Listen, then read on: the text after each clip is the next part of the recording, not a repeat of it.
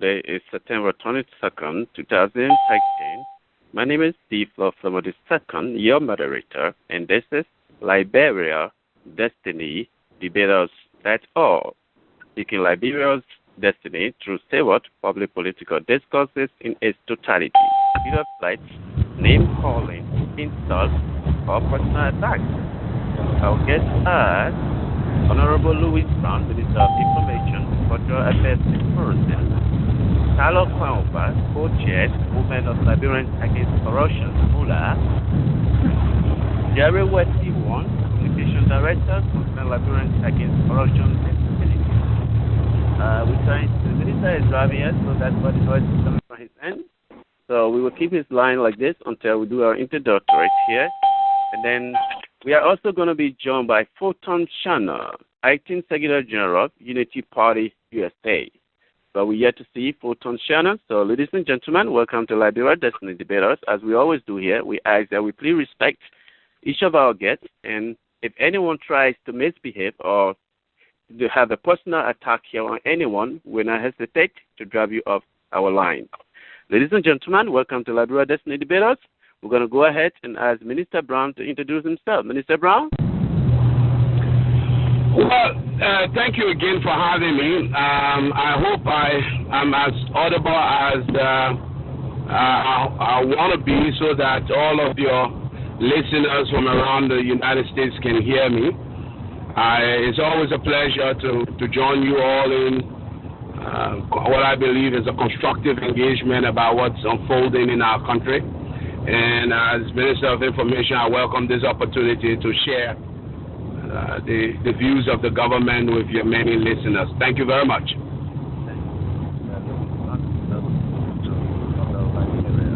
Let's go to Carlo Kwamba. Carlo Kwamba, take it away. Thank you very much, Mr. Diflo. I also like to thank the Minister for being on the program along with the other guests on the show. Mr. Brown, you excuse me, sir. Mr. Brown, can you put the window up, please, sir? It is. The windows are up. Are you getting feedback? Yes, we can get a feedback from you. We can't hear from Tyler. We can't hear Tyler very well. Oh, my windows are up. I'm sorry, I'm on the road. Okay, Tyler, go ahead. Like I said, I'd like to thank all of our guests on the program tonight. I would like to take a special time to also thank our listeners, particularly in Monrovia, Liberia, our homeland. It should tell us that those of us that are on the program to hear about our country and the events that have been happening in our country since Madam President is over. I will also say thanks to our Gola friends world, to Canada, Europe, Liberia, and of course the USA. Thank you very much. Thank you. Now go to Jerry Wesley One, Communication Director of Continental Liberian Against Corruption. Thank you, Mr. Moderator. My name is Jerry Williams. In addition to being the Communication Director for Plastic, the Concerned Liberians Against Corruption and Impunity, I'm also the Executive Director and Producer of the authoritative and informative Liberian African News Service Lens, based here in the nation's capital, Washington, D.C. I welcome an opportunity to speak with the government representative in the person of Mr. Louis Brown. And so, I thank you very much. I think we have a better case to make. While Liberians will be protesting on Tuesday here in the United States and in Liberia, calling for the unconditional resignation of the president. Our country has violated the Constitution and the oath of office that he took on January 16 to uphold the rule of law and defend the Constitution. Thank you. Mr. Brown, we're going to block your line, so every time we want you to speak, we'll come back to your line and open your line just to keep it a little bit better for our listeners here. So we'll keep you on the line, Minister Brown, but we'll always block your line for the listeners. Jerry Wesley One, Communication Director for Class C. That's Liberians Against Corruption and Impunity. Ladies and gentlemen, welcome to Liberia Destiny Debaters. My name is D. Flo Flomo. I will be a control. And for those of you joining us for the first time, welcome again. And those of you also joining us from Liberia, along with the President of Liberia visiting the United States, we say welcome to the United States. We hope you have a great time while here with us. Go ahead, and we're going to go ahead and start the conversation here by taking the first call. Please direct your question or questions to anyone, to either of our guests here, while we are still awaiting Photo Shannon to join us, IT Secretary General Unity Party USA. So let's take the first one. The first one is going to come from quarter 3974. Your name and where you calling from? 3974. Are you with us?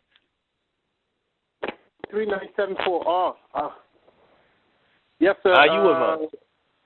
Yes, I am. Okay. How are you? My name is Pat Mandela Davies.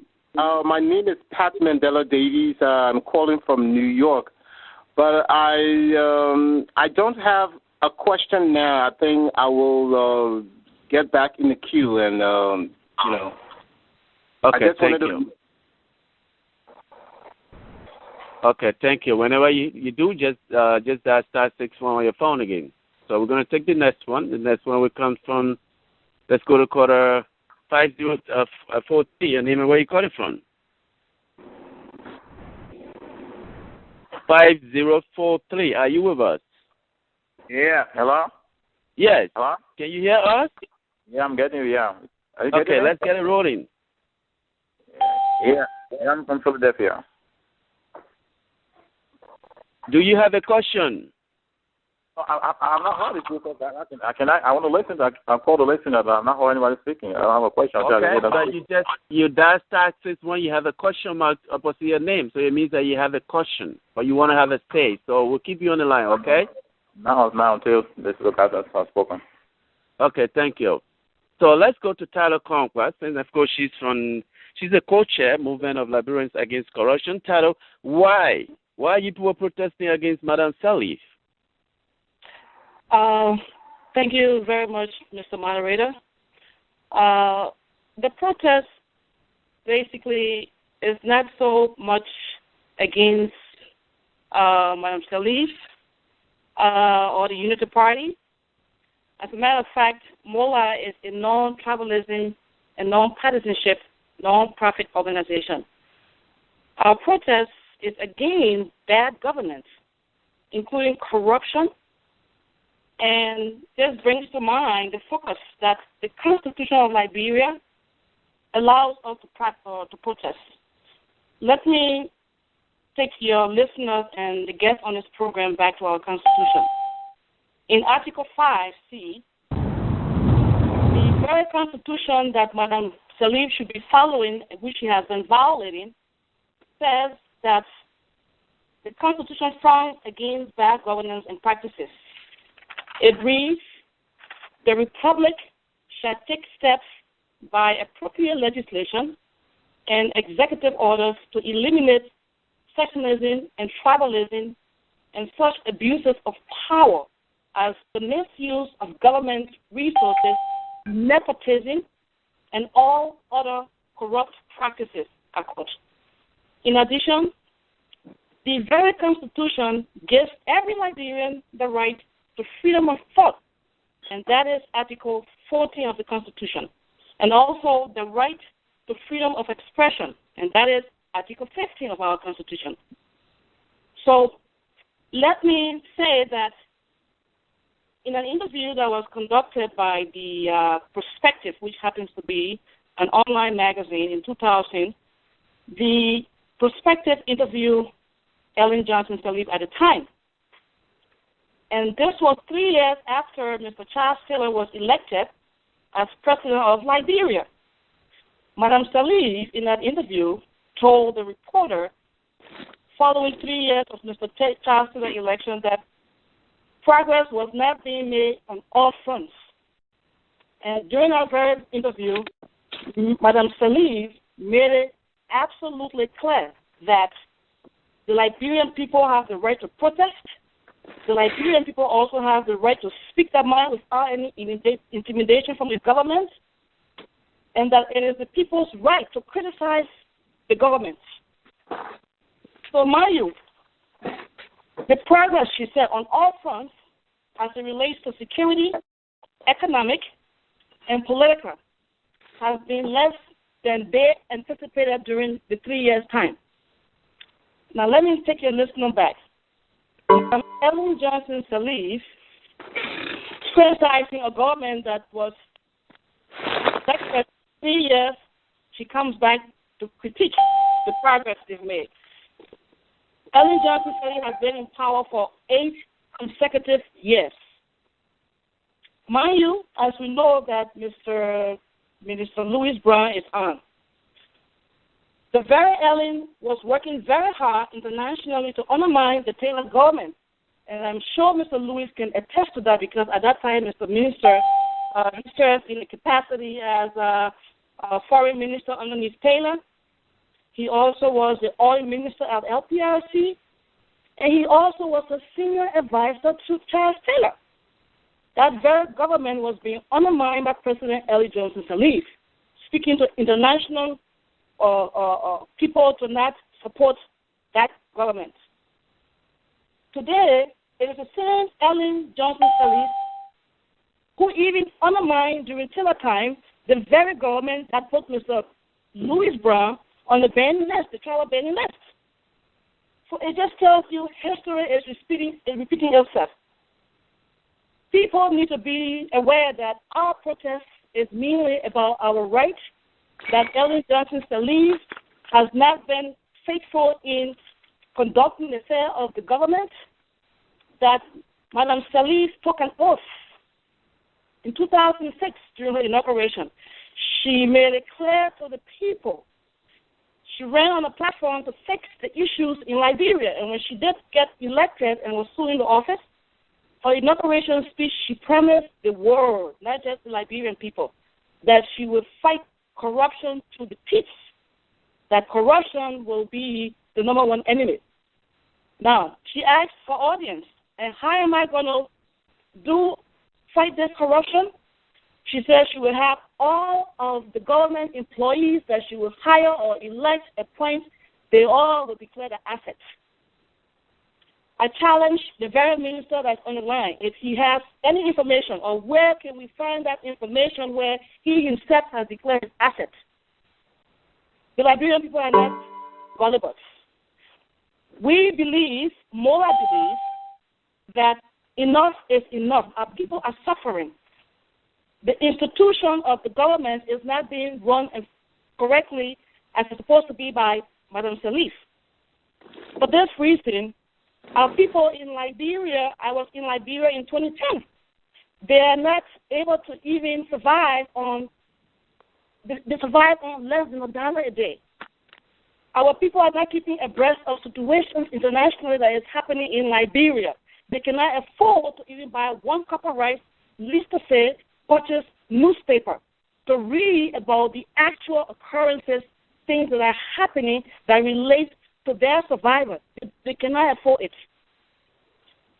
The infrastructure during the Taylor time, or when Taylor was a rebel, and Madam Sirleaf, Tyler Kronbach can attest to it, and we'll get to that discussion on the show. Madam Sirleaf had to support Charles Taylor to destroy the nation.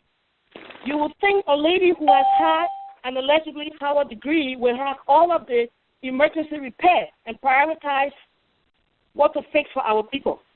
Today, our people should set that country back 20 years backwards. The roads are bad. The hospitals, I was in Liberia 2010. Lip services is all Madam Sirleaf has been doing. You have government officials who were accused for corruption. You have Presidential Anti-Corruption Commission findings that has never been even implemented. You have those very government officials making millions of dollars, building homes that cost millions of dollars. They have not yet declared their assets. Madam Sirleaf would dismiss them because of corruption, because of the findings based on numerous commissions, and do not do a thing about it. The United States government since 2007 has spent $84 million to combat corruption in our country. The United Nations treaties on corruption clearly talk about the impact of corruption. It undermines democracy, the rule of law. Corruption leads to violation of human rights. It distorts the markets.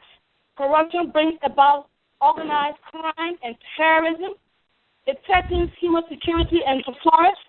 Corruption hurts poor people in disproportionate amounts. Corruption diverts the funds intended to fix infrastructure or development in a nation. Corruption also undermines the government's ability to provide basic needs for its people. It undermines equality and justice. All of these things, Madam Sirleaf knows about it. I don't have to go over it. It has not been done. But what has Madam Sirleaf been doing? She and her government, her corrupt criminal government, she allows for lobbyists that she pays to come internationally to polish her image. She has spent $45.9 million. We have this information. So we, Mola and Classy, we have sat there and said enough is enough. You see, it's okay. I have heard that there will be pro-alien supporters. That is the essence of democracy. We support the fact that there will be pro-alien at the demonstration. What is questionable and is very troubling is that you wonder why these pro-alien groups do not reach out and tell aliens they know what's happening. They never take upon the time to say, well, let us reach out and discuss the issue here with Madam Sirleaf. But instead, they react when they know citizens within ourselves come up to take a moral cause in the cause of our people. Then they want to attack and call us names and belittle us. The very progressive you have in alien government, the so-called progressive, when they were in Minnesota here, in the States, they criticized those governments. The very Elder Johnson Sirleaf was the cheerleader, the rank leader. So we have to speak up for the voices, the voiceless people in the villages, whose children are not passing exams, cannot pass exams because they have not given that privilege, no learning center, to help them study after school. We want to make sure that voices are heard. There's nobody at this point in time in Liberia who will speak on behalf of our people because they have all been marginalized. Corruption, corruption, corruption. So that is the reason why we want to take this corruption fight to the United Nations and ask the United Nations, here's the deal. We have a treaty that Liberia is part of. Ellen Johnson Sirleaf has not been implementing these things. What are we doing? Are we going to sit back because she's the first African female president of the world? That is not right. There are people dying and suffering. The notion that she would take $45+ million to polish her image abroad while our people are dying from hunger. The very Ellen Johnson Sirleaf knows what happened to Liberia. It took 14 years, lack of brothers and sisters, and people died for the war that Ellen Johnson had to fund. And today, let us not forget, when the PRC came to power, men were executed on the pole. Where did they get the information that was utilized in the military tribunal that found them guilty? The very Ellen Johnson Sirleaf provided that information to the PRC, Senator Kayando, and the late Thomas Kuonka. They used that information, executed those people. Because Ellen was the finance minister underneath Talbot, her life was spared because she gave all those information. So you would think now Ellen would know what corruption is, and when her officials of government are being so corrupt to the teeth, that she would take action immediately, swiftly. But she has not done it because she thinks the Liberian people are gobblers. They don't know what they're doing. So that is the reason why we in the diaspora, particularly Mola, have taken upon itself to go to the United Nations. We will be very peaceful. We will not take arms. We will not go to Libya. We will not go to Sierra Leone. We will not use any guns, no arms. Least to say, call for the destruction of Liberia or bring down the measure. We will not do it. We will be very peaceful, and we call on all of our Mola supporters who will be protesting in Liberia to be very peaceful because they expect you to be violent, and we are not violent people.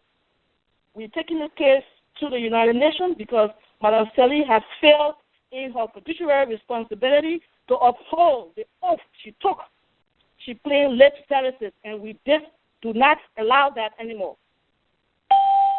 Thank you. Ladies and gentlemen, we're going to go to the concerned Liberians against corruption and impunity. That will be Jerry What-You-Want, Communication Director. Jerry What-You-Want, because too much of we to give you guys. Please make your introductory shot. We have a lot of people calling, and we would like to take calls. So, Jerry What-You, go ahead, take it away. Thank you very much. The Constitution empowers the citizens to call for the resignation, the removal of their leaders, if they fail to uphold the oath of office they took to uphold, to defend the Constitution and uphold the rule of law. In the case of Liberia, there has been gross dereliction of duty by all three branches of government, the executive, the judiciary, and the legislature. 1. What good is a constitution if neither of those branches will want to adhere to the Constitution? What am I talking about? Many examples abound. First, there was a national referendum that was held in Monrovia. The outcome, the results were ignored. Ellen said it didn't apply to Hall. Why the exception? Is he an exception to the rule? Ellen Sirleaf ignored a Supreme Court decision. When it came time to deliver her first annual message to the national legislature, the Supreme Court, at the time, the legislature was divided into two factions. There was what I call a rebel faction that went to meet at the OU Center, and where Edwin Snow, then Speaker of the House of Representatives, where they were holding their meeting in Monrovia, it became an issue. And so the case went to the Supreme Court. The Supreme Court decision was the president must stay where the Chief Justice and the other members are meeting. The president ignored that. And when will they break away rebel faction at the Unity Conference Center? That's 2. What good is the Constitution or the rule of law if you have a Chief Justice of the Supreme Court who violates the law with impunity and gets away with it, gets retirement, and then is receiving pension benefits when he should have been in jail? What am I talking about? I'm talking about the former Chief Justice of the Supreme Court of Liberia, Johnny Lewis. On one occasion, Lewis went to a conference somewhere. Jerry, are you with us? I think Jerry has lost his line. So, Jerry, are you with us? That's the Communication Director of Concerned Liberians Against Corruption and Impunity. That's Class C. Jerry? Jerry, can you hear us? Okay, we just lost Jerry, so we'll go back to him when he comes on. Let's go to Minister Louis Brown. Minister Brown, we got a lot of people on this line, so we're going to have some difficulties here trying to locate each number, because especially when the minister is driving at the same time with us. Minister Brown? Minister Brown, go ahead, sir. Oh, thank you, Jerry. And let me say hi to Tyler and Jerry. I hope he joins us. But, I find this very revealing and very interesting. Clearly, someone said some time ago that we are all entitled to our opinions, but certainly not our own facts. I'm listening to a lot of manufacturing of so-called truth to enable a particular advocacy. And I think this country has come a long way. It is very difficult to begin to blindfold our people and to begin to again try to use them for ends that are totally undemocratic. Let me start by saying that our country has come from a difficult place. One way or the other, each of us can have our share of memories of what the changes in our country has meant for all of us. I say that to say, first of all, that the government of Liberia welcomes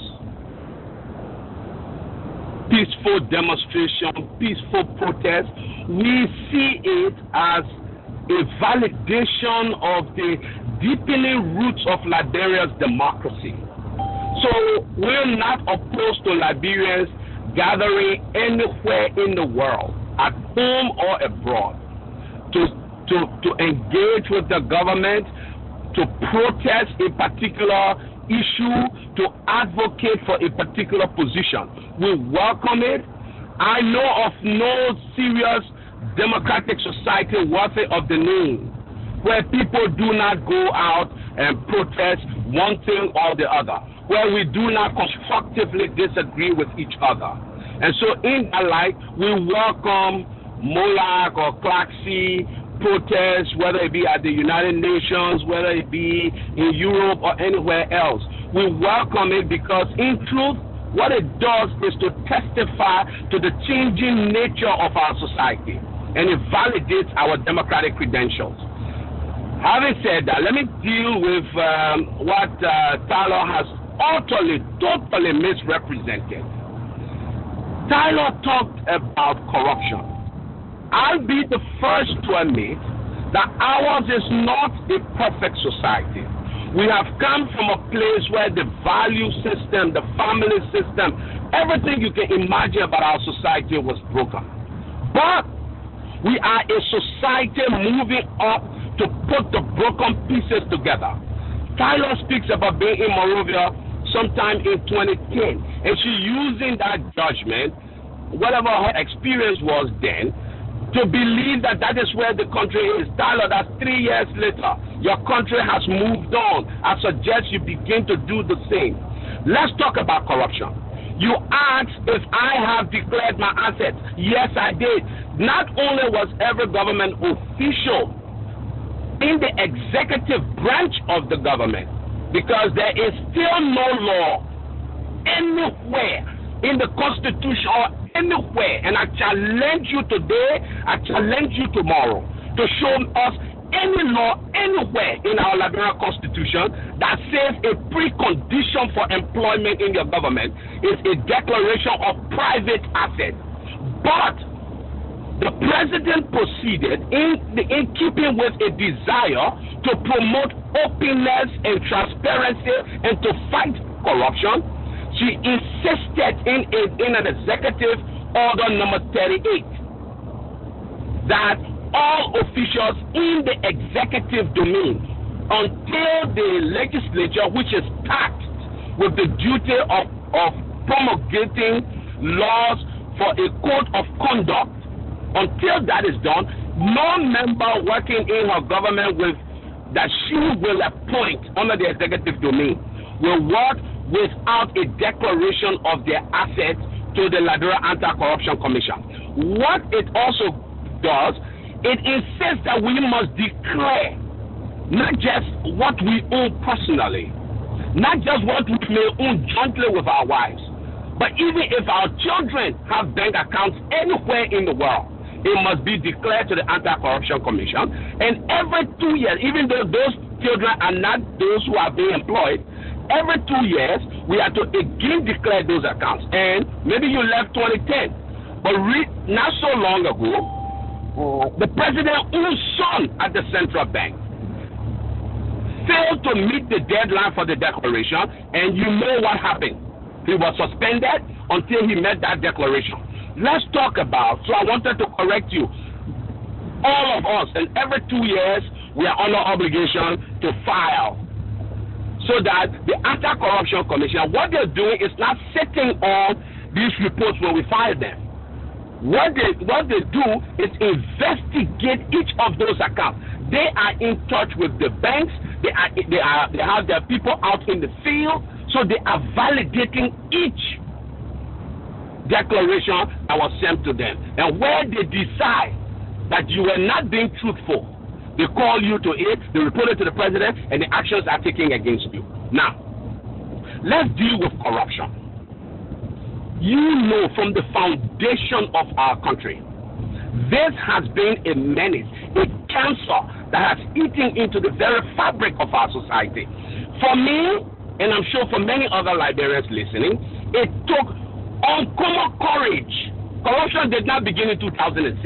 It took a level of uncommon courage to raise it to the level of national consciousness and prominence, to say going forward, our society must fight corruption. We must exercise zero tolerance against corruption. So what has happened? From 2006, Liberia was 138th amongst the lowest countries in the world in terms of being a corrupt society. 138th in 2008. Where did I get this figure from, Tyler? That's not my figure. That's not the government's figure. That's Transparency International Global Corruption Index. I advise that somebody please check that out. By 2009, Liberia had moved to 97th place, 41 places. How did we do that? We put into place the systems that were required to build the capacity of the institutions, because corruption is a human disease everywhere in the world. So to fight it, you need institutional capacities that will be able to curb individual vulnerabilities. So we build those capacities of those institutions. We moved from 2009 to 2010, we moved so that by 2012, Liberia is ranked the third less corrupt country in West Africa. Did you hear me? Third least corrupt country in West Africa. That's Transparency International Global Corruption Index.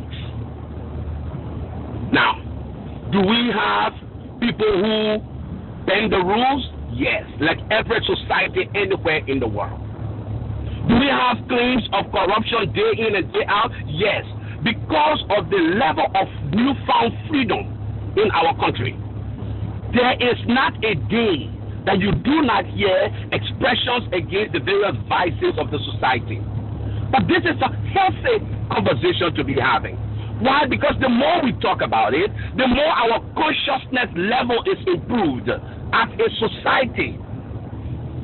The more our consciousness level is improved as a society to be able, not just to say let's punish for corruption, but let us make sure it doesn't happen. Take for instance, the report more people tend to refer to is called the Corruption Perception Report. 1,023. I forgot the exact number of Liberians that were interviewed by Transparency International. And they said over the last year, they offered bribes.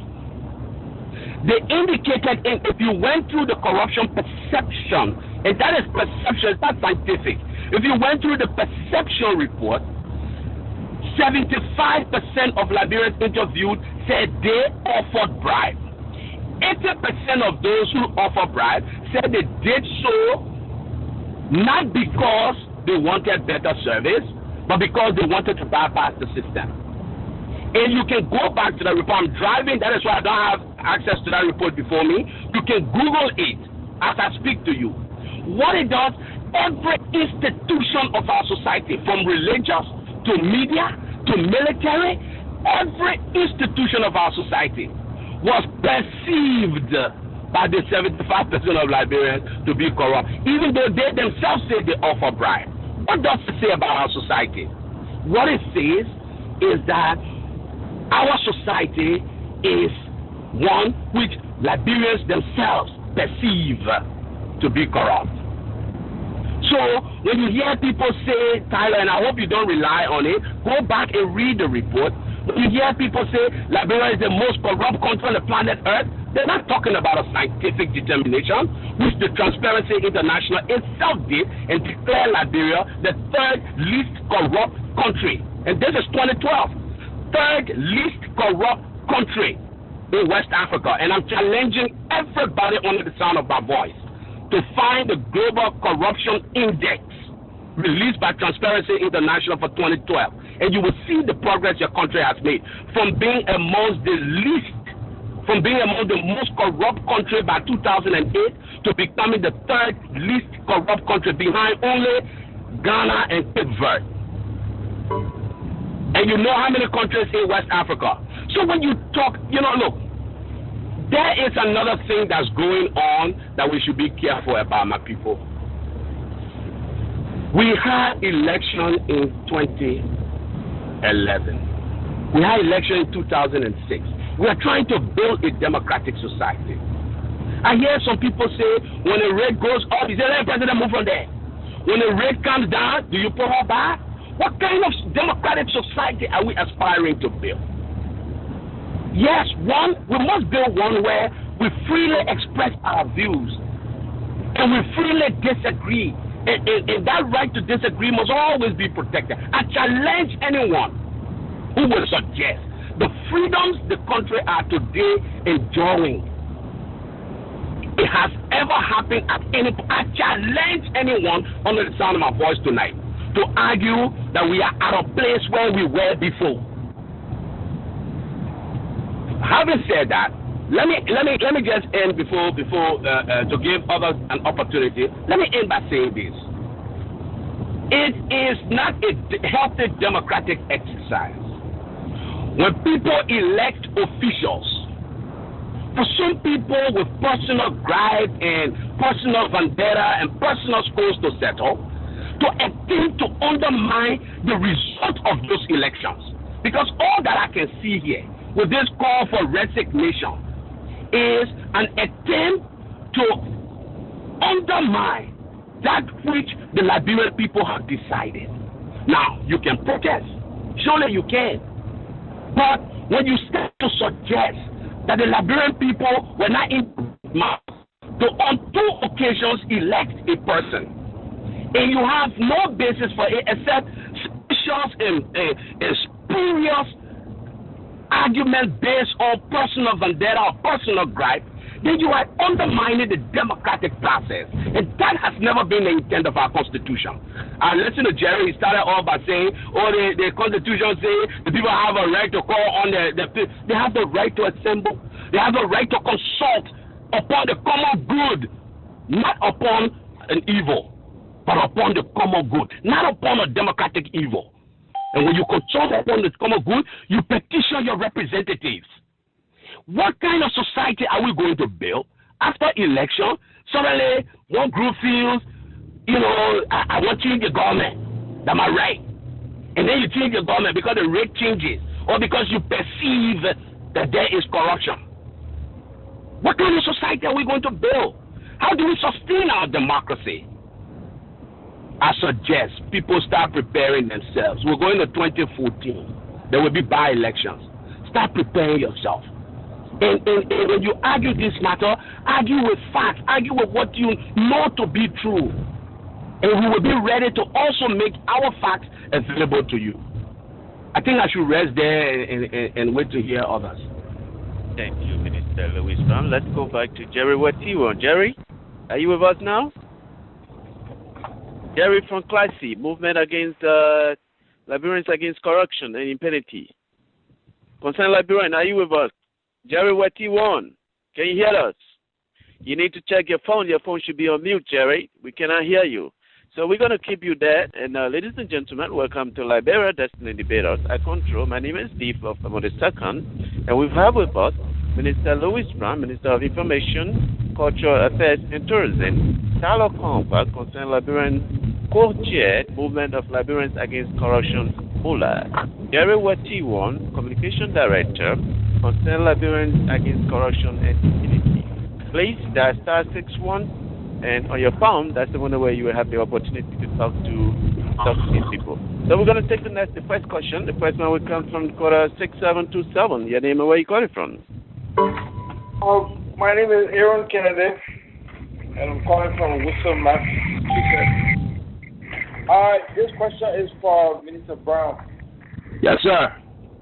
Yeah, thanks for coming on the show, but I was wondering, all this rigmarole going on, people demonstrating, and people doing this and that, does the president understand through you that the people are not happy with the way our administration is functioning because of the hardship they are facing, the corruption business, and the lack of facility that she promised, which is not forthcoming?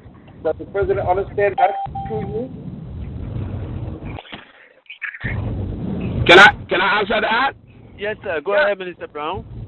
Yeah, let me say this. Are people catching hard time? Yes.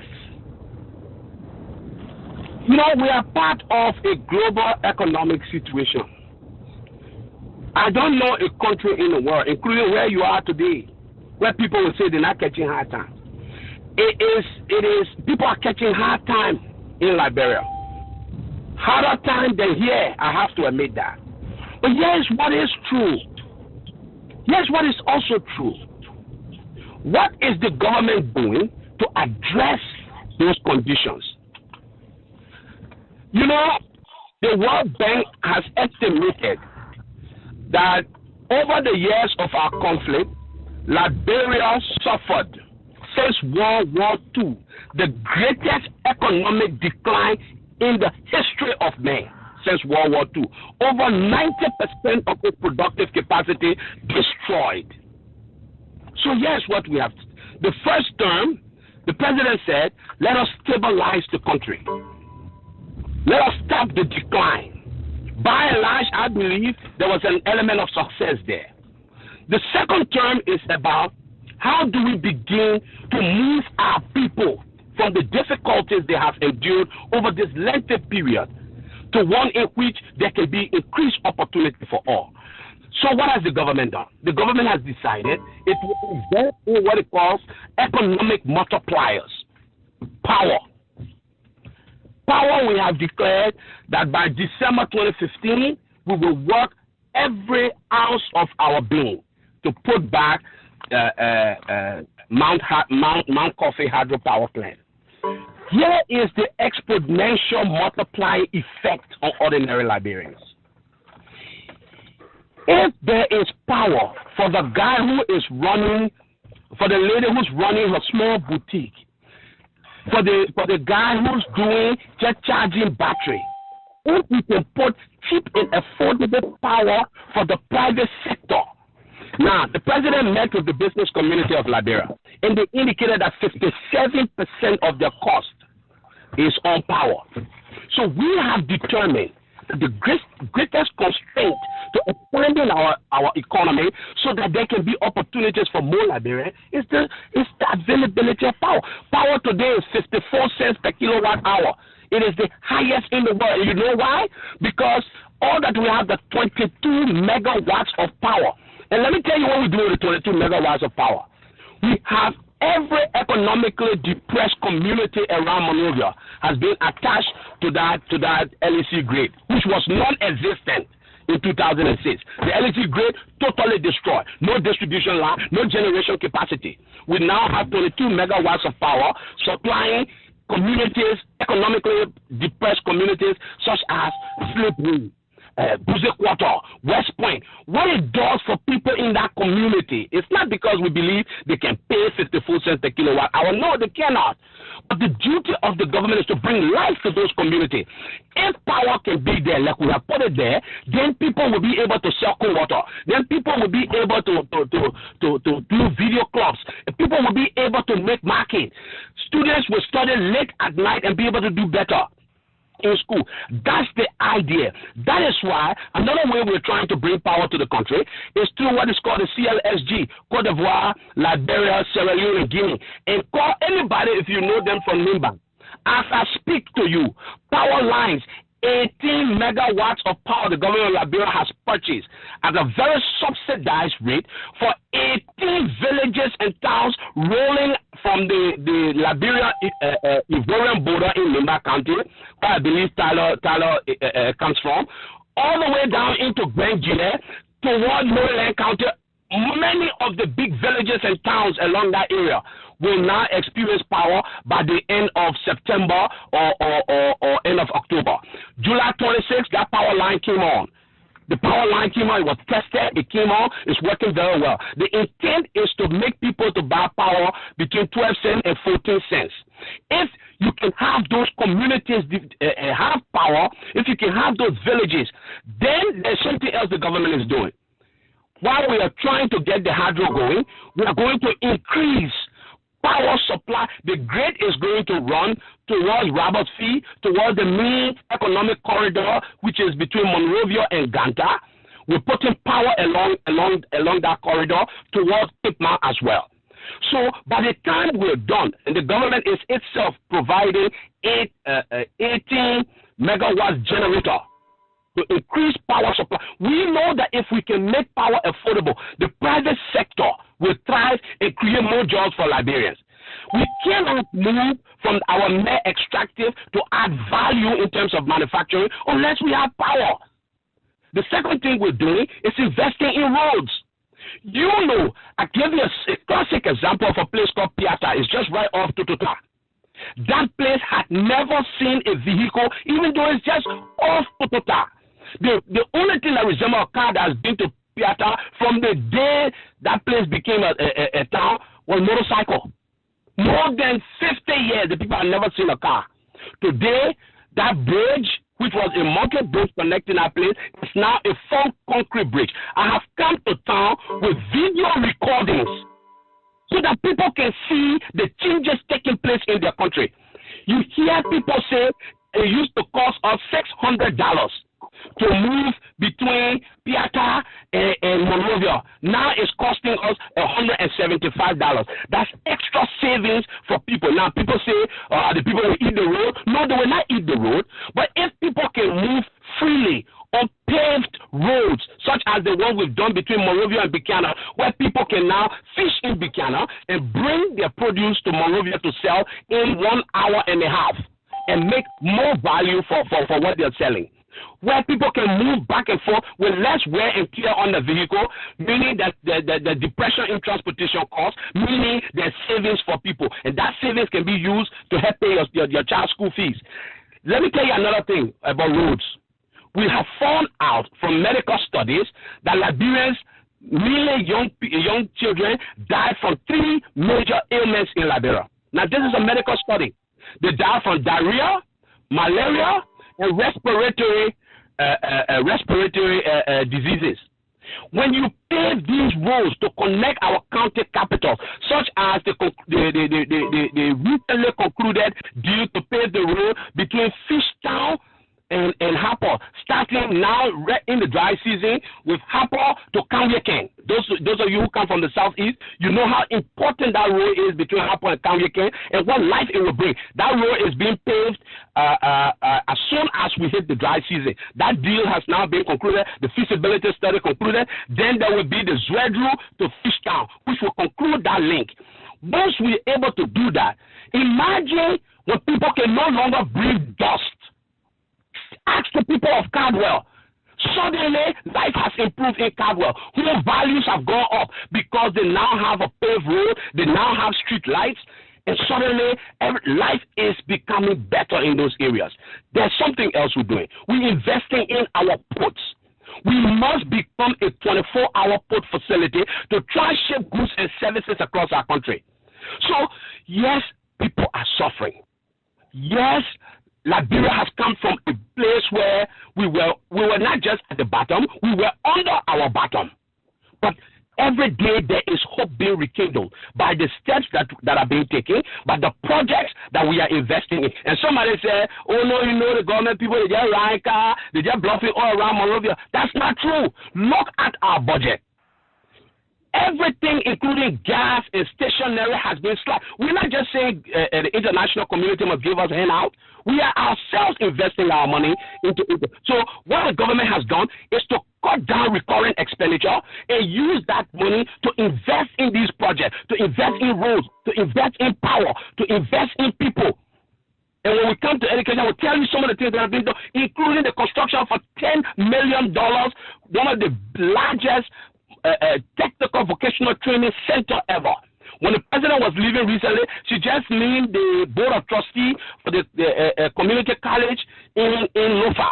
She has named the board of trustees for the community college in Grand Jide, so that there can be a community college in each county where, you know, part of the problem with finding jobs for Liberians is that over the period of our conflict, people simply did not have the opportunity to develop any skills.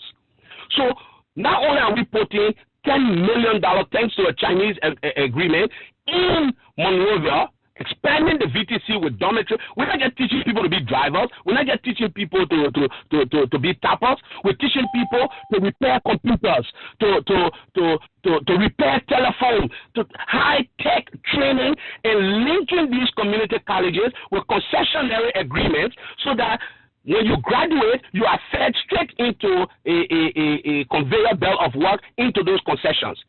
So people are suffering, but we are taking every steps that we know to be able to alleviate that suffering.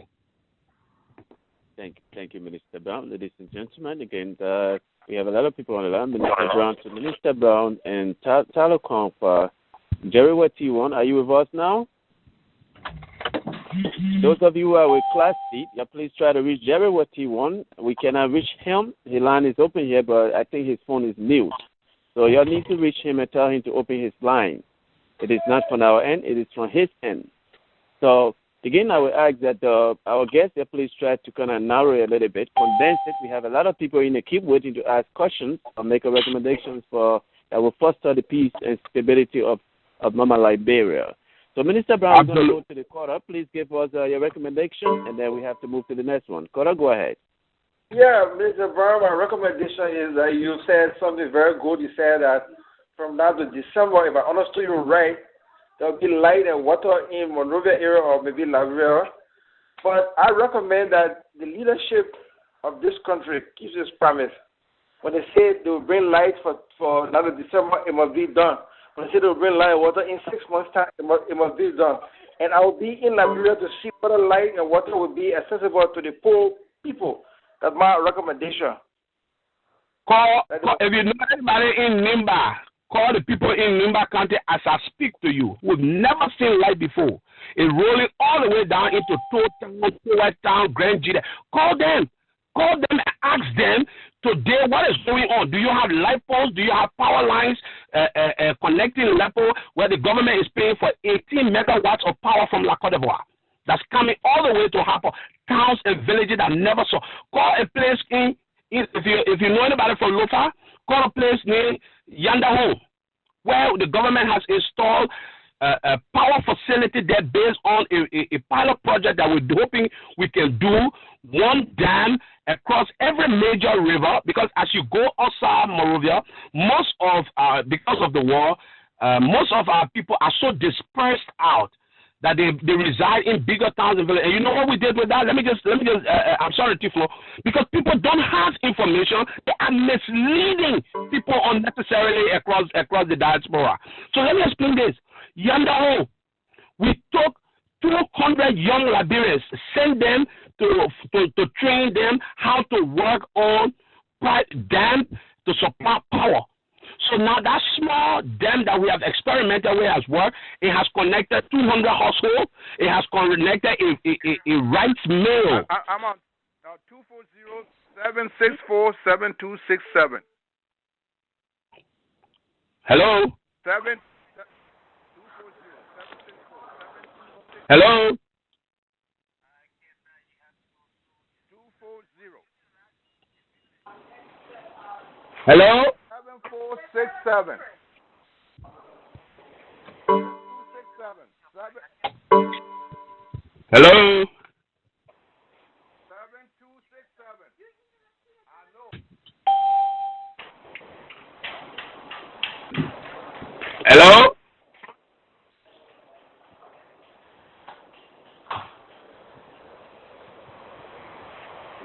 Hello?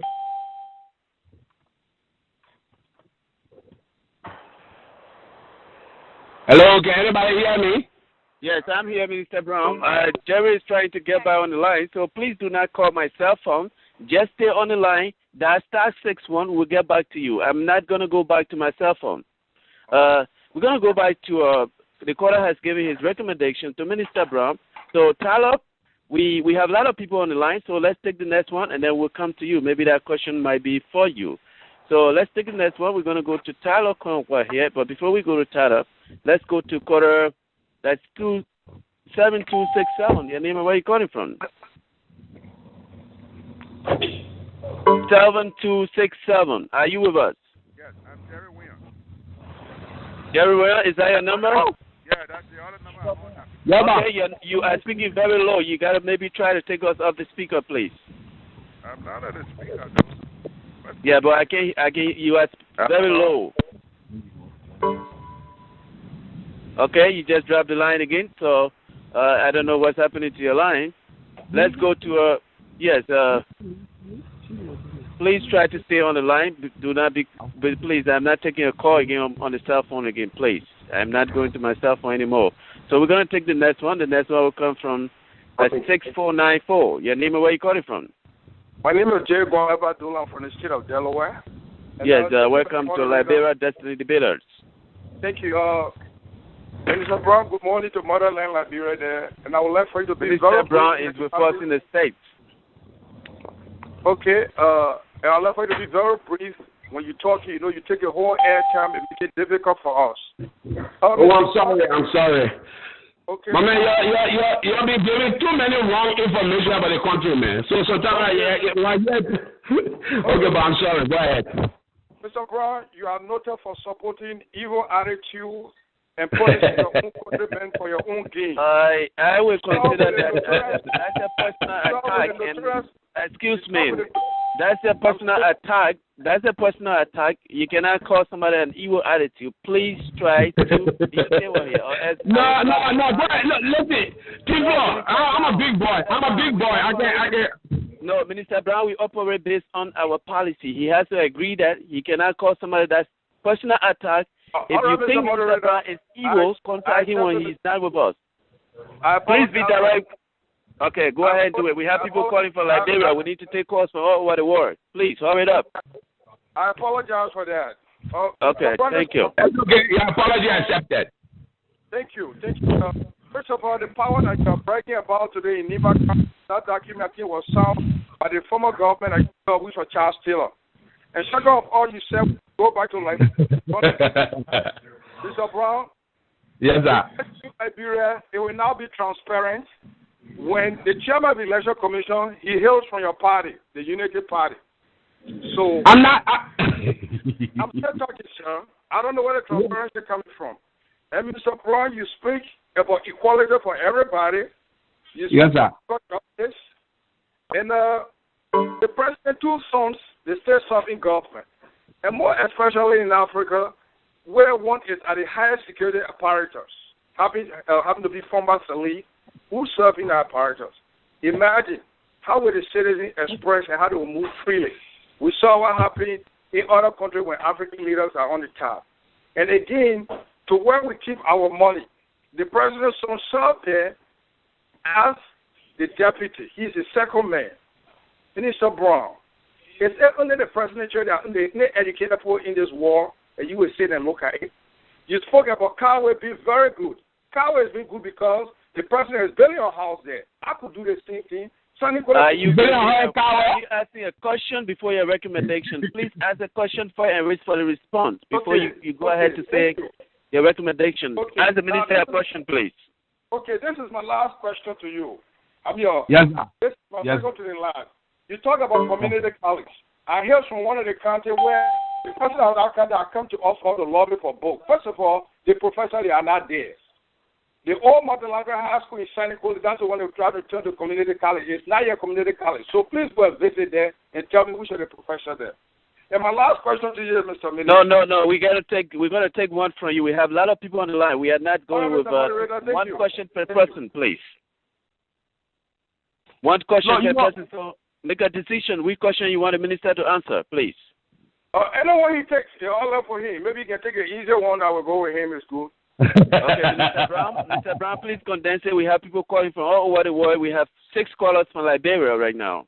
Wow, that's very good. I welcome this call. But let me just say that look, it's part of the nature of our conversation when we disagree, then we tend to get personal. I think we should elevate, and I thank you, Mr. Moderator.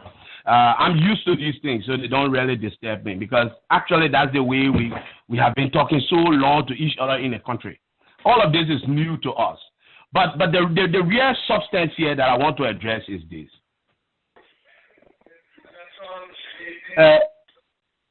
Hello? Yes, go ahead, Minister Brown. Okay. The real thing I want to address is this. Somebody said, "Oh, the lake that in there was put there." But how can somebody in their right mind say this? The legislature just recently approved the West African Power Pool, a regional project. Growing out of that, the government of Liberia has purchased 18 megawatts of power from La Côte d'Ivoire. The poles were planted just about a year ago. The distribution lines have now been connected. It was tested July 26th. On July 26th, it was tested. As we speak, households and other places are being connected.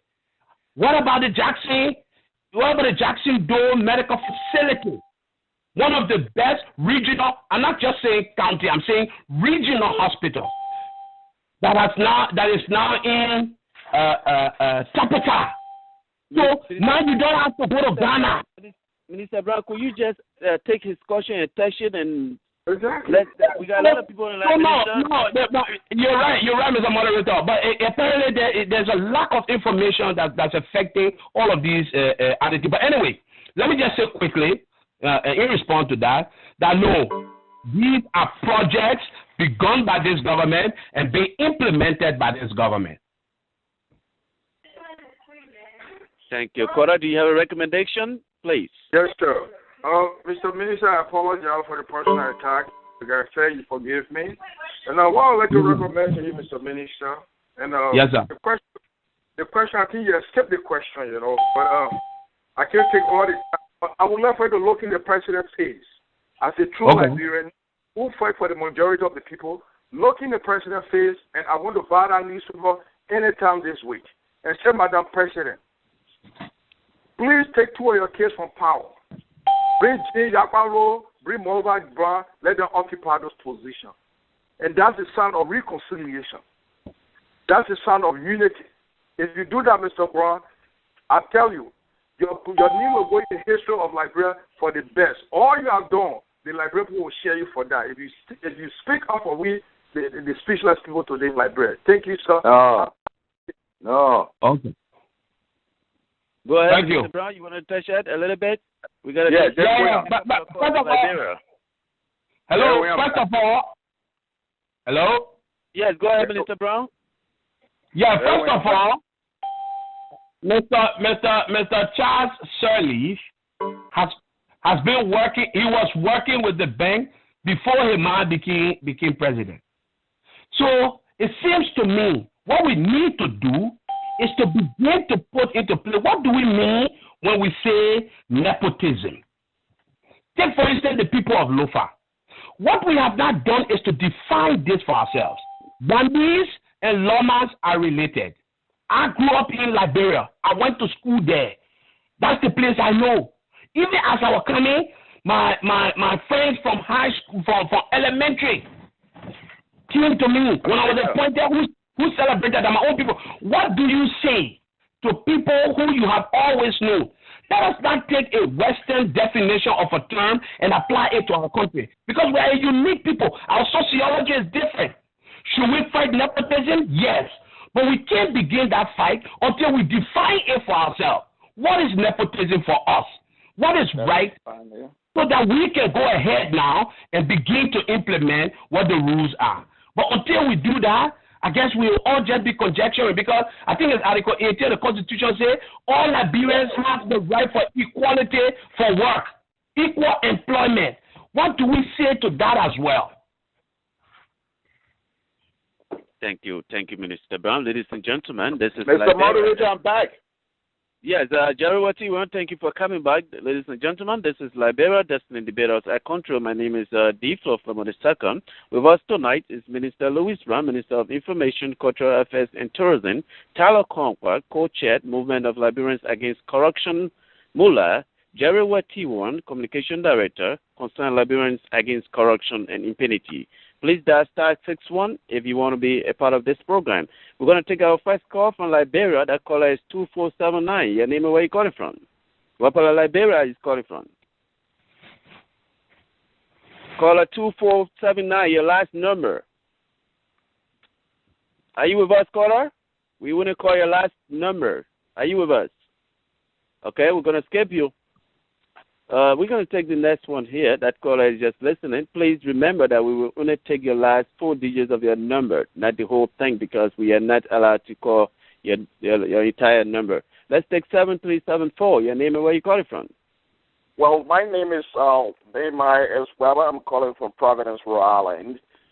Thank you for being part of the show tonight. You are most welcome. I decided to give a rebuttal to Minister Brown's last statement concerning Charles Sirleaf's occupancy of the deputy governor position at the Central Bank of Liberia. Why not you say, instead of you saying a rebuttal, why not you give Minister Brown a question? Then you follow by recommendation, please. Well, okay, my question to him is as to whether Charles Sirleaf was deputy governor at the Central Bank of Liberia prior to President Sirleaf's ascendancy to the presidency of Liberia. Mr. Brown, hello. The answer is no. He was not deputy governor, but he was in the employ of the bank. He has been a banker all his life. That is the work he has done. He was. I remember under former President Taylor, he was president of the National Housing and Savings Bank, and he worked in the Central Bank. Then I have a follow-up question. Can we take one question for you and get a recommendation? We have a lot of people in the queue, more than 100 people waiting in the queue. Those are the people that want to ask questions. So his appointment came about when the position of deputy governor became available. The board of directors, an independent board of directors of the bank, they recommended Mr. Charles Sirleaf to be elevated to that position. I've been served in the bank for a very long time. So this was an in-house appointment, if you will. This did not come from outside. He was already working in the central bank. And then the board of directors recommended that he be employed when the position became available. That's the fact. So do you have a recommendation for the minister? Yes, my recommendation here is we all know the records of Charles Sirleaf when he worked at the National Housing and Savings Bank that the minister makes reference to. Now, right now, today, we all know that the National Housing and Savings Bank is bankrupt, that he is talking about. That bank right now is bankrupt. It's no they were bankrupt before he went there. Sorry? The National Housing and Savings Bank was bankrupt, if you will, if you want to be fair, and if you know the history of the National Housing and Savings Bank, how it was used as collateral against several syndicated loans, including one that brought oil and fuel to Liberia under the LMPC arrangement. Now, I know that because I'm a former managing director. The National Housing and Savings Bank was bankrupt long before Mr. Charles Sirleaf went to the bank as president. And you can verify that any day. And let's be honest with each other here. Mr. Brown, Mr. Moderator. Yes. This is we need to get a recommendation. We have a lot of people on the line. We cannot keep dragging on with it. Please give us a recommendation. The minister has answered your question. Quarter? Well, my recommendation is that there are many qualified Liberians that are bankers that can occupy the position of deputy governor of the Central Bank of the Republic of Liberia. So it doesn't augur well for the son of the president to control the money house. No, he doesn't control it. No, that's not true. We have to stop this. That is not true. The bank has an executive governor. Let's take his recommendation, please. Yelling. It's not like you're yelling. Mr. Brown, let's take his recommendation, please. Thank you. Thank you very much for protecting me. So what I'm saying is that please, let Madam Sirleaf listen to the cry of the Liberian people. Remove Charles Sirleaf from the Central Bank of Liberia. You cannot be president of the republic and you have your son control the bank, the Central Bank of Liberia. That is completely unfair, and there's no transparency in there. So I'm recommending his removal from the Central Bank of Liberia, just as his brother has recently resigned as advisor to the president and chairman of the National Oil Company of Liberia. Thank you very much. Thank you. Please be reminded that we have other guests online tonight. We have Tyler Conquart, co-chair of Movement of Liberians Against Corruption, Jerry T1. So direct your questions. We don't want Minister Brown to be the only speaker here. So those of you who have questions, please try to do so, because we don't want, again, for these people to be just on the line without having a say here. So let's take the next one. The next one is going to come from, please, one question per caller. We're going to take 7508. Your name and where you calling from? Hello? 7508. Are you with us? Oh, yeah. My name is Jim Halawanga. I'm calling from St. Louis.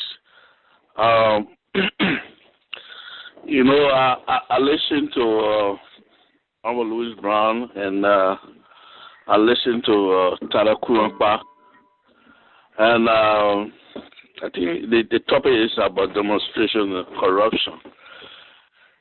And she spoke on other issues that Madam Sirleaf and other so-called revolutionaries, as she said, was involved.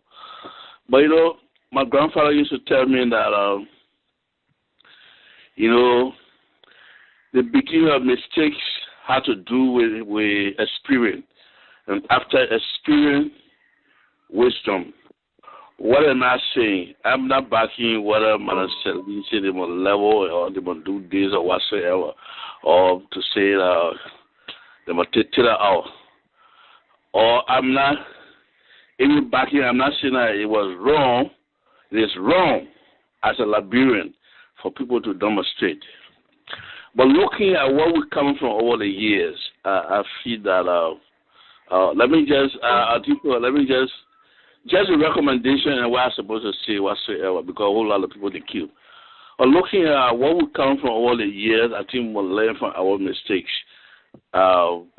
Even though it is right for people to demonstrate whatsoever, what happened, people get in the street, especially in Monrovia, not in New York now, but in Monrovia, whatsoever, people get their own intention.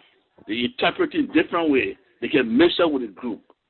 So I guess my advice is for where we're coming from over the years, she just said it. Demonstration, what happened? A lot of people died. 1979, a lot of people died. Other people were never good intention. Let's take an example for our husband. This is a guy I used to love so much, Kru-German. All my team, all my boogie guys, so Kru-German. Kru-German went in Monrovia to overthrow. He did not go to demonstrate. But Kru-German was not a much violent man that I used to love. I said, people say he went with power in his hand. What happened after war? Today there is no Kru-German. Kru-German children all around. So what I try to tell my sister Tyler is, I have not met her before. I heard her name. I know I heard my name before. I used to see one or two children in Monrovia. The meditation or whatsoever, it's painful, because when people get inside, a whole lot of things happen. Okay, so let's speak to that. Let's try to constructively engage the government, at least, especially writing a letter to the government and say, look, putting our points down, this is what's happening. Because, I mean, the president is a human being. She's a human being, another person. She made mistakes. People learn from that mistake. I think this is why I made it parable. Mistakes, experience, wisdom. Let's learn from there and go forward. We have done this thing, people who have said this, and it turned out other ways. So, Mr. Moderator, I just want to touch on that as my recommendation. Thank you. Okay, let's take that to Tyler. Tyler Conquart, go ahead. Well, I just like to say thanks to the caller. You know, he he mentioned some issues that I think he seems to be following history. We all learn from history. And what I'm saying is not so much that, because I think Mr. Minister talked about vindictiveness. He was trying to challenge, which is just appalling, Well, let's get back to the gentleman. I appreciate what he said, his acknowledgement of Thomas Kwangwa. I know that most of you have not spoken. And the good old minister who is now saying I'm taking things backwards and we should move on, I bear to differ with him in a big, big sense because check his record out with child stealer. Thomas Kwangwa, as you noted, was not a violent person. I'm so glad we all are on this line. He mentioned Thomas Kwangwa in the failed coup. I want Liberians to know, when I went to Liberia in 2010, I protested in Minnesota.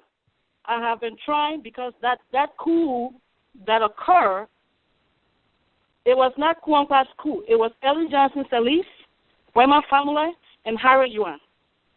We were residing in Baltimore, 1935 Drew Hill Avenue to be precise.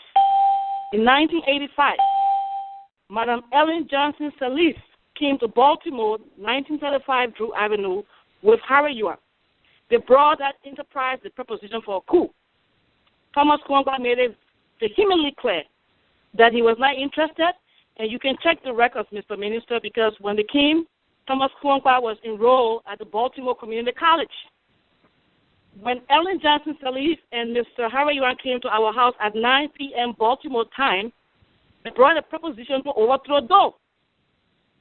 Thomas Kwangwa made it clear, he said, I'm in school, I want to learn, and I will not take part in any coup.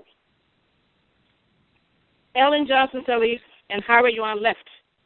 This information Thomas Kwangwa revealed it to Reverend Father Thomas Hayden. He is a priest. He stay alive. Thomas said, Ellen Johnson came and I told her I was not interested. A couple of days later, the very Ellen and Harry Yuan came back to 1935 Drew Hill Avenue.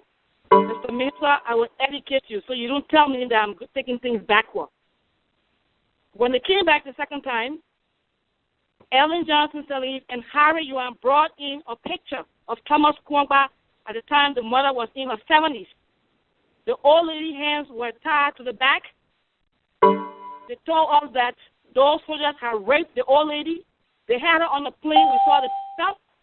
And they had her head over the wing. They opened up the plane door, and you could see her hair. Everything was sticking out, and you get electrocuted. That picture alone had an emotional impact on Thomas Kwangwa. It was that picture when Ellen and Harry Yuan brought that changed Thomas' mind, and he joined that enterprise. Now, when Ellen Johnson Sirleaf came to Minnesota, she was invited here by the Carson School of Management to speak in 2010. Prior to that, I have been trying to reach out to her because since you think Mr. Minister, I'm saying this because when you pull bush, you pull a rope, you pull bush. Let us get it clear so you can understand. I'm not being vindictive. I'm just saying the history of Ellen Johnson Sirleaf. She came to power with people's blood. And she came and she said she knew how to fix the problem. They elected her. The records are there. I even said I did not want her to be the president in 2005, but the Liberian Post spoke, we all respected that. So I hope you pay close attention. Since you brought it up, we'll discuss it. When time came, I made all effort to reach the president to ask about what went wrong. She did not listen. She bypassed me. So when she came to America, precisely Minnesota, I took upon myself to go and ask her. Norcada, who is currently, I think she was the former representative, Norcada brought me to her. I said, where is Thomas? What happened? The very Ellen Johnson Sirleaf told me I would talk to you later. At that time, I could not even speak or articulate anything. I was the kindergarten girl that she thought she had seen years back. So when I tried to reach her, she told me after the occasion, at that time she was soliciting funds for her ascendant to the presidency in Minnesota. She never talked to me and she took off. So when I realized all my effort went in vain, I decided to protest in Minnesota in 2010. And Nathaniel Barnes, who was the ambassador at that time, the same thing you're doing, tried to prevent me from protesting. The Ellen Johnson asked me to stop me, to call me to stop my protest. I said, well, if she can answer my question, I just need to know. It's been almost 30 years. By 6 p.m. My phone number was called. Abdullah Dukle called me up. The president wants to meet with me, which was perfect. That's what I wanted. When I went to a hotel at the Hilton in Minnesota, in that meeting, there was Copper Doyen, there was the very Rab Sirleaf, there was Esra, one of Ellen's sister was there. In that meeting, they asked me what happened, and I explained. And I explained exactly what I said. I said, you know the enterprise you guys brought to Thomas, it was not his enterprise. It was you guys' case. The fact that you all took off and never even came back to say, yes, Thomas went back close, high his children, I said, that is unacceptable. And the president then said, well, I don't remember. And then her son, Rab Sirleaf, jumped in and said, Mother, you guys did this lady wrong. So I said, Rab Sirleaf, don't say much. If Ellen is wrong, let us go. Harry Yuan can attest to it. They agreed in that meeting that I come to Liberia so we can resolve my issue with Harry Yuan and Ellen. Ellen herself said, they come to Liberia, I will call Harry Yuan, we will resolve it. 2010, I got on the plane, went to Liberia. When I went to Liberia, the first thing I said, I saw Mr. Nangmasla. I said, where is Nancy Doe? I would like to meet with her. It's time to make peace. When I looked, I was assured that I will be seeing Nancy Doe. The next day, I was told that the president wants to see me. It was a weekend. I went there. What did I see? Nancy Doe. When it was time for us to discuss about Harry Yuan, the president failed in her own moral duty. To this day, I asked her. She failed. I am not saying personal because you guys are saying that write letter and give it to the president. Ellen does not listen because she knows this is a vindictive lady. Do you understand me? So basically, from that meeting, I went to Liberia with a clear conscience. I came back to the States. People said all kinds of things that she gave me money. I did not take 1 cent, believe me, you or not. I didn't take a dime. But the notion that she had me fly to Liberia to discuss and resolve the issue, she did not call Harry Yuan. To this day, when I went to Liberia, I had not seen Harry Yuan. Ellen only used that occasion because she had planned to run again, to use the photo up with me and Nancy Doe. When you talk about truth reconciliation, you don't burn people up again, and that's what happened. So let me tell you all, I am not vindictive. What I'm saying, the very Ellen Johnson Sirleaf provided information that led to a lot of people dying, executed on the pole. So it tells me she understands how to fix the issues in Liberia, the infrastructure. It will be her priority. She has failed desperately. So I'm sitting there, I'm still alive. And she knows what I know, what she has been doing. She understands that. So the notion that people are saying I'm vindictive, I am not. I have come to this country, I have educated myself, and she refused to kind of provide the information for Thomas Kwangwa children. I have tried in my best way to say, you know what, we were the cause for what happened to our people in Liberia, but our people deserve the right thing, the right treatment. The minister talked about Jackson Dole Hospital. When I went to Liberia, I had a privilege to view that hospital in its entirety. I went and saw everything. Now, let me tell you, Mr. Minister, you talk about health. It clearly shows that you all are just there for your own ego, greed. Because when you build a hospital, the very village and town, Tapata, that hospital is located. Have you seen the roads, Mr. Minister? Have you seen the water where the people drink from, Mr. Minister? Have you seen any latrine down there, Mr. Minister? The people are still drinking water that contains malaria, all kinds of dirt. When the people get sick, they go in that very hospital, Mr. Minister. When they get better, quote unquote, where do they return, Mr. Minister? They go back into the same environment that has the terrible bacteria. You spoke about malaria. I'm glad you mentioned health issue. They go back into that environment and they get sick, and our people are dying from simple malaria. I want to ask you, Mr. Minister, you are the Minister of Information. When was the last time you obtained information and you said the good old president went down to the Tapata Hospital and how her health assessment done there? Would she recommend? Amen. Give me a break. Let me finish, Mr. Minister. Would she recommend? Dalamio, I didn't Jerry's email, Dalamio. Yes. You know I like to email to that. Jerry, the hospital in our group for other people. Jerry, we have to do it one at a time, please. When she's talking, please do not be on her saying something, please. People are listening, and we are recording everything here. all come to America, we learn evidence-based practice. You know that, Mr. Minister. We know quality care. Will the president recommend her grandkids to go and be seen at the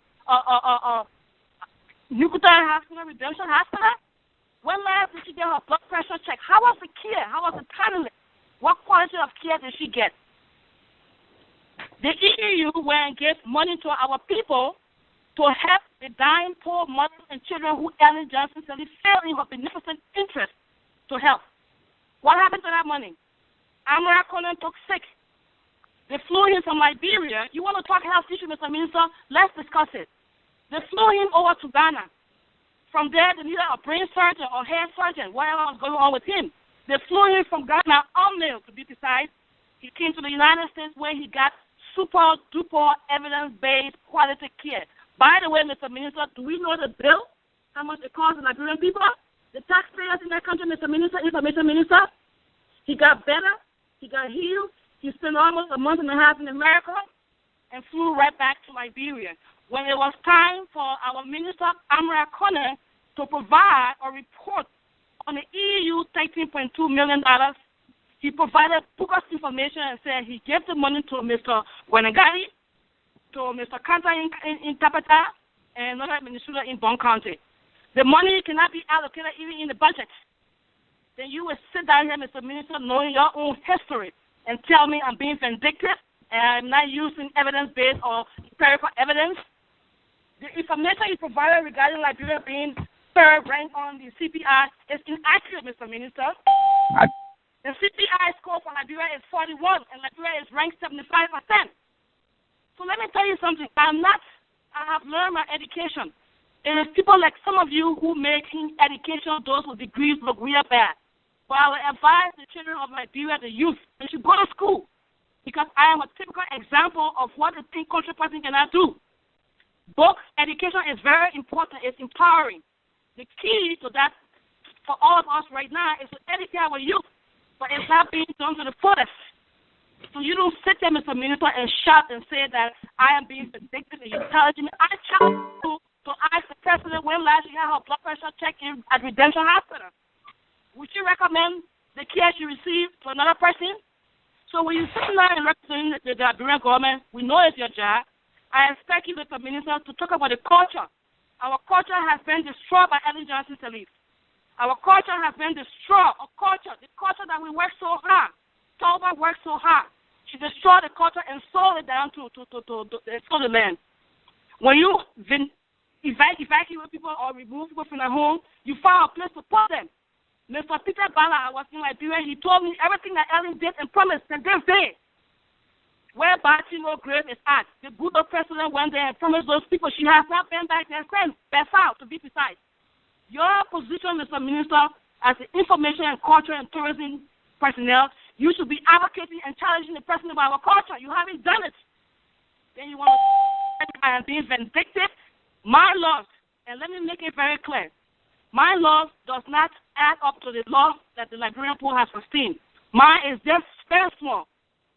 So the notion you were telling me of being vindictive is just a sore, and I do not appreciate that. And that is not expected from you from a minister who is representing the Republic of Liberia. You need to be appropriate in your discussion and be sensitive to the needs of our people. Thank you, Tyler Conquest, co-chair. Can I briefly react? Go ahead, Minister. I've listened patiently, and I'm sorry, Tyler. I'm very, very sorry. I know this is very soul spot for you, but clearly you only confirmed to me that this is what's driving you. But Tyler, we have to move on. Our country cannot be bogged down by personal hurt that we have. We need to find a way to heal ourselves. And that's all I'm saying. Because here are the facts again. Here are the facts. And if you would just remove I know it's very difficult. There's a personal thing for you. And frankly, I empathize with it. But it does not mean we must continue to bring our country down because we feel personally angered one person to another. This country has to move on. The people you are advocating for, Tyler, that you claim to be advocating for, they deserve to have a life to go on. They deserve better facilities. They deserve power. They deserve improved roads. They deserve electricity. They deserve better schools. So as we continue to try to build this, we can't be buried with the... Look, if you want a meeting with President Sirleaf to answer to claims that you're making about former General Kuwamba, I think it's fair for you to want to know as much you would want to know. But to wrap that out into a so-called national advocacy when truly what the situation is this hurt that is yet to be overcome, I think it's unfair. And frankly, all I listen to you talk about, maybe I use the word vindictive, so it's getting, but I don't know. You know, the Chinese people say the beginning of wisdom is learning how to call things by their real names. Okay? And all that I'm hearing, and all that this long thing you just said, all that it confirms to me is just that.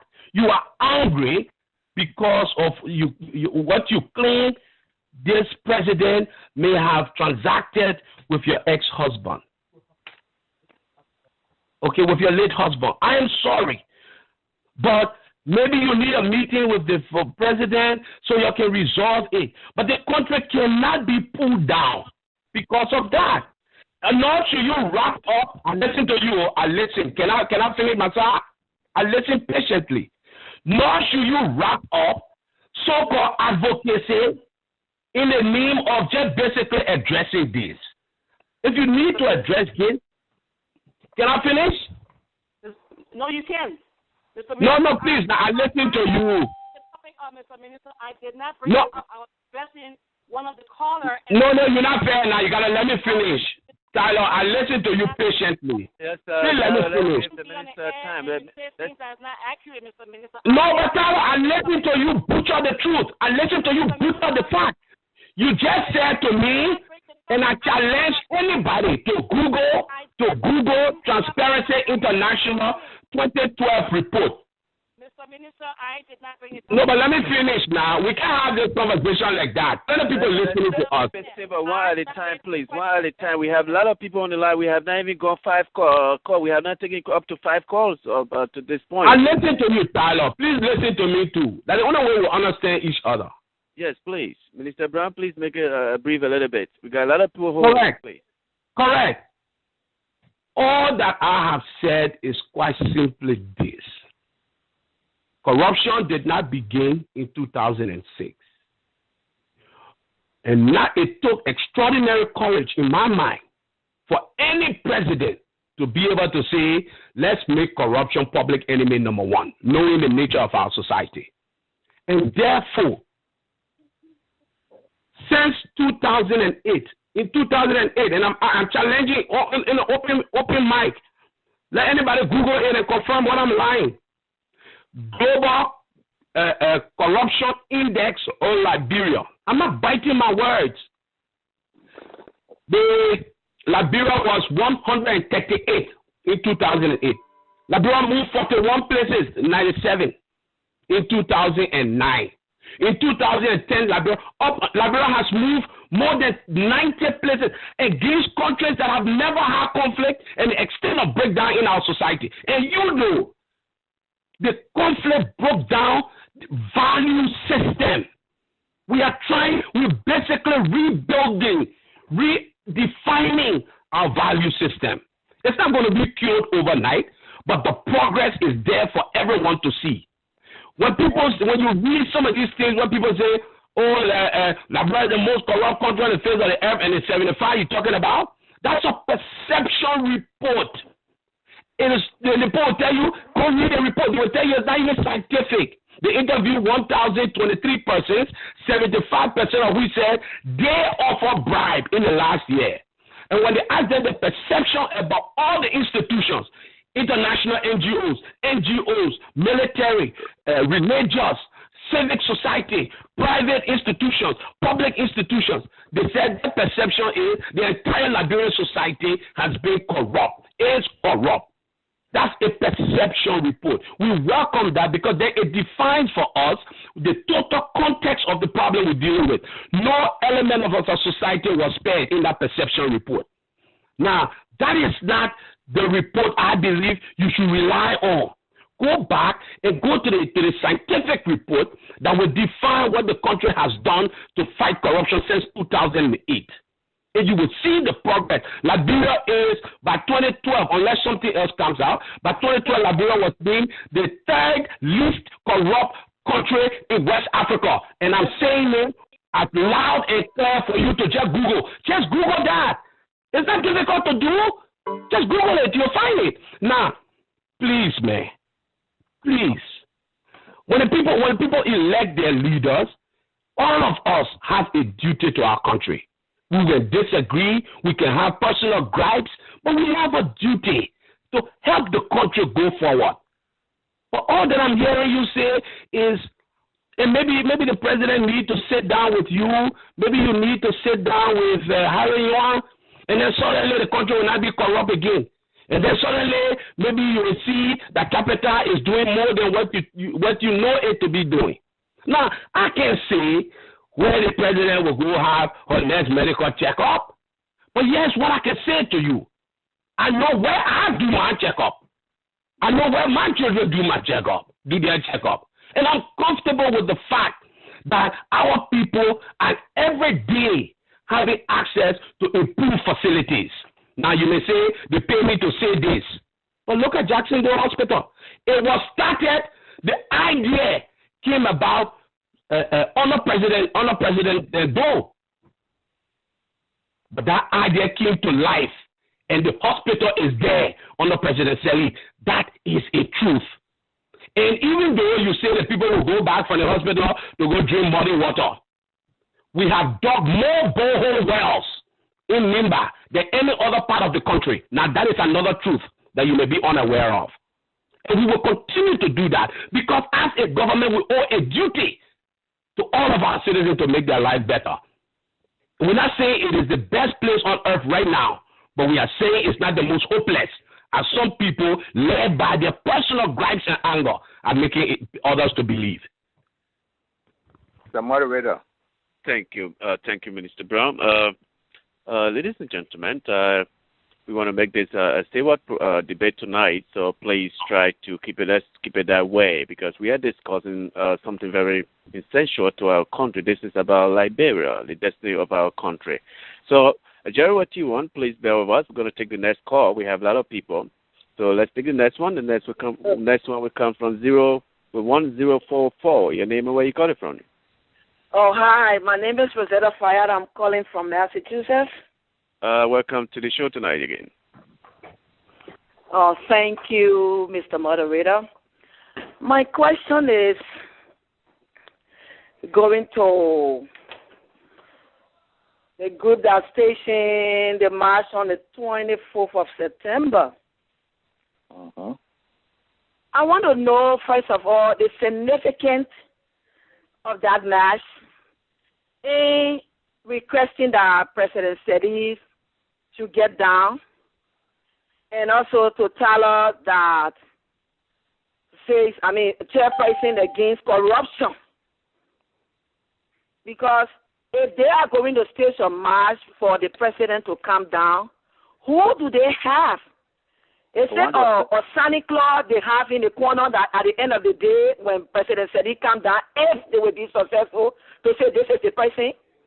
I think they should tell, oh look, this is John Brown. We want to put John Brown when the president stepped down.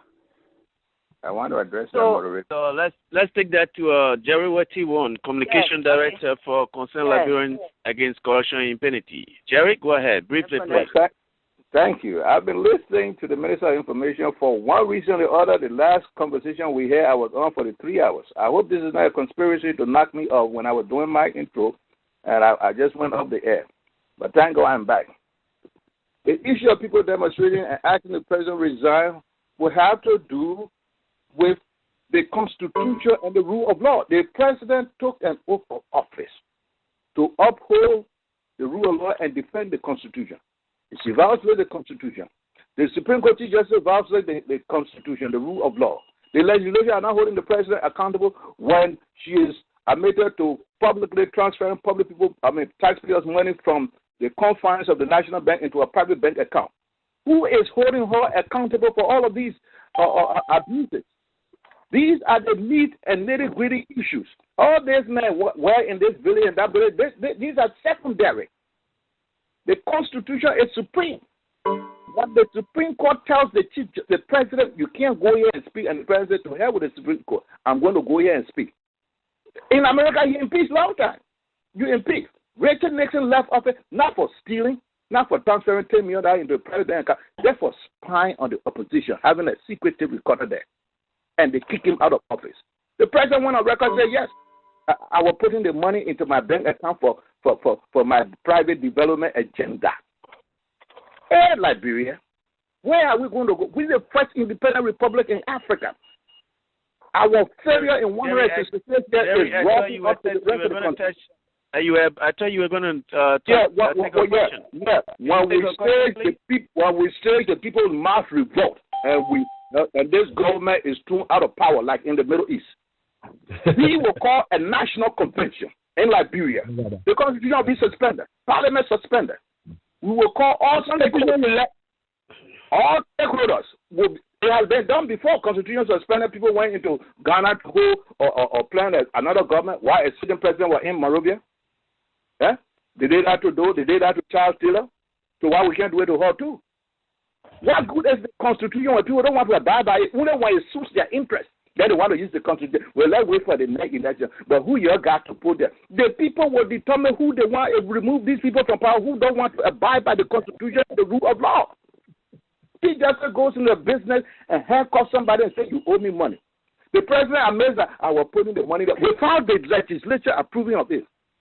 I was putting the money there for my development agenda. The legislation sits down supinely and don't impeach the president. Conduct a fact hearing. Who gave you the authority to transfer the taxpayer money into your private bank account? All three branches of government need to be replaced. This is what the demonstration is all about. We can sit down and talk about who digging well, who's selling palm water and coconut down water side, and who's building what road. Those are all cosmetic things. They are not relevant. Mr. Brown, you want to address that? Jerry, yes. I want to. Yeah, go ahead, Mr. Brown. We have a lot of people on the line, and I got my input to make. What we are going to do here, if you are giving a question, please touch that question. We are not going to go into the palm butter thing, Jerry, what he is talking about. We're not on palm butter thing. Directly to the question and answer, and we move to the next. And they move from there, we will hold a national convention, and the convention. We already heard that. We already heard that. So let's go to Minister Brown, please. We cannot keep holding people. Some people have been holding for more than 2 hours. Jerry, you know, I'm happy to hear that. I'm happy that many Liberians are hearing this. Every time when you hear people say, oh, I want to demonstrate, when they say against these people are anti-democratic, they have selfish agendas, people say no. Listen to Jerry. As I listen to you, Jerry, I'm hearing a totally selfish anti-democratic agenda. Liberians met not once, not twice, at least twice, and elected their leaders. Many other Liberians put themselves up. They made their case to the people of Liberia. The people elected a leadership for their country, for the next period, for the next term of office. You are suggesting that we reverse that process. The people who elected the people, they are crazy. Those of us who've been struggling for advocating for democracy in our country, we are crazy.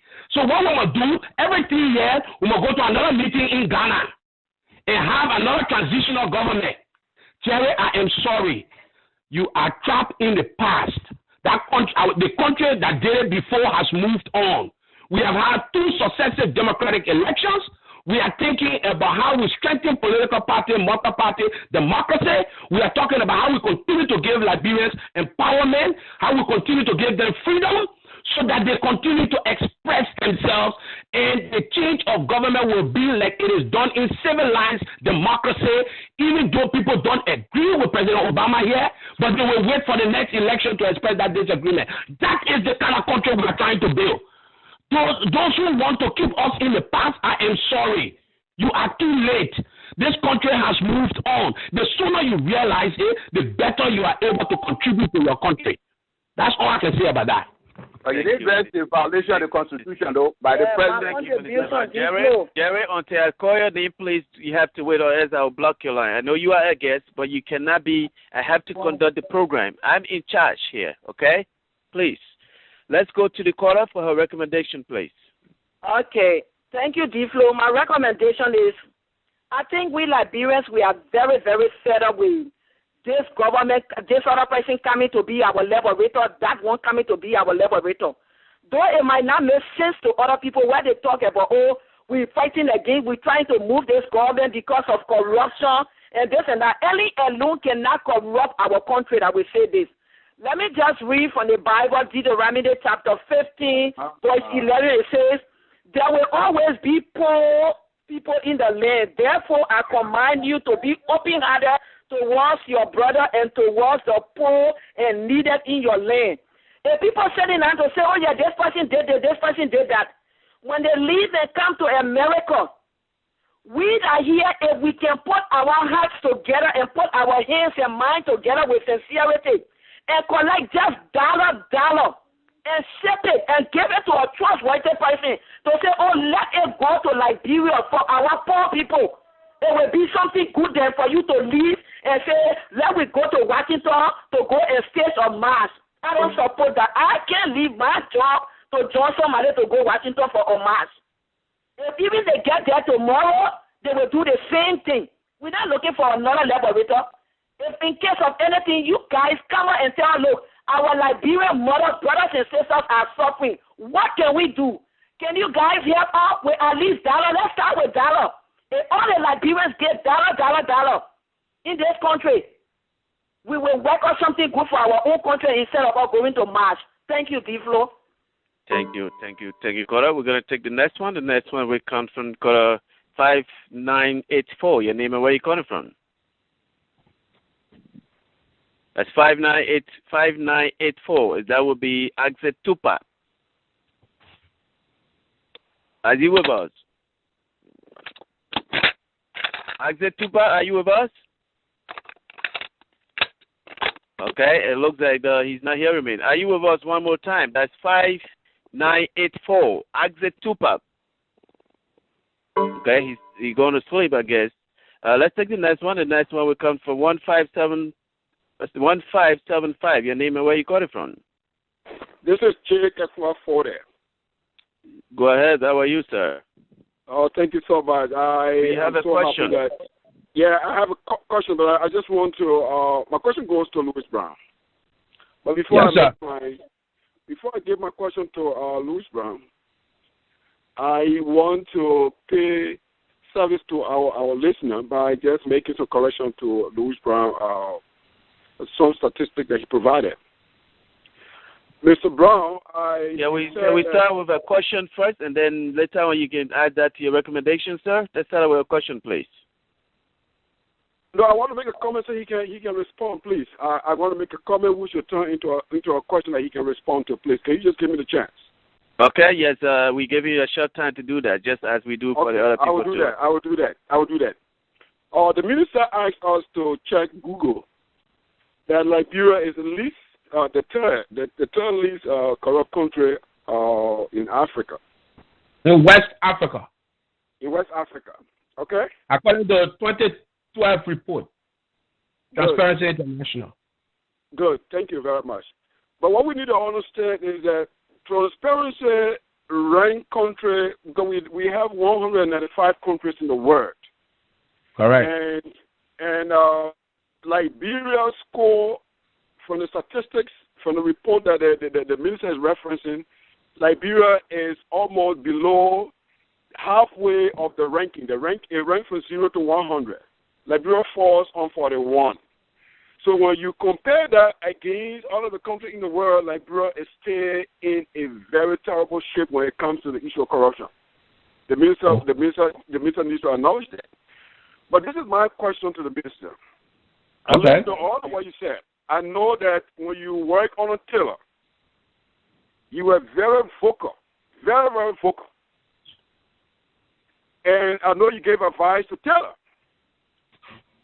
The advice you gave to Taylor, I want to believe. Today, Taylor is behind bars to stay there for 50 years. The same advice you gave to Taylor. And the same pieces of advice you gave to Johnson Sirleaf, Mr. Minister, will you have to respond to that? Thank you, my brother. Thank you for your question. First of all, let's deal with the report you're talking about. I'm sure you've been able to confirm that the Global Corruption Index, and I need people to understand this because part of the thing that's been going all around, Liberia is the most corrupt country on planet Earth. I don't know. It was based on a perception report by Liberians themselves, who claim that their own society is corrupt. They spare no institution, the media, the church, the mosque, the NGO, international as well as local, and the people who were interviewed were themselves who said, I offer bribe. 80% of them said, I gave bribe over the last year not to get better service, but I gave bribe to get shortcut. 13% of them said, I gave it because I wanted to say thank you to people for service they gave me. But here is the greater point. The greater point is this. Since 2008, Liberia has moved more than 90 places. You see where we have ended up. But go back to where we were. We were 138 out of 190. We're among the least. Each year, Transparency International has ranked us higher and higher and higher. So when people try to kill their own country as the worst on planet Earth, that is not true. You may be doing it for your own selfish reason because it's worked into a narrative that you have about your country and about your government. So maybe that's why you do it. But the truth still is that each year, based on scientific findings, Liberia has improved against countries that have never known the kind of breakdown in their society like ours. And you know the biggest effect of the breakdown was in terms of values. Values. Families broke down. Little people children started taking the burden for the entire family. So when you have that kind of system collapse and failure, which the World Bank claimed to be the greatest since World War II, rebuilding is not going to be overnight. It takes time. Now, if you want to know, advice I gave President Taylor is that advice I gave President Sirleaf. Look, my brother, here is the truth. I have always tried to serve my country. If you read about me, you will confirm that I may not be amongst the best educated persons in the country, but I'm not amongst the least. I'm a second to school in America. I came to one of the best schools in the United States of America. I can stay here and work here. I make $2,300. I said it the other day on the same show. And I told them how much gas I get because there's that impression that all we're doing there is just stealing. Some of us, I'm a former student leader. I have never run away from trying to help solve my country problem. I've never been one of those who try to say the worst about his country or about his fellow man. What I've always tried to do is to give my service to make my country better. So I can come back, I can come to America, I can get a job here, I can teach, I can do whatever. But who will help to fix my country if I made that decision? So I always said, and I said it on the show, as a former leader, student leader, I see myself as part of the problem. And let me tell you why I have never walked away from my country. And some people think that money, that's why I gave my salary. So everybody can know I'm not serving my country because of money. I can make more not working in government than I make now. And that is a fact. Here is why. During the war, I ran into this guy in Lac Hospital. This guy had taken a bullet in him. He was a former NPFS soldier. He's dead now. Two doctors, Dr. Walter Bromsky and Dr. Harris. There's a short doctor that used to be at Cali Hospital called Dr. Harris. I picked that guy up. One of the things I tried to do was to assist people to go to hospital, wounded people, civilians. This guy was in the hospital. I walked into the guy. We took this guy there around about 1, 2 o'clock in the morning, lock. When the doctors saw, we woke the doctors up. They were treating this guy. Then the doctors came to me and said the guy needed blood. I went into the guy to at least see his face. When I stood to the door of this makeshift surgical theater that was created, the man called my name. The boy was lying down. A guy who I said was crowd. He was lying down on the stretcher naked. He called my name. I said, oh, you know me? He said, hey, come around, I know you.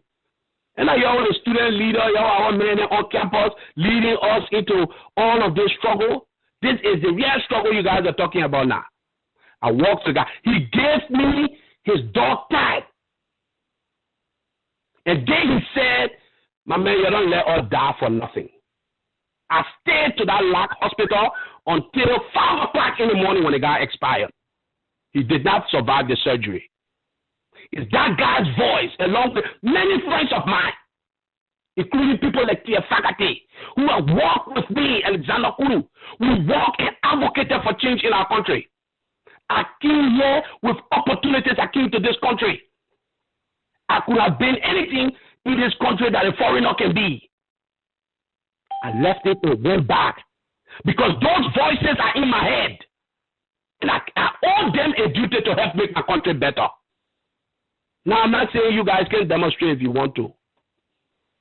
Do it. But let us believe that we can make our country better. And let's each of us ask ourselves, how are we contributing to make our country better? Because if you sit here and talk about how the people in your own village drinking from dirty water, and you say that the government duty, something wrong with you. I'm sorry, but something wrong with you when you say that. And all you can say is that you are here, you get education, and you all read, so you can demonstrate. What happened to those people in that village? They are your responsibility too, just like they are my responsibility. Mr. Moderator, you're not being fair in this thing. You let Louis Brown talk 10, 15 minutes. When my time to talk, you cut me off. Why is that? Go ahead, Jerry, I'll finish. Jerry, okay, can I come up with a suggestion? Let's go back to the caller and take his suggestion. Jerry, please. Mr. Brown, suggestion. Minister Brown, you did not answer his question. His question here is, are you telling Madam Sirleaf the same things that you told Mr. Taylor before? One of the things no serious official anywhere in the world would do. And one of the things that's wrong with our country is, if I give a private counsel to President Taylor, and I'm giving private counsel to President Sirleaf, you don't expect me to come on the radio and say, yeah, what I'm saying to the president, and yeah, what I'm saying to the other president, and they listen or they not listen. I have always said on this show, T-Floor, let me finish now. You want me to answer? And I've said T-Floor on this show, if you can remember. I have said I've always seen myself as part of the problem in my country. I'm not one of those disassociate themselves from a problem in Liberia. I am a Liberian, and I see myself as part of the problem. But what I'm doing every day is to try to be a part of the solution. And the solution got to be bigger than President Taylor. It got to be bigger than President Sirleaf. It got to be bigger than former General Kouaba. It got to be bigger than Tyler. It got to be bigger than Louis Brown. It got to be bigger than all of us. We must focus on moving our people ahead. And that's where my advice has always been. And I follow each advice with concerted, determined action. That is why I'm not here, trying to see better and greener pasture. That is why I have my nose to the grinding stone. That is why when some of you talk to some of us, you say the worst things about some of us. And we still have not given up because we believe that we'll be vindicated by our action over time. And our people at the end of the day, if we can lift one Liberian out of poverty by the action that we take on the ground, we believe it will help our people in the long run. Thank you, Mr. Brown. Please give us a recommendation. We have to, this time around, we're going to go, every time there's a question to our guest, you have 2 minutes to respond to that question. And I'll be timing you people as we move forward. As soon as you get 30 seconds, I'll remind you have 30 seconds. So go ahead and give your recommendation. This is my recommendation. Our problem over the years have been when people want to engage in rhetorics, flowery words to just wooing our people. We should have to be honest with our people, say the truth. So, Mr. Minister, my suggestion is that please speak the truth and be honest with your conscience. You talk about our Transparency International survey is perception. I want you to know that all the survey they've been doing since Transparency International was formed, it has been based on the measurement of perception. So I want you to know that, and it is also scientific. I just want you to know that. So please speak truth and be honest with what you tell our people, both in Liberia and in the diaspora. Thank you. Thank you, Cora. We're going to take the next one. Jerry, I know you think that I'm not giving you more time here, but it has to do with how long you people are talking. Minister Brown, please, we're going to have 2 minutes per person here. So, Cora, 4876, your name and where you got it from? What's the number again? That's 4876. That's you. Yeah, okay. I'm calling from Philadelphia. Welcome to the show tonight. Thank you very much. My name is Tia Janier. My question is to the minister. Mr. Brown, how are you doing? I'm good, Jadier. I trust you. Okay. Very well, so. Very well. What I sense tonight is there's a lot of talking without giving us some facts. And recently I was in Liberia. But what really I'd like to find out is you were the same guy who was with Mr. Johnson Sirleaf. And very recently, you were a member of the MPP against this administration, the Helen Johnson Sirleaf administration. My question to you is, do you think that the TRC report should be implemented? If not, why not? Minister Brown, you have 2 minutes for that question. And I'm timing you here, sir. Yes, sir. First of all, let me correct you. I am still a founding member and a member in rankings of the National Patriotic Party. I am not a member of the Unity Party. Have never been. I didn't say that. No, you're a former member of NPP. I want to correct that. So I got only 2 minutes. So let me just correct the record. There are other people that are listening. I am a ranking member of the National Patriotic Party. Well, I've never changed my party. Thank you. The second thing is TRC report. Minister Brown has 2 minutes to answer your question, so please wait, let him get done. I'm timing him, please. TRC report. I was on this very network, and T-Flow can bear me out, when we indicated that the TRC report is being implemented. Now, usually, and on that same show, I ask people, when you say the TRC report not being implemented, what are you talking about? Invariably, it came down to lustration, that certain people should be banned from politics, and then people are not being banned. But that is not true. Even though the TRC report called for lustration, what happened was those who were affected went to the Supreme Court. And the Supreme Court ruled that the TRC was ultra-virus, meaning it did not have any authority to ban any Liberian citizen from the exercise of rights and privileges reserved for each citizen. Our Constitution clear. No citizen shall be denied any aspect of their life or liberty or rights without due process of law. And when due process of law is exercised, the person has a right to seek an appeal before the Supreme Court.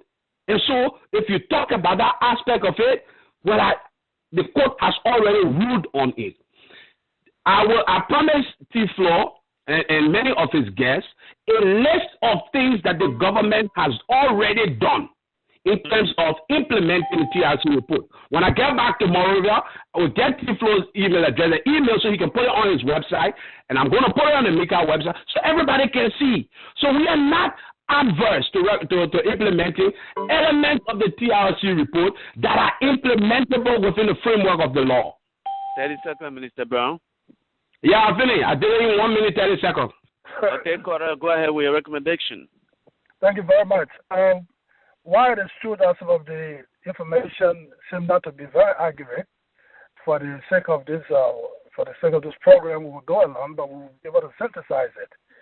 Mr. Minister, my recommendation is that you should tell the president, as you know, she's the only president for our country so far who have traveled every 3 to 4 times a month out of that country for whatever reason.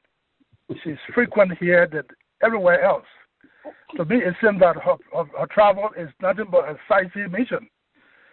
Tell the president that the money that she used to travel 3 to 4 times every month, that money can be used to develop the hospitals. That money can be used to bring about light and water in the country. That is my recommendation to you, Mr. Minister, to tell her that we are sick and tired of seeing her leaving our country 3 to 4 times a month. We don't know where she gets the money from. Her son is at the central bank. There would not be any transparency, no accountability. But please tell the president, I know she's probably with you there, that we are sick and tired of seeing her here 3 to 4 times every month. Matter of fact, she has usurped the role of the foreign minister. So Mr. Kafua is just a window dressing minister because he goes nowhere. She goes everywhere else. That is the okay? Well, nobody knows he's foreign minister because he goes nowhere. She visits everywhere. You stop using our money for sightseeing mission. That's my recommendation. Thank you. Thank you, Minister Brown. And to Talo Jerry Brown, we're going to take the next one. We're T1. I want to talk about the unemployment and the economy. The next one will come from 7905. Your name and where you're calling from. You have 2 minutes too. You got your question and then followed by a recommendation. The question first. 7905. Yes, your name and where you calling from. My name is Duana Sayan, Mr. D-Flow. I'm calling from Brooklyn Park, Minnesota. Thank you so much for accepting my call. And thank you, Mr. Minister, for coming on the Liberian National Debater. And it is a pleasure to engage you. I have one question in twofold. The first question has to do with you were the information minister during the Charles Taylor administration, and you. No, I wasn't. You were interim information minister. No, sir. 2003. Okay. No, they're not true. Okay, but you served as in Charles Taylor. Please. Well, you served in Mr. Taylor administration in whatever capacity, and now you serve in President Johnson Sirleaf administration. Comparing the both administration, can you tell me the advantage and disadvantages in terms of corruption with Charles Taylor administration versus the Ellen Johnson Sirleaf administration? Do you think Charles Taylor administration was more corrupt than the Ellen Johnson Sirleaf administration, and if so, why? And then the last question has to do with. We're gonna take one, please. Let's take one. Let's take the one, please. Yes, we have a lot of people in the queue. We have more than. It's just the same follow-up to say that what would you have done differently if you were the president that President Johnson Sirleaf is not doing now? What would you have done differently that the president is not doing now in Liberia if you were the president? Minister Brown, you have 2 minutes. Wow, for 2 questions, 1 minute per question. First of all, I tell you that I'm pleased that today we are discussing the issue of corruption in our country and in our society. And the reason we're doing it is also a testament of how far this country has come. Back in 2003, fighting corruption was not the issue. The greatest issue in the government in which I served previously was the issue of security, cross-border attack. Those were the kinds of issues we're dealing with. Today, I'm pleased that our society has gone forward to the point now we are talking about values. How can we continue to build upon a system? That is why I'm pleased that the president decided. And if there's one thing I would have done that I will do and continue to do is to make the issue of settling, redefining our values one of the best things that our society can do. Look, we can build all the roads. We can build all the hospitals. We can build all the schools. We can build all the bridges. If we don't redefine our relationship as citizens to our state, and our relationship to each other, to our communities that we come from, we will not achieve anything in our society. The roads, the bridges, the schools, the power will all come down. That is why I'm happy that President Sirleaf decided, let us put corruption as on the front burner so that all of us can be conscious of it. Because at the end of the day, if we don't tackle this problem, if we don't find a cure, it will bring us backwards. All the things we achieve, it will bring us backwards. So I'm happy. And because we're talking about it enough today, it doesn't mean that this society is more corrupt than previous society. It simply means we are more aware, we are more enlightened, and we are exercising more the freedom of each citizen. It gives our citizenship an added sense of value that we can all debate this kind of matter, these societal problems. We can all start to modernize our society. We can all build the capacity of our public institutions to resist corruption and the temptation to corruption. Once all of us start talking about these things the way we are doing, once all of us start recognizing it's wrong for our society will benefit, our society will be better for it. Minister Brown, his question is, can you compare the past administration with that of this in the area of corruption? Which one of the two, if you look at Chastain and look at the current president, Madam Sirleaf, for her administration, which one you think is more corrupt? Please. But look at the empiricals. That's what I'm saying to you, DeFleur. Look at the empiricals. Fighting corruption was not a priority of the Taylor government. When the last time we talked about corruption in our country as a national priority? It was only in 2006 when President Sirleaf came to power that she elevated corruption to the front burner of national awareness. So much so that today we are so overwhelmingly aware of it that we are determined to resist it in any form, shape, and form. So I cannot compare with our empiricals. How can somebody tell me to compare, even though they are fruits, they are two governments, but how can you tell me to compare apple and oranges? They were two separate times. The priorities were totally different. This is the first time a government has come to power to say we will treat corruption as public enemy number one. And the record is gone. Mr. Brown, let me just touch a little bit of that, because having to raise a level of something and doing something about it are two different things. But raised the bar, but what has she done? What she's done?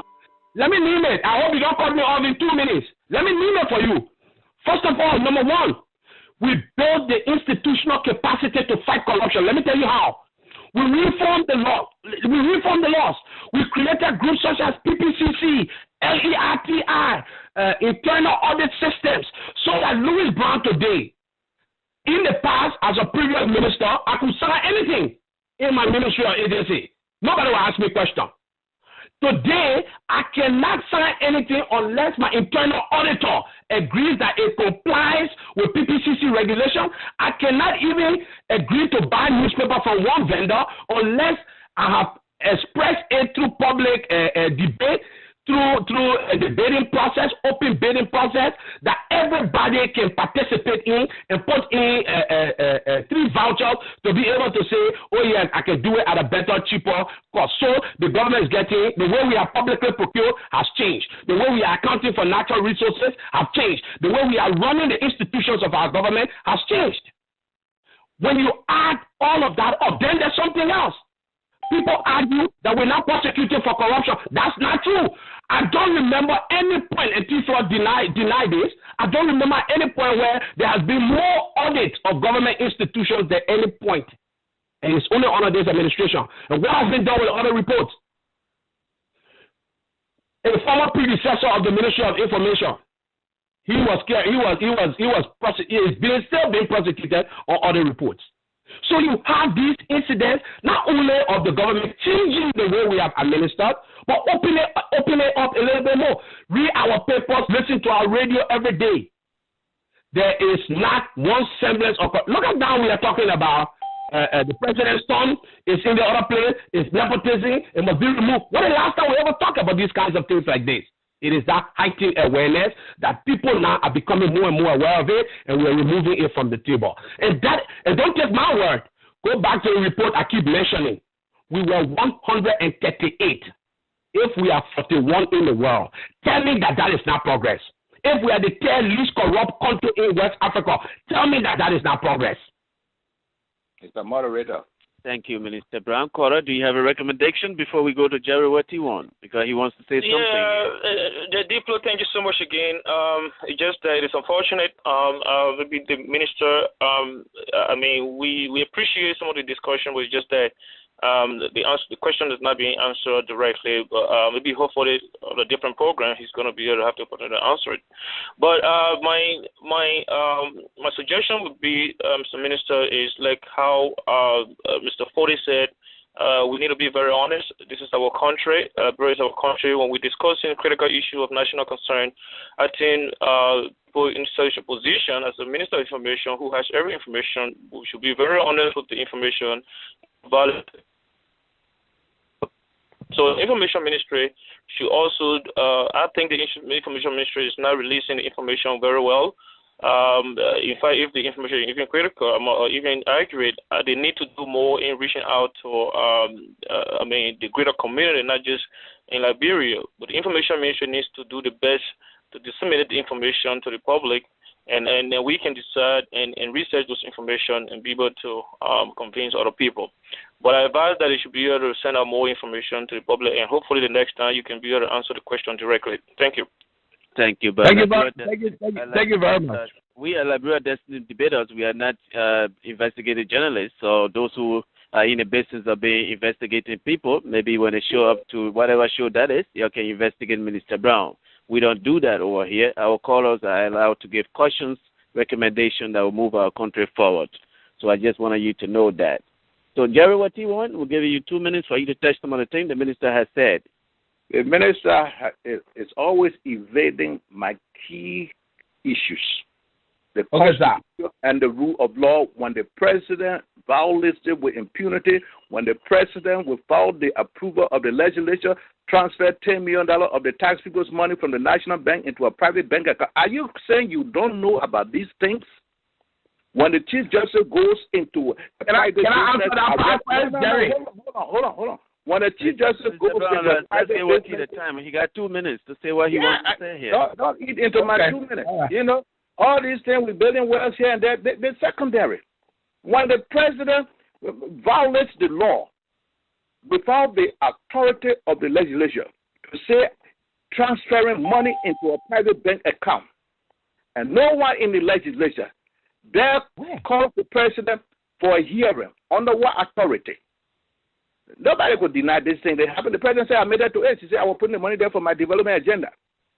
The chief justice goes into a private enterprise and calls a businessman who registers his business to pay his taxes, to pay his salary, drags him into the office in handcuffs and say, you don't get my money, you're not leaving from here. Then we retire him and we put him on pension. Then we pay him when he should have been in jail. Try that here in America. You live here, you went to school. You live here, you went to school. The Supreme Court tells the president, you must address the Congress here in the Capitol building. A rebel faction breaks away, they go to the OU Conference Center. President says, no, I'm going with the rebel faction. And you sit down here, you're talking about the president where he let it. Well, the president is abusing, violating the law too. Why are you not addressing these key issues that I'm raising? You're talking about well here and roll here and lay here. All those things are cosmetic.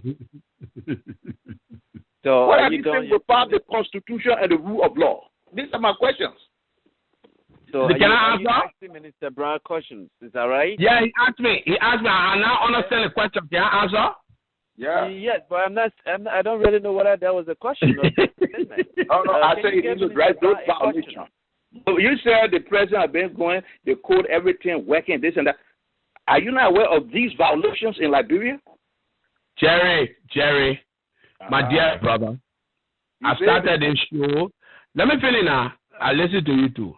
I started this show by saying people are entitled, this is not my own thoughts.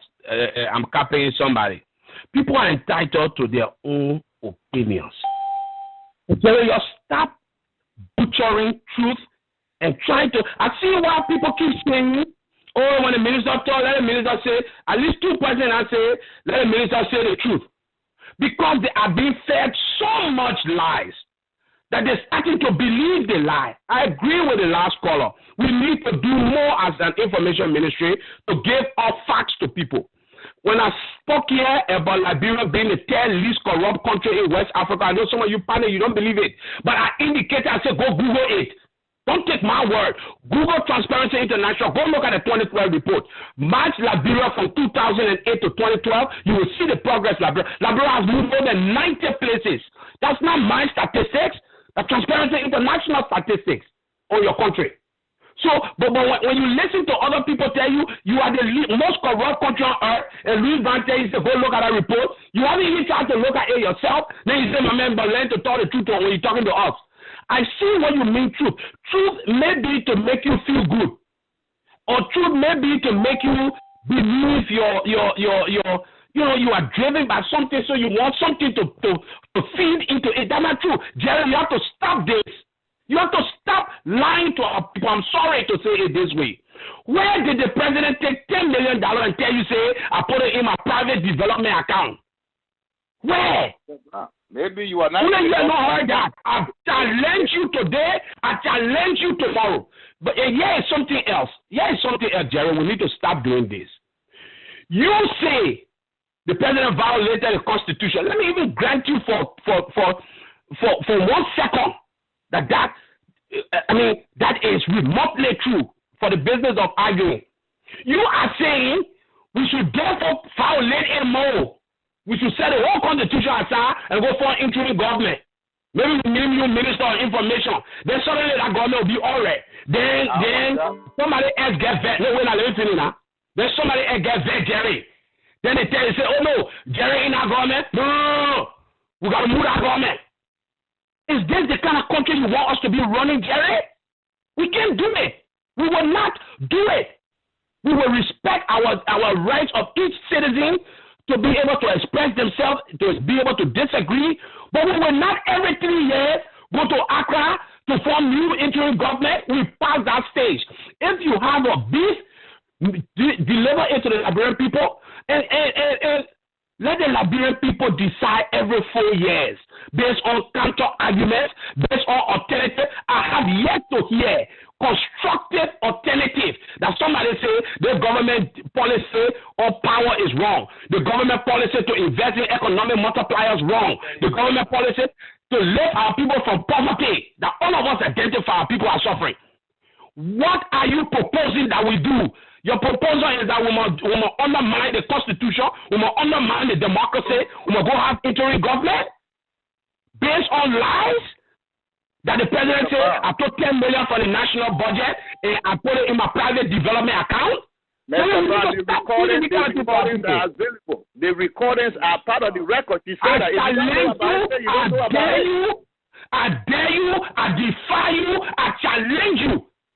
We need to stop these kind of things. We need to stop lying on our country and our own government, man. The Minister of Information has given you a challenge. So please publish. I dare you. I defy you, Gerald. What do you want?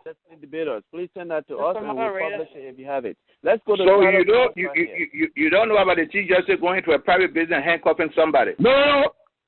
You don't know about the recording to D-Floor. You don't know about the Supreme Court. Gave the recording to D-Floor. What the president said, I took $10 million from the national budget and I'm using it for my private development.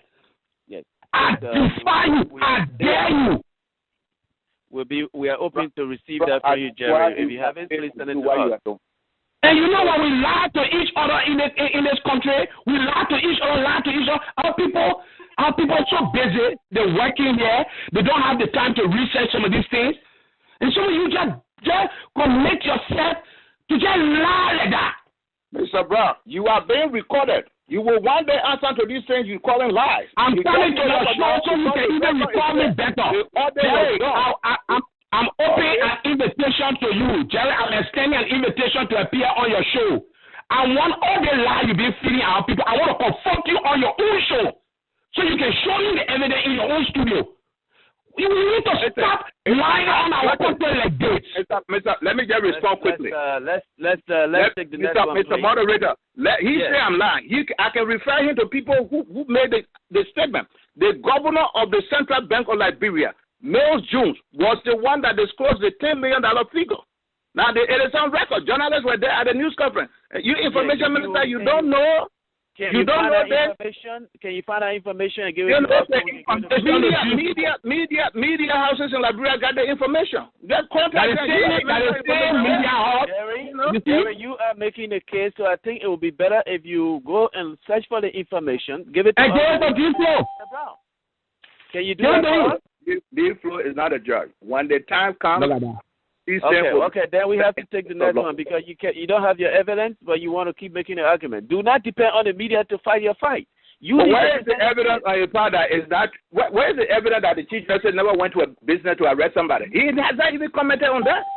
Okay, he has not even commented on that. He doesn't even. That man will tell me he doesn't know that the first annual message of the president, the Supreme Court got involved and told the president not to go with the rebel faction that went to OAU village. This is a lie. And the president. You are information minister. You don't know these things. Jerry, let me ask you a question. Are you people going to New York to protest because the former Chief Justice of the Republic of Liberia, Johnny Lewis, handcuffed somebody? Is that what you're going to protest for, or are you going to protest because Johnny Lewis is being paid? Johnny Lewis is receiving taxpayer money that could be utilized when he should have been in jail for violating the law. We're talking about the law and the Constitution. You have no moral authority to talk about the law. You have no moral authority to talk about law when you are saying we must circumvent our Constitution. When you are saying we must stop electoral process in our country, and every 2 years we must have a transitional government. You have no moral authority to talk about the law. But Mr. Brown, they did it to Tobo. Tobo was elected. They did it to Doe was elected. They did it to Taylor. Taylor was elected. Why didn't they step out their full term? Is that what your organization concerns? Mr. Moderator, you are taking sides. What is good for the goose is good for the gender. We're not going there because we want to go there. We are going there because of the constitutional violation issue that I'm raising. Yeah, you have the right, Mr. Wetty, this is what I want you to do for me moving forward in the rest of the program. I'm not taking side. I'm asking you a question. It said because Johnson Sirleaf then and the rest of the group that follow her that went and removed Samuel Doe from power, whatever means they did it, is that why you people are trying to do this? Your organization or what? Are you doing it because you think it's wrong? Because the Constitution empowers us. That when the leaders who are elected, Obama said it at the University of Cape Town, get the recording on the speech, go to the White House, they'll get to you. That corrupt leaders, tyrants, corrupt leaders, they use election cycles as an excuse to buy time, to perpetuate themselves in office. That the citizens under the Constitution have the right to demand the removal of their leaders. Let me ask you a question. Constitution are you ever reading? Jerry, let me ask you. I'm going to ask you a question. Then we're going to have to go to the line and take a couple of calls here. I'm not going to keep rolling this thing like this. Let me ask you a question. So let's assume if you people were successful to remove this government from power, then another group of people come and say, Jerry Wetty is not running the government good. We're going to remove Jerry. So every 6 years, every 4 years, Liberian people will have to be running from Lofa County to Nimba County, running away from people because certain group of people feel that the government is now being run by certain people. So instead of that going to the ballot, it will be something that the Liberian people, it will become a norm for the society that every time we force the government out of power. Is that what you're trying to say here? Well, first of all, your assumption that I'm doing it to be in office, information minister, that's a lie. That's a lie. I haven't done it. I need only 10 years to retire and live comfortably anywhere. When the people they will remove them tomorrow, and we are in power and we abuse the Constitution, the rule of law, the Liberians have the right to take to the street to remove us too. Until we'll get it right. We will get it right one day. You know? Okay. We'll get it right. No one is above the law. The president takes our money, put it in the private bank account, and you talk about he know about it. I know Joe. He called a news conference in Monrovia that day. You know? Okay, Jerry, let's take the next one here. The next one is going to come from 0227. Your name and where you calling from? 0227, your last number. That's Ellen Cooper. Ellen Cooper? I guess, Jerry Wetty, you are holding the line too long. You and Minister Brown, you guys are going back and forth on this one thing, whether it's the right thing to do to wait for the ballot or to force the government out. So I just want to make sure that we get that on the record here. I think it will be the best thing for us to do is to always demonstrate against the government. If you believe that is the wrong thing the government is doing, then ask it for force. So let's take the next one. The next one will come from 6494. Your name and where you calling from? It's me, Gola from Delaware. Yes. Welcome to the show tonight. 2 minutes. Good evening, Mr. Minister. Thank you for all you said. And for me, as a Liberian, we have passed through a lot of things, and we, the Liberian citizens, we are hurt. What can you do in your capacity as Minister of Information and Cultural Affairs? Where do we stand? And I got 3 questions. My question is why... Let's take one, please. We got a lot of people in the queue here. We are almost at the end of the program. It's going to 11 on the East Coast. Okay, thank you. My question to you here is, the next election that is coming out, how do you see the fate of the opposition when the present election commission chairman, he hailed from the Unity Party and he once upon a time ran on a Unity Party ticket? Where do you see the fate of the opposition, Mr. Minister? Thank you. Well, thank you very much for that question. I see the fate of all Liberians as very, very hopeful. Why do I say this? There is no law anywhere that says before you come onto a post, you must not be associated with any party. There's no law, none whatsoever. The only law is when you assume that office, you must not be a member of any political party. Now, if the current chairman, I know the current chairman, by the way, our chairman of the NDC, the current chairman was the lawyer of the NDC, the current chairman of the Election Commission, and go and verify that. He represented the NDC to the Supreme Court. When we took the Election Commission to the Supreme Court with a claim. All right? So, will we find perfect Liberians anywhere? No. What we need to do is to balance the Election Commission, balance our organization, and begin to show faith in each other.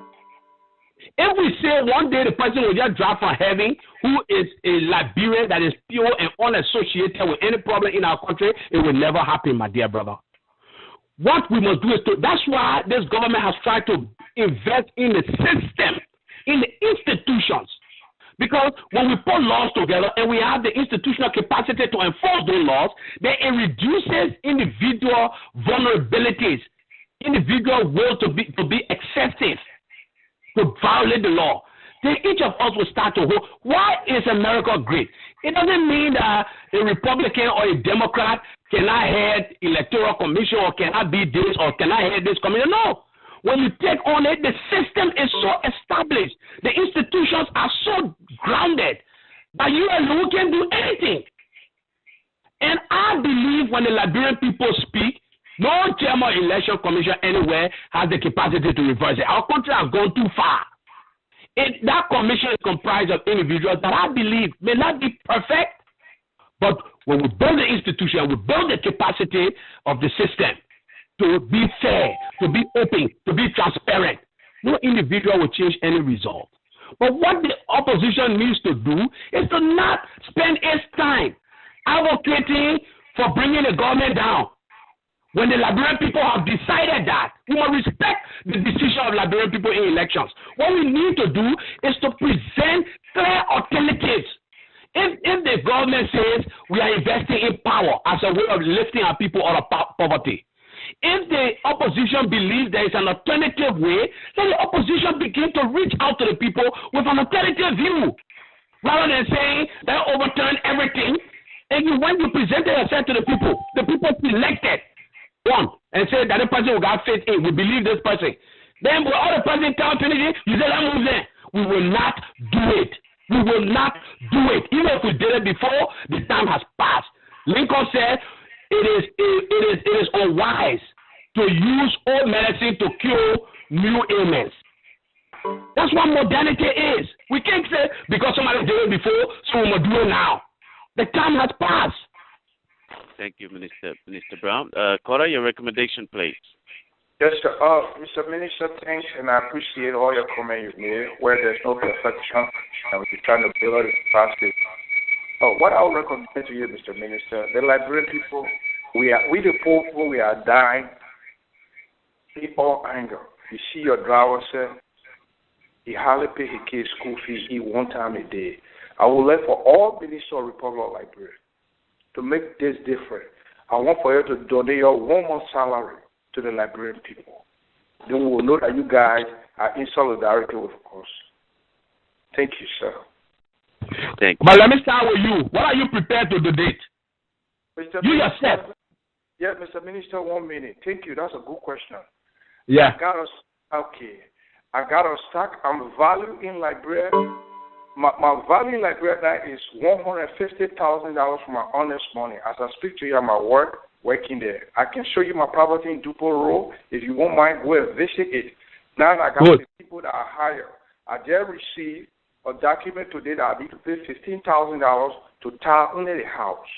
So I'm investing. Yeah. I'm not here talking the talk. As I talk the talk, I walk the walk. And most of the time I live in San Nicolas City. I'm from Fangalo Avenue. My father was an educator. You heard about Gola Memorial High School. We the one that stopped women young girls not to commit abortion in Nima County. We the one that brought other education in Nima County. So this is a contribution I'm still making there as I speak to you. And if I come you won't mind, I can look for you and I'll take you there. Oh, thank you. I appreciate it. I will look for the opportunity to meet with you. But let me just say this very quickly in 30 seconds. Let me say this. Another thing people forget often. People, I want all your people listening to understand this. In 2003, in 2006, the least paid civil servant was making the equivalent of $15 US. Today, the least paid civil servant makes $125. Is that enough? No, it's not enough. But you can see the progress that is being made. No civil servant makes less than $125 today in Liberia.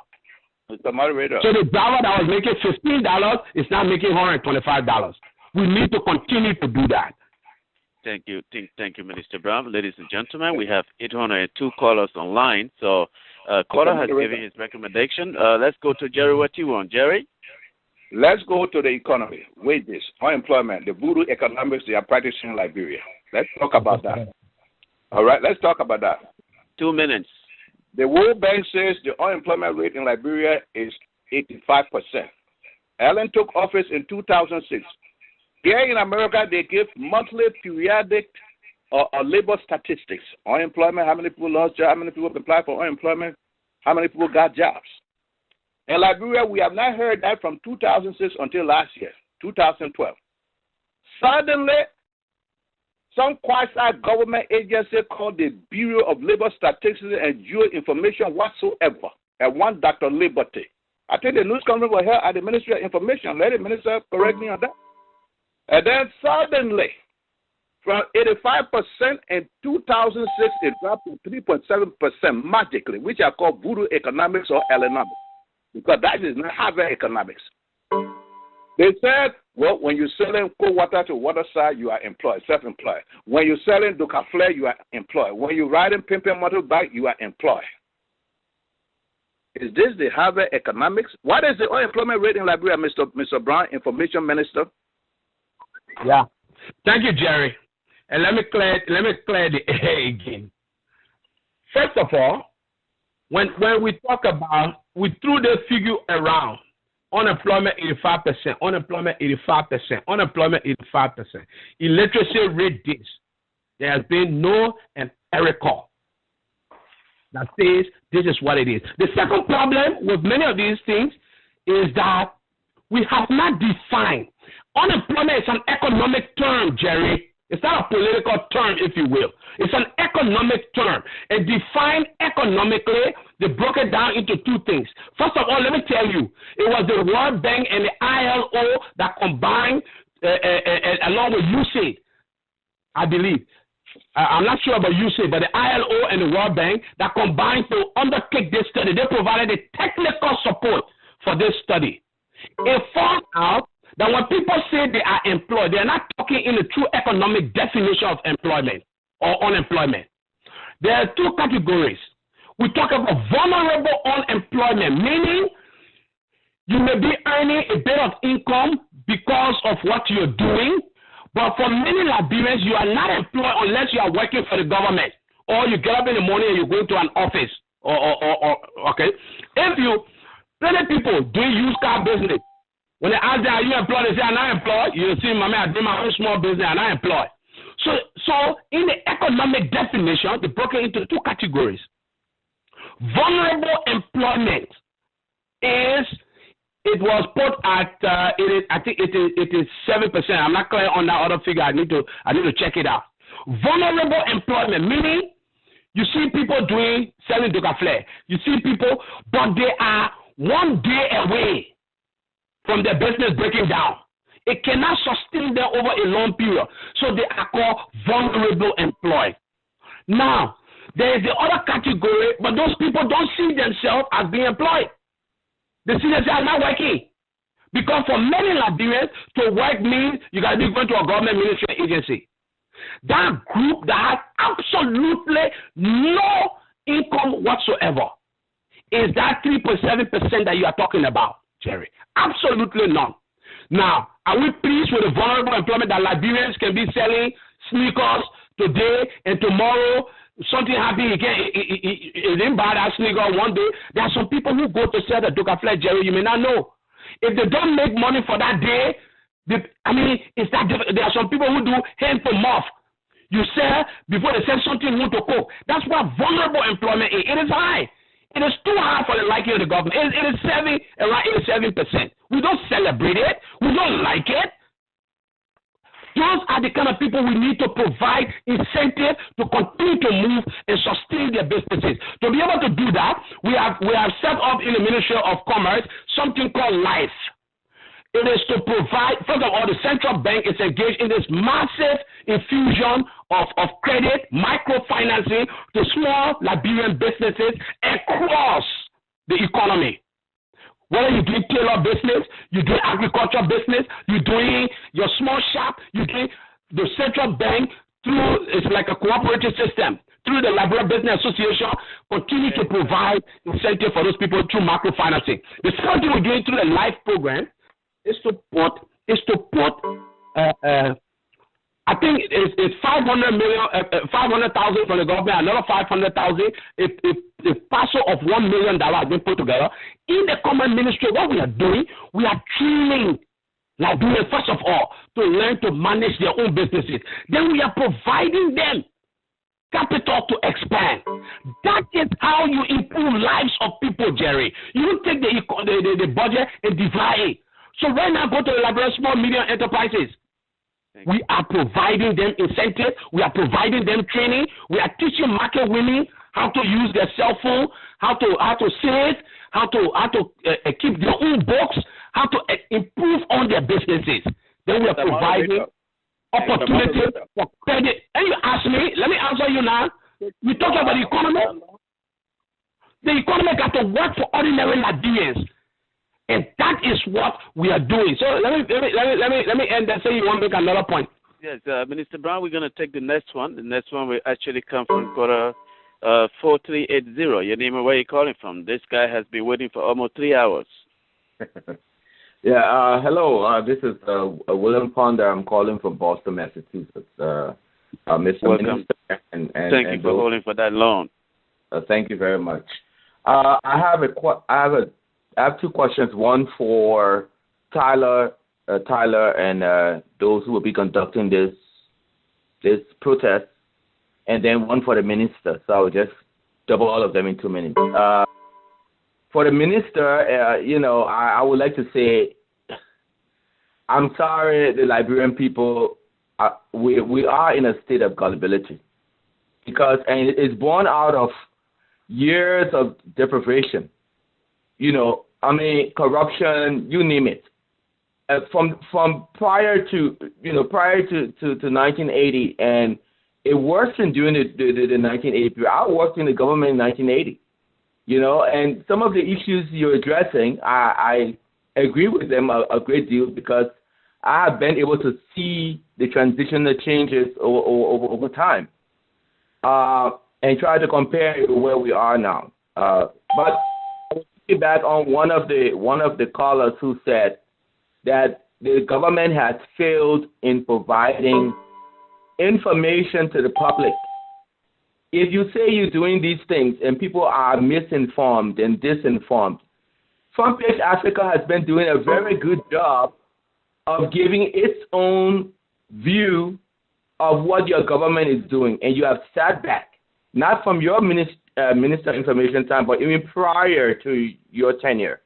Your government sat back and allowed the Liberian people to be fed a continuum of disinformation and misinformation. I questioned one of your ministers right here in Boston one time.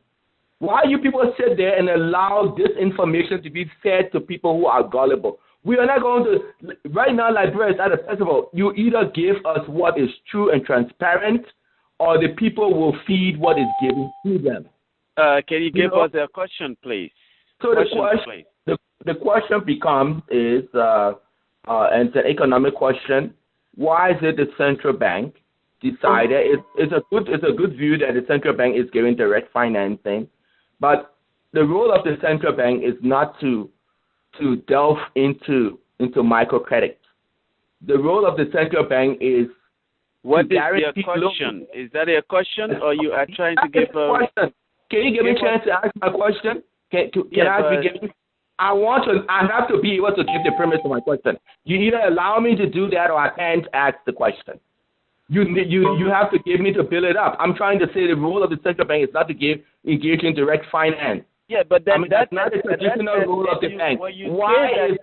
Can I ask a question, sir? When you say that to me, it means that you are already making a statement, not a question.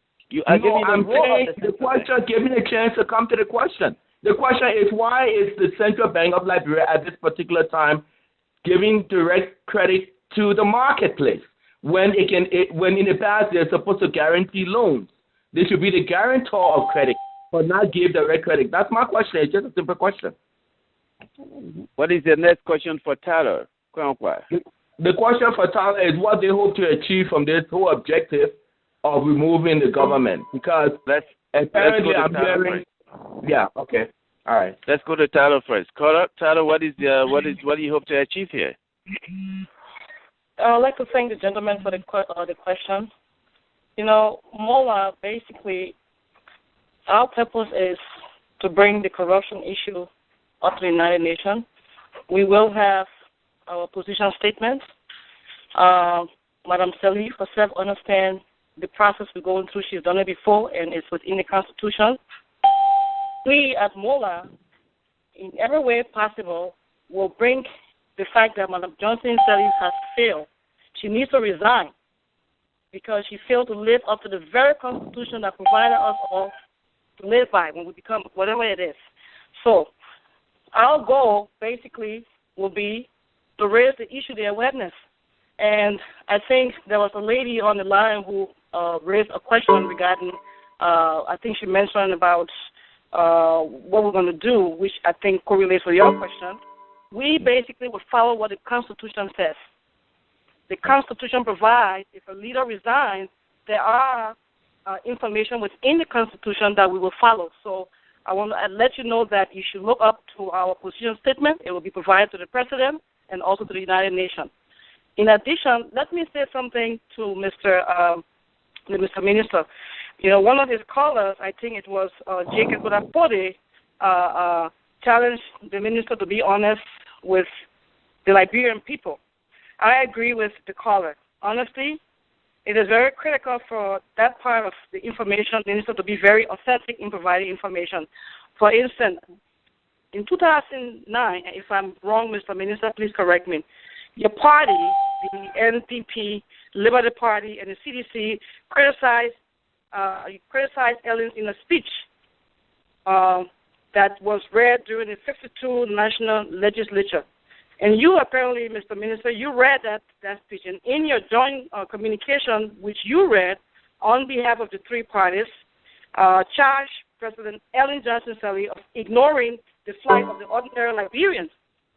Specifically, your party and the other two parties accused Ellen of bad governance, nepotism, and corruption in the government. Mr. Minister, you and others were right in criticizing Ellen in 2009 for bad governance and corruption in Liberia as well. So what I want you to know that we in MOLA are not just criticizing, but we have decided to take action by protesting against bad governance and corruption.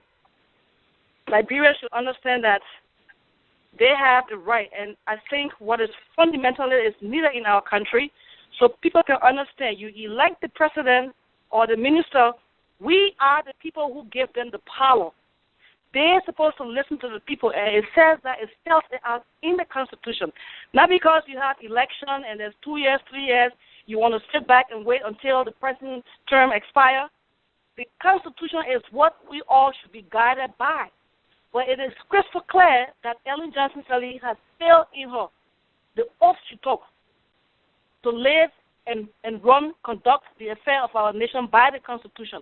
So we need to educate our citizens, because if they can understand that, you know what, yes, we went to the poll, we elected our leaders. We, the same people, have the right, if we see that our leaders that we elected through the voting box are not doing what they proclaimed during that platform, during the time they were, going through the process to have them elected, fail to do, they need to understand they have the right to do it. And this is what is lacking in our country. We sit back and we have people like Mr. Minister say things, and he's trying to say we do not have empirical evidence or don't know where to find it based on opinion. We all have the right to our opinion, but it doesn't mean our opinions are the fact. You yourself said things that is not even accurate, Mr. Minister, so myself challenge you to take upon yourself and use ministry and educate our people that, you know what, the Constitution is there. Yes, you went to the poll, but our people have the right. It doesn't, the Constitution guide us. It doesn't say if the person is elected and they are there for 4 hours or 3 hours or 3 years that you cannot ask them to resign. But I think Johnson Sirleaf did this to Mr. Taylor when he was elected 3 years.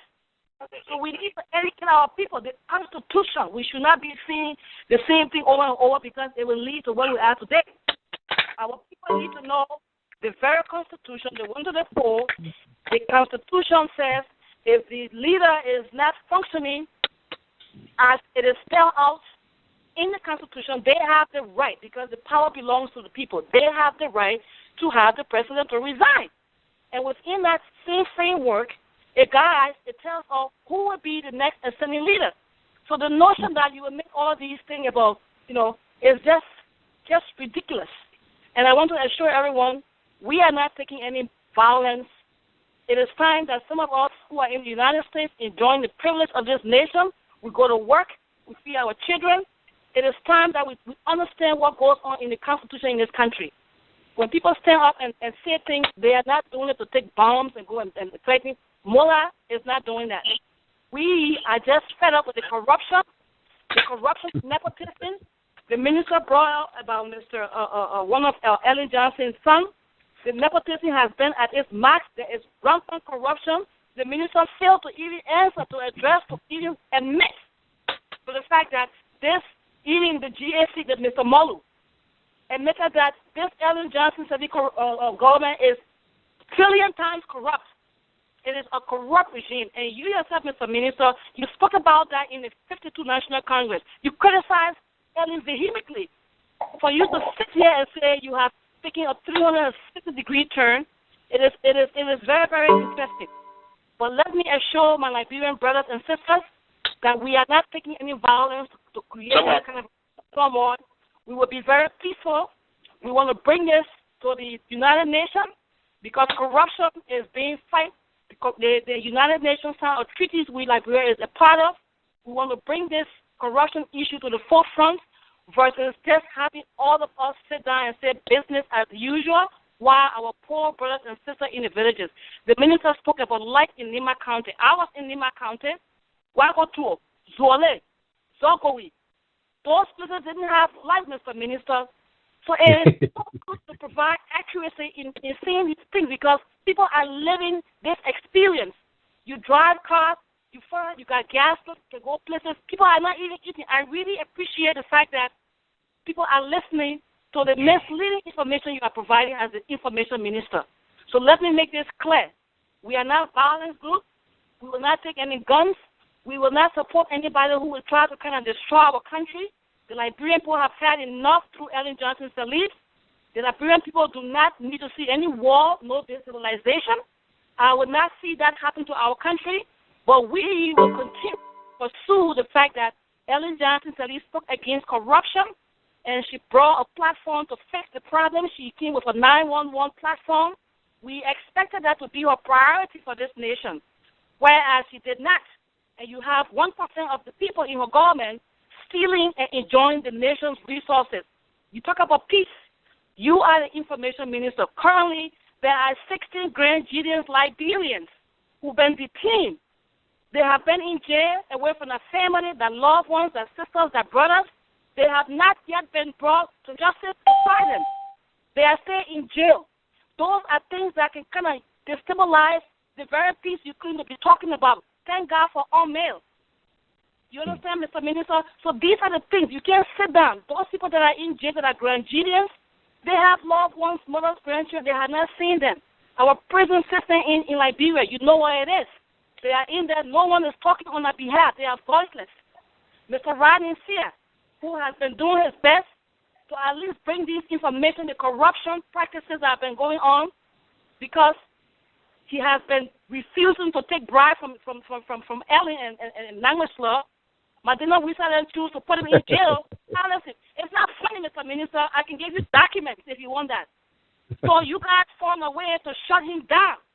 But Johnson Sirleaf should be the last one to jail or journalist when she spoke against Taylor. So you got to bring the truth to people. And you yourself fought against Ellen, and you said things about Ellen about corruption and nepotism. So have you sitting here and preaching the gospel and making it sound like things, it is very, very important because it is a minister like you, because you got a salary, you have an air-conditioned house, you're eating 3 times a day, you got money to travel to the United States for health care. All of those things are pretty sweet to you. So our people who do not have the voice for them to speak, Mola will speak on our behalf. Until Ellen Johnson resigns, so I can assure you there will be no fighting of war. In our position statement, we will stick and articulate everything in that position statement. I can assure you, Mr. Minister. Thank you. We're going to give Minister Brown here. We know you went more than 3 minutes. It's because we did not give you the air time for a couple of while. So we're going to give Minister Brown at least. He got it. Even Jerry got to laugh. Minister Brown, Mr. Brown. I need for you to come on my program. Okay, I'll come. Jerry T1, please give your invitation to Minister Brown when he leaves here. Let's discuss what we are discussing here, please. But it wasn't me. How will he just conclude that it was me laughing? Okay, let me say this. Let me say this to my sister, Tyler. Tyler, you know, the more I listen, the more I appreciate the pain you're going through, and really, I know it's hard. And it seems easier for me to ask you to forgive and forget and let your country move on. But, you know, there are many people who've gone through personal hurts as well. So we've got to focus on what's in the best interest of our country. You know, look, we will continue to respect the rights of Liberians to demonstrate peacefully, to petition their government. Is a duty. You know, and we don't read the Constitution all kind of way. The Constitution ain't say what extra Constitution means to subvert it. Let us not forget. You know, so look, the more I listen to you, the more I'm convinced that your demonstration has nothing to do with whether there's corruption in Liberia, whether there are people drinking. Let me finish now. I listen to you, but let me finish to Nama. Let me finish, Nama. That is the opinion. It's based solely on corruption. I did not. Okay, but I'm entitled to my opinion now. Let me finish now. Let me express my opinion. Protect my right to express my opinion now. Go ahead, sir. Just like I protected yours to listen to you too. So it has absolute look. Any sensible person listening to you know that you got personal beef with Johnson Sirleaf. I suggest woman to woman you get together and you try to solve it. But don't drag our country under all kind of false guises. You know, there's corruption. I come in and let me finish. Mr. Brown, we reject that. He just lied. You listen. Let me finish now. Minister has 2 minutes to respond here, please. We have to wrap it up here. Minister has 2 minutes to respond, please. These are false, and you know, Tyler, they are false. You know what the real problem is, and you know what your real height is. All these rules, all these guys, there's corruption in Liberia, and the rate go up, and people will come down, and there must be transitional government, and there must be, you know, at the end of the day what the real problem is. It has nothing to do with corruption in Liberia. It has nothing to do with people in Nimba drinking water from ponds and dirty places. Because if it really has something to do about that, I'm sure you will be using your influence to help those people in those communities. It has nothing to do with it. It has everything to do with your pain and with your hurt. And I empathize with that. Let me finish now. We can't talk like that, Tyler. I listen to you. I'm going to come to you for you to get a 1 minute response to the minister. So just. Answer my question. Tyler, let him land. I will come back to you, Tyler, for you to get 1 minute to respond to the minister, please. Let me answer the gentleman question because I'm sure everybody has listened to Tyler from the beginning of this show. I think Ben addressed. You guys have gone over the same issue, over and over. I mean, let's go. That's his opinion. Let me just go straight to your question, yeah, because we'll go over and over and we'll not go anywhere. The fact of the matter still is, yeah. Should the Ministry of Information do more to give our people information? Yes, we need to continue. And every time I hear, these kinds of outlandish, totally fallacious communications about our own country, I don't know where people get the information from. So yes, we need to do more. And I pledge to you, my brother, like I did on the previous show, we will continue to do our best to provide information. But there's something else. I want to encourage all Liberians. Sometimes you yourself got to be anxious for information yourself. Because almost every ministry has a website now. The New Liberia, we try to give as much information as possible. But somehow, when there is all this buried anger and these kind of things in, it's difficult to let the proper information flow through. When people say at this day and age that we might have a transitional government and start over, that's stuff. Now I agree with you. The central bank has put in place monetary policy to make interventions. Now, are they doing what commercial banks should be doing? We need to look into that other aspect of it. Maybe you are right. But if, as a government entity, they believe part of the lifting Liberia in the second term must be to make the kinds of critical intervention to continue to provide Liberia access to microfinancing, to affordable loans, we believe, even if that is not their duty, the fact that it enables Liberians, we should look favorably at it to continue to look at possibilities and ways by which we can lift Liberia out of our difficult circumstances. And I guess that is why the central bank is making these kinds of interventions. Let's go to Tyler for rebuttal. Tyler, you have 1 minute to rebut the minister. Tyler, come up, please.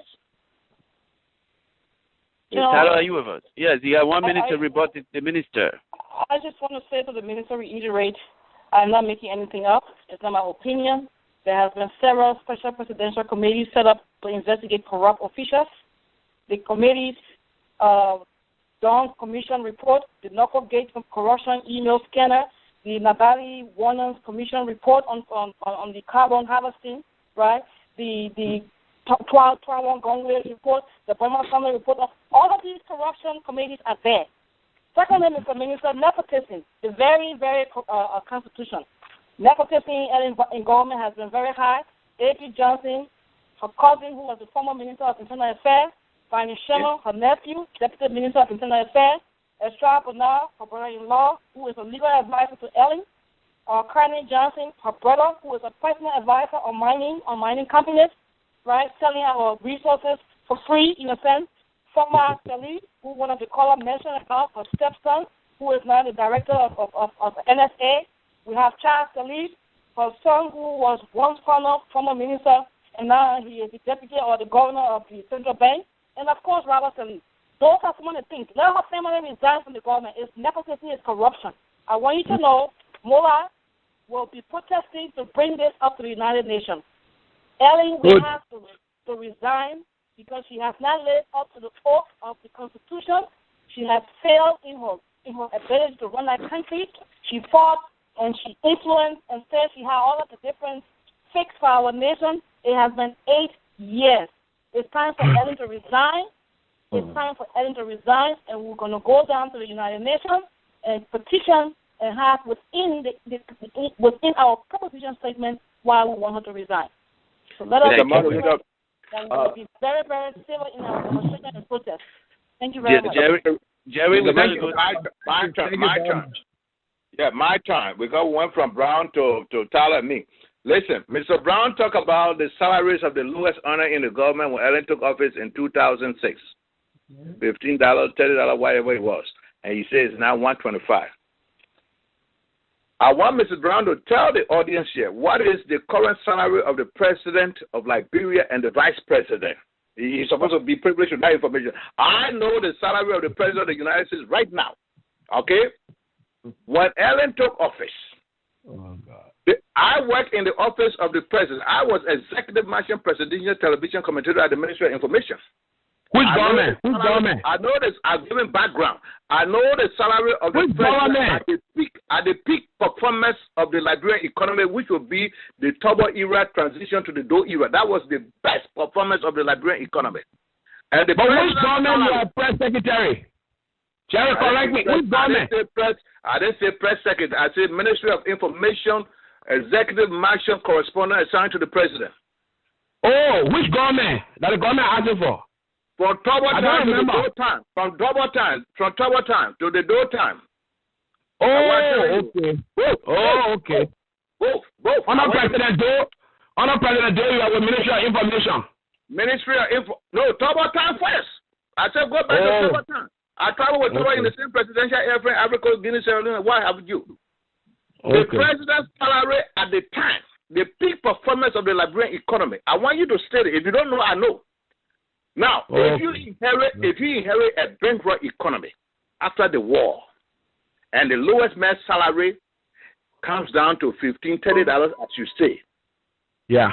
I want you to tell the Liberian people now, the president's salary from 2006 to now. What is the president's current salary? The president has in the budget. She's traveling 3 weeks out of the country. Only president in the whole world I know travels out of 3 weeks out of a country, around the world. Sightseeing, pleasure, and what have you. And she gets $3 million allocated in the budget for the president to travel around the world and tell us all kind of, milk and honey flowing down in Liberia in the streets. Tell me if you know the salary of the lowest earner in Liberia. Tell the Liberian people now. If you don't know, I will tell them. But I want you to tell them because you know. Tell them the salary and the justification. Because if you hear it and a big word, let him go ahead. 1 minute to answer that question brief, please. We have to wrap it up. We still have let him tell the Liberian he told us the lowest salary. Let him tell the president's salary and the vice president's salary. Jerry, can I answer you now? I'm all ears. Okay. Every time,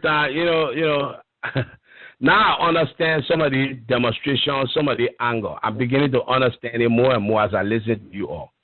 But anyway, the president's salary is in the national budget, which is public document.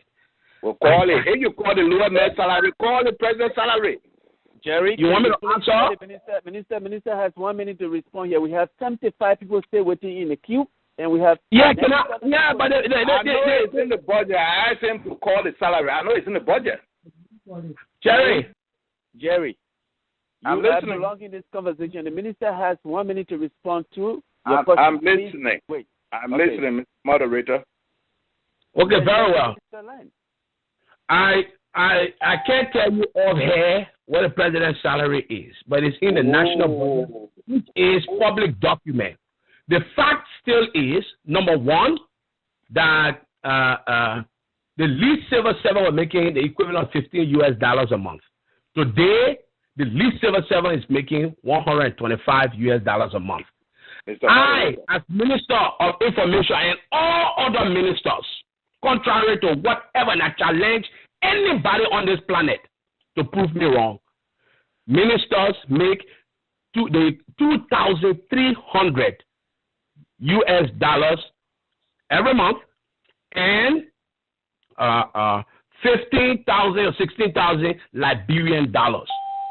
I get the equivalent of $810 worth of gas and fuel every month. That is all that I get in the government. Mr. Moderator, the man has not answered my question. The same budget where he quoting the lowest man's salary, the lowest government worker salary, the president's salary is mentioned in the budget. Why isn't he answering the question?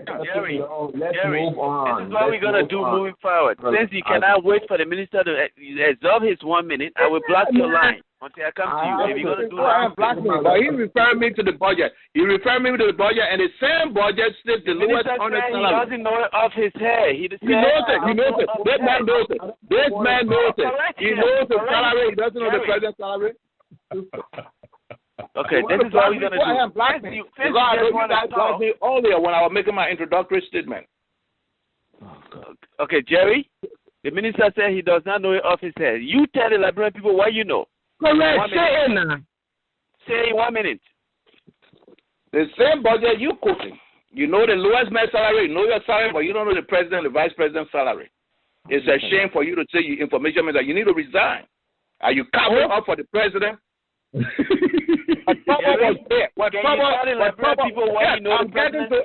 getting to it. When trouble was there, the economy was performing at its peak. It was $36,000.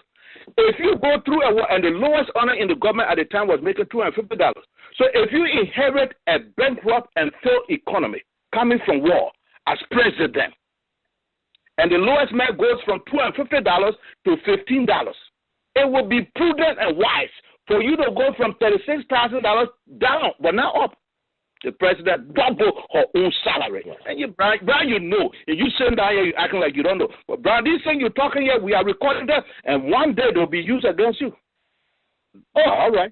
Can you tell what's the salary of Madam Sally? So what's the salary of the president? When you talk about the salary of $36,000, what you get? I must go to school again and tell you about March 72,000. You have not called the salary of Madam Sally. So what is the argument? Why are you wasting our time when you I'll call the salary? You said why wasting my time? I said when you double $36,000, you get $72,000.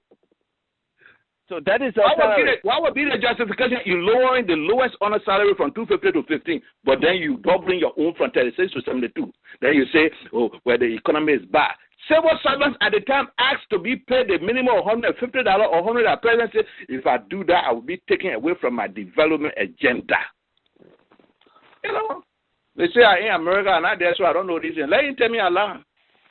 Okay, let's keep it down with Jerry. I have a recommendation, please. We'll keep you on the line, but we're going to block your line while we continue the process here. We'll come back to you because you keep interrupting. Let's go to the caller for his recommendation. We have to end this program. It's almost 12 o'clock on the East Coast. I have a very serious recommendation. I was waiting for them to land. Mr. Minister, and those of you, those on this call who are going to be protesting, for the sake of Liberia, I admonish you guys, and please let the president knows this. Before she goes to Liberia, she needs to have an audience with the Liberian people in the diaspora. She needs to meet with all these fractions of people who have problems. If you go down the history, every government that got overthrown and removed from power started right here in America. You guys do not overlook the descent of the people. Meet with these people, let them iron out the differences, let Mrs. Sirleaf address. She said she's very transparent. Okay, so let her address these issues, or else she will realize it later on that it was a gross mistake. That's a recommendation I have for you. Thank you. Thank you. Thank you very much. All right. Thank you. We got a few more minutes left in this program here tonight. So, ladies and gentlemen, this is Liberia Destiny Debaters. With us tonight, we have the Minister of Information, Minister Louis Brown, and we have with us Tyler Conquat, co-chair, Movement of Liberians Against Corruption, MULA, Jerry Watiwon, Communication Director, Concerned Liberians Against Corruption and Impunity. So we're going to go on the line and take a couple of more calls here before we end and we call it quite. Let's go to caller 206-2046. Your name and where you calling from? Are you with us? 2046. I think a lot of people are now just decided to listen in. Let's take the next one. The next one will come from 1577. Your name and where you calling from? I'm calling from Minnesota, Felix Suogo. I have a question for Minister Brown. I understand salaries have increased from 7 from $50 or $25 to $150. But I'm not sure as to whether Mr. Brown is also connecting the inflation rate from the days that salary was $25 to now $150. Minister Connor, Finance Minister, America Connor just came on air after sometime last week and said by 2014 they will try to reduce the inflation rate by 6%. So during 2006, items that $5 could buy today in Liberia, $5 has no value. So what benefit does it do for people who make $150, but that $150 cannot even sustain their livelihood? What benefit of increasing salary when you have high inflation rate and even $5 is no longer a purchasing material in Liberia? Thank you. That's a very good question. That's a very, very good question. I'm sure you're not suggesting the alternative is not to increase. Because it is for that very purpose that we are increasing. Now, we're not saying, if you listen to me, I said we must continue to do so. But the real way to solve, whether it be inflation, whether it be lack of productivity, whether it be to create, to leverage the economy and diversify it, the way to do it is to invest in those things that will have that multiplying effect. Let me finish now. Let me just make a quick interjection before you go. Let the minister land, please. We'll come back to you. No, I know he's going to land. Okay. You ask me a question. You have a 30 seconds for your recommendation, please. Minister Brown, go ahead. The point I'm trying to make, my brother, is this: we know that the inflation is caused by a host of factors, but where it is felt the most is against those who earn the least. This is why you must continue to adjust people's earnings so that they are able to meet the cost of living. Now, is it high enough? No. What are we doing to make sure it becomes to that level where it is appreciable enough for people to be able to earn what first of all, you must continue to invest in improving the capacity of people to be able to get higher, decent earning jobs. The second thing you must continue to do is to expand the economy. If we can expand the economy, opportunities will be there for all of us. We'll be able to diversify. That's why we're investing in power. That's why we're investing in roads. That's why we are investing in our ports and ICT. This is the way over the long term that gets us out of here. So all of these things are short-term measures. They are not complete unto themselves. They are not where we want the country to be. But I'm simply saying that to say to you, this is the progress that we are making. If when the country collapsed, the greatest collapse since World War II, over 90% of the productive sector of the economy destroyed. And I'm not talking about just in disrepair. I'm saying destroyed. When people were earning just $15 a month, and they are now earning $125, it shows a steady improvement. Should we continue to do that? Yes. Are we satisfied with where we are? No. And I hope I'm not giving anybody an impression that this government will be the first to tell you they're satisfied with where the country is. We must continue to make that progress. But those who are saying no progress has been made, they are wrong. They are wrong. And the worst step of blindness that the ones are those who refuse to see. This country is making progress. It may not be as fast as we want it, but we are not where we were before. We are moving forward. Even on corruption, on every aspect of our life, we are making progress. We need to continue that progress and not reverse it. That's all I've been trying to say here tonight. Thank you, Minister Barakora. You have 30 seconds for a recommendation, not a question, a recommendation. Yeah, thank you so much. But instead of recommendation, I just want to make a comment. I think Minister Brown and me, we see, progress from two different directions. If $15 can see a family for one month period, at that time the money has value. And today you boast of progress for $150. I cannot see a family. I don't even understand how you consider that to be a progress. Because it could be a progress if that person can be able to live for $150 and even have a little savings from there. But $150, but the person cannot even survive for the $150. How can that be progress? How can I do progress? Man, come on. Let me address that quickly. You are making a number of assumptions here that are wrong. The first assumption you are making is that $15 could feed a family at that time. You're wrong. What was the inflation then? Wait. Let me finish.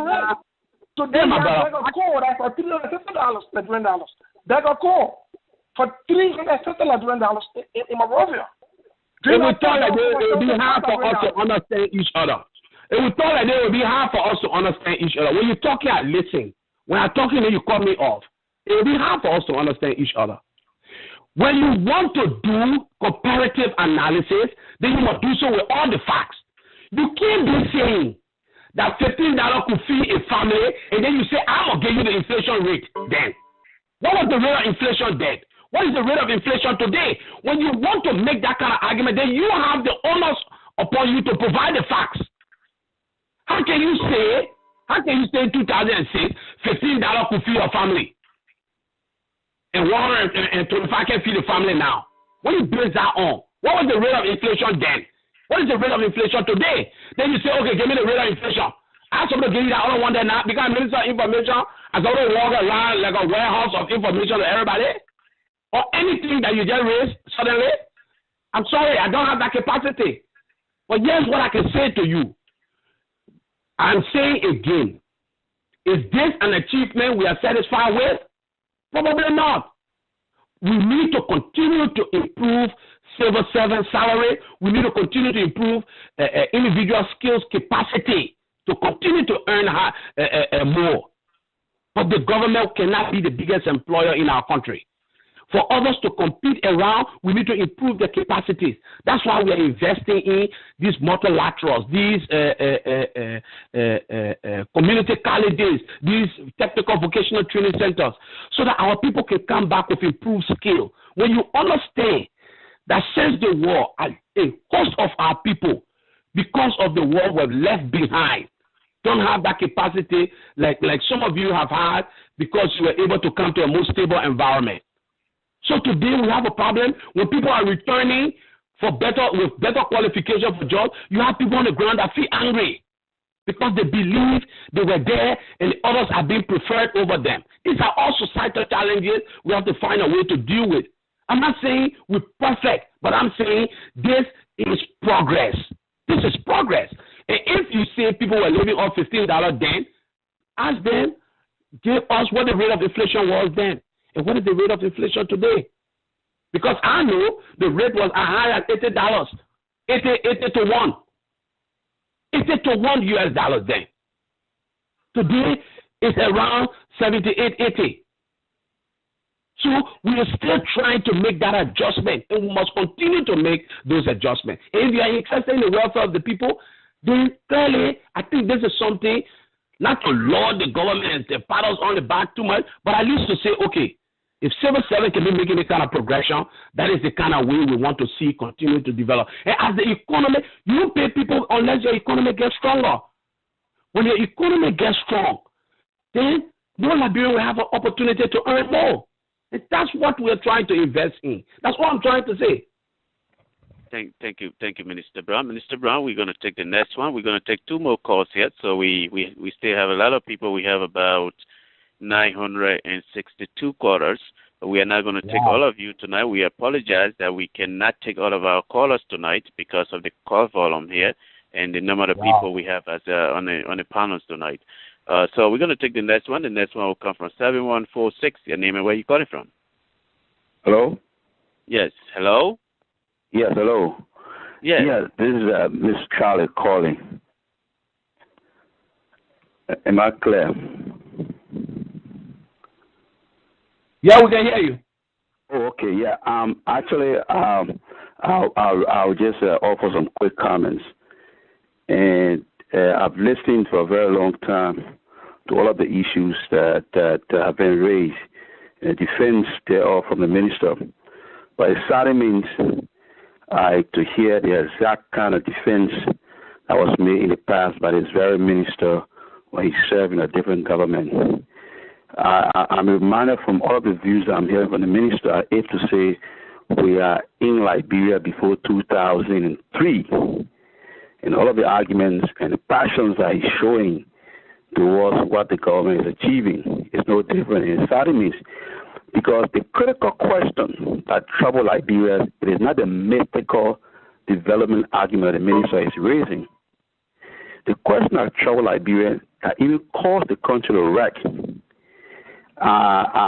were not because Liberia were not developing, like he's saying. Were not because those governors were not building schools. It's not because those governors were not building roads. It's not because these things were not happening. The fundamental questions that crippled the country and devastated the country has to do with political rights, has to do with human rights. And for this minister to even dismiss one of the call argument concerning the establishment of the Elections Commission, where you have a partisan actor as the chairman of the Elections Commission, and most of the people in the Elections Commission are partisan actor, creating an impression of a partisan political or commission, for him to dismiss that in a flimsy excuse that because of some rules that have not even been tried.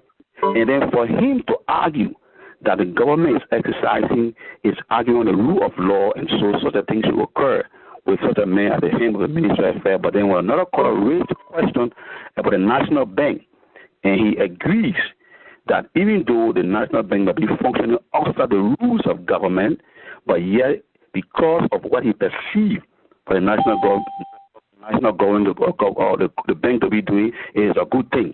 So on the one hand, he argues that the law, once it favors the government position, is okay, but on the other hand, when the law does not favor the government, it's good for the government to abuse the law. And there are a lot of contradictions in the ministry section in the defense of the government. You have to wrap it up. Your 2 minutes is up. But fundamentally, I will wrap. Fundamentally is the question of trouble Liberia in the past is not the myth of development. Government in the past was doing development. The issue has to do with corruption, the abuse of power, and the denial of political rights. And that is a problem that this country faces, and that's a problem this president faces. Thank you. That was just a comment, Minister Brown. You don't have to respond to that. We're going to take... Just give me 30 seconds on that one. Okay, sir. Okay, 30 seconds. Yeah, and my 30 seconds starts now. And all I have to say is, look, people, if you want to believe that something is evil and wicked, I don't care what somebody says, you will always find a way to believe that it's evil and wicked. And so all that I'm hearing is the man contradicted himself, the man said this, the man said, but I agree now. I hear you admit that the country is progressing in terms of development.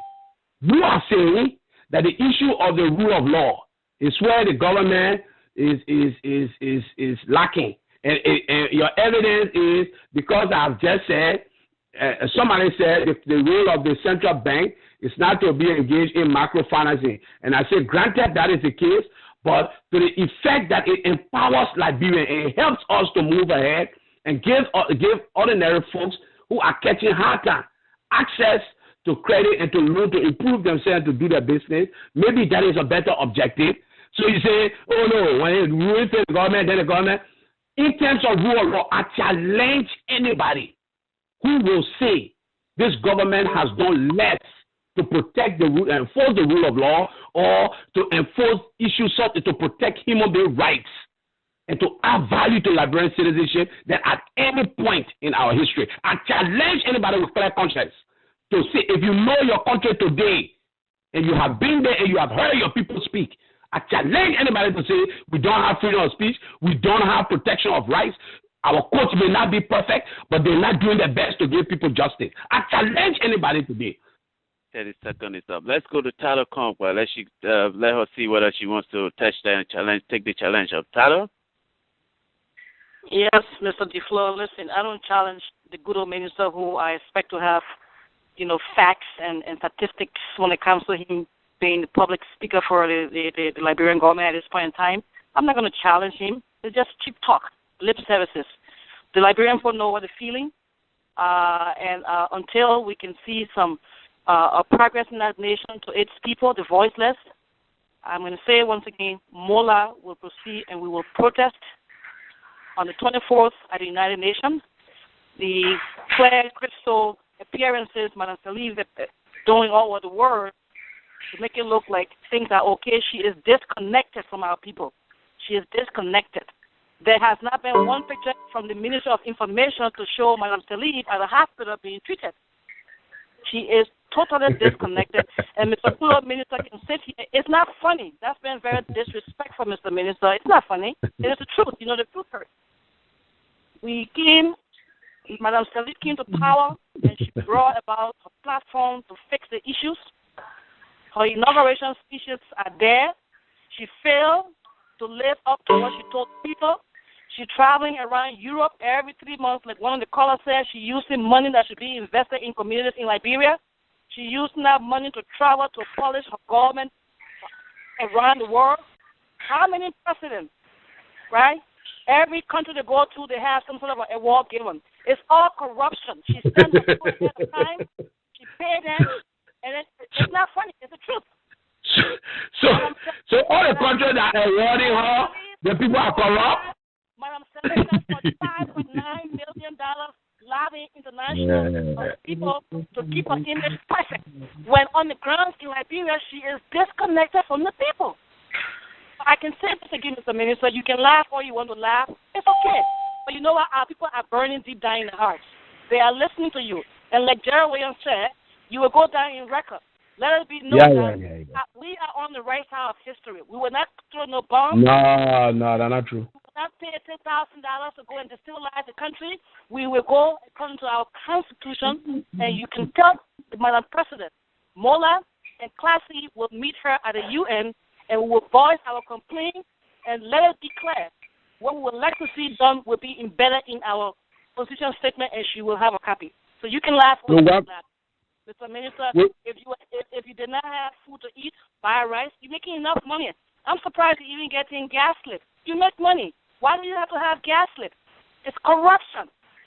It's a poor country that just came from war. Why are you getting gas slip? You're laughing. It's not funny. You are the problem. You guys are the problem that are making Madam Sirleaf to do what she's doing. Because you know what? You're the same person who sat here in 2009 and you said things about Ellen Sirleaf about corruption. All of you guys are around her, calling her Ma Ellie, and not being forceful in telling her and articulating what needs to be done. But you guys sit there and say you're serving your country only through corruption. You guys would declare an asset. You would have to post that. We'll see it. And mind you, let us not forget. There were people who were executed for corruption. The notion that we are not even listening and going back to make sure we look at the things that happened in the past so we can move forward and fix things correctly. Our people are not gullible, Mr. Minister. corruption destroy the very democracy. It wouldn't address it. And Madam Ellen Johnson Sirleaf failed to live up to the Constitution of Liberia and also to live up to her inauguration speech to combat corruption to the fullest. All we hear is it's a cancer. What have you done? $84 million has been given this government to fight corruption. All the different commissions that she appointed to fight corruption. People found corrupt, she take them and she reassign them. When you are corrupt, they need to be disciplined and face the law. But there are numerous people around her right now who have taken Liberian money, building their homes, $1 million homes in poor communities, and she has not done nothing to prosecute these people. We will make sure they get prosecuted according to the law. Okay. Thank you. Minister Brown, we're going to actually take 2 more calls yet, and because we know that this conversation, if we want to keep it up, probably will take us up to 3 o'clock tomorrow morning. We're not going to do that. So let's take the next one. The next one will come from 594.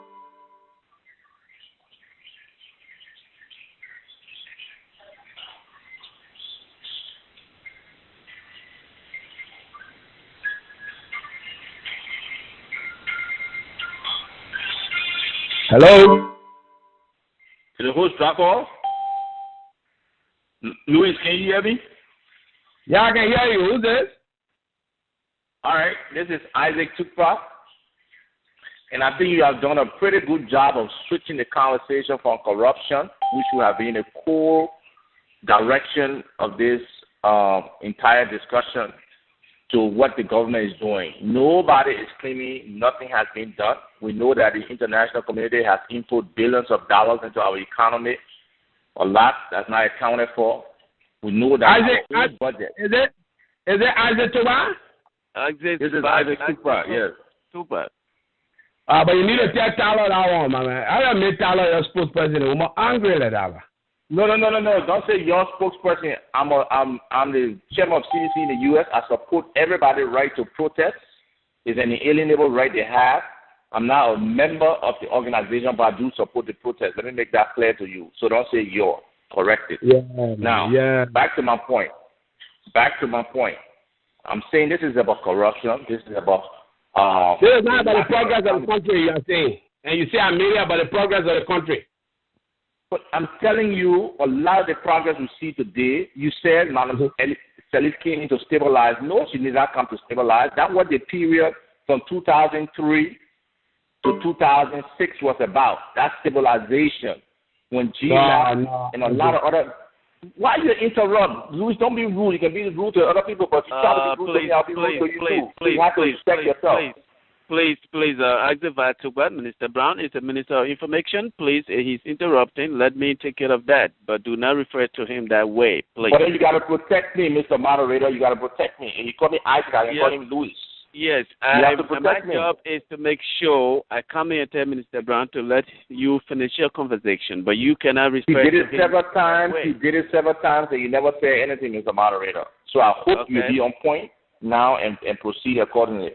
Okay, your 2 minutes is up. Let's get going, please. Thank you. Now, as I was saying, there have been some movement in terms of development, but the human development indicators are atrocious. The people are suffering. The people living conditions are extremely horrible. And right in the middle of those people, like Tyler said, there are people living in $1 million homes, living with impunity, extreme affluence, with no recognition of those other Liberians who live around them. You are avoiding the topic of corruption. Just recently, the Mo Stevens audit, there were 68 concession agreements that were signed. All 68 were illegal. The only reason why 2 of them passed the level was that they did not have a preponderance of negative issues regarding them, but they were all illegal.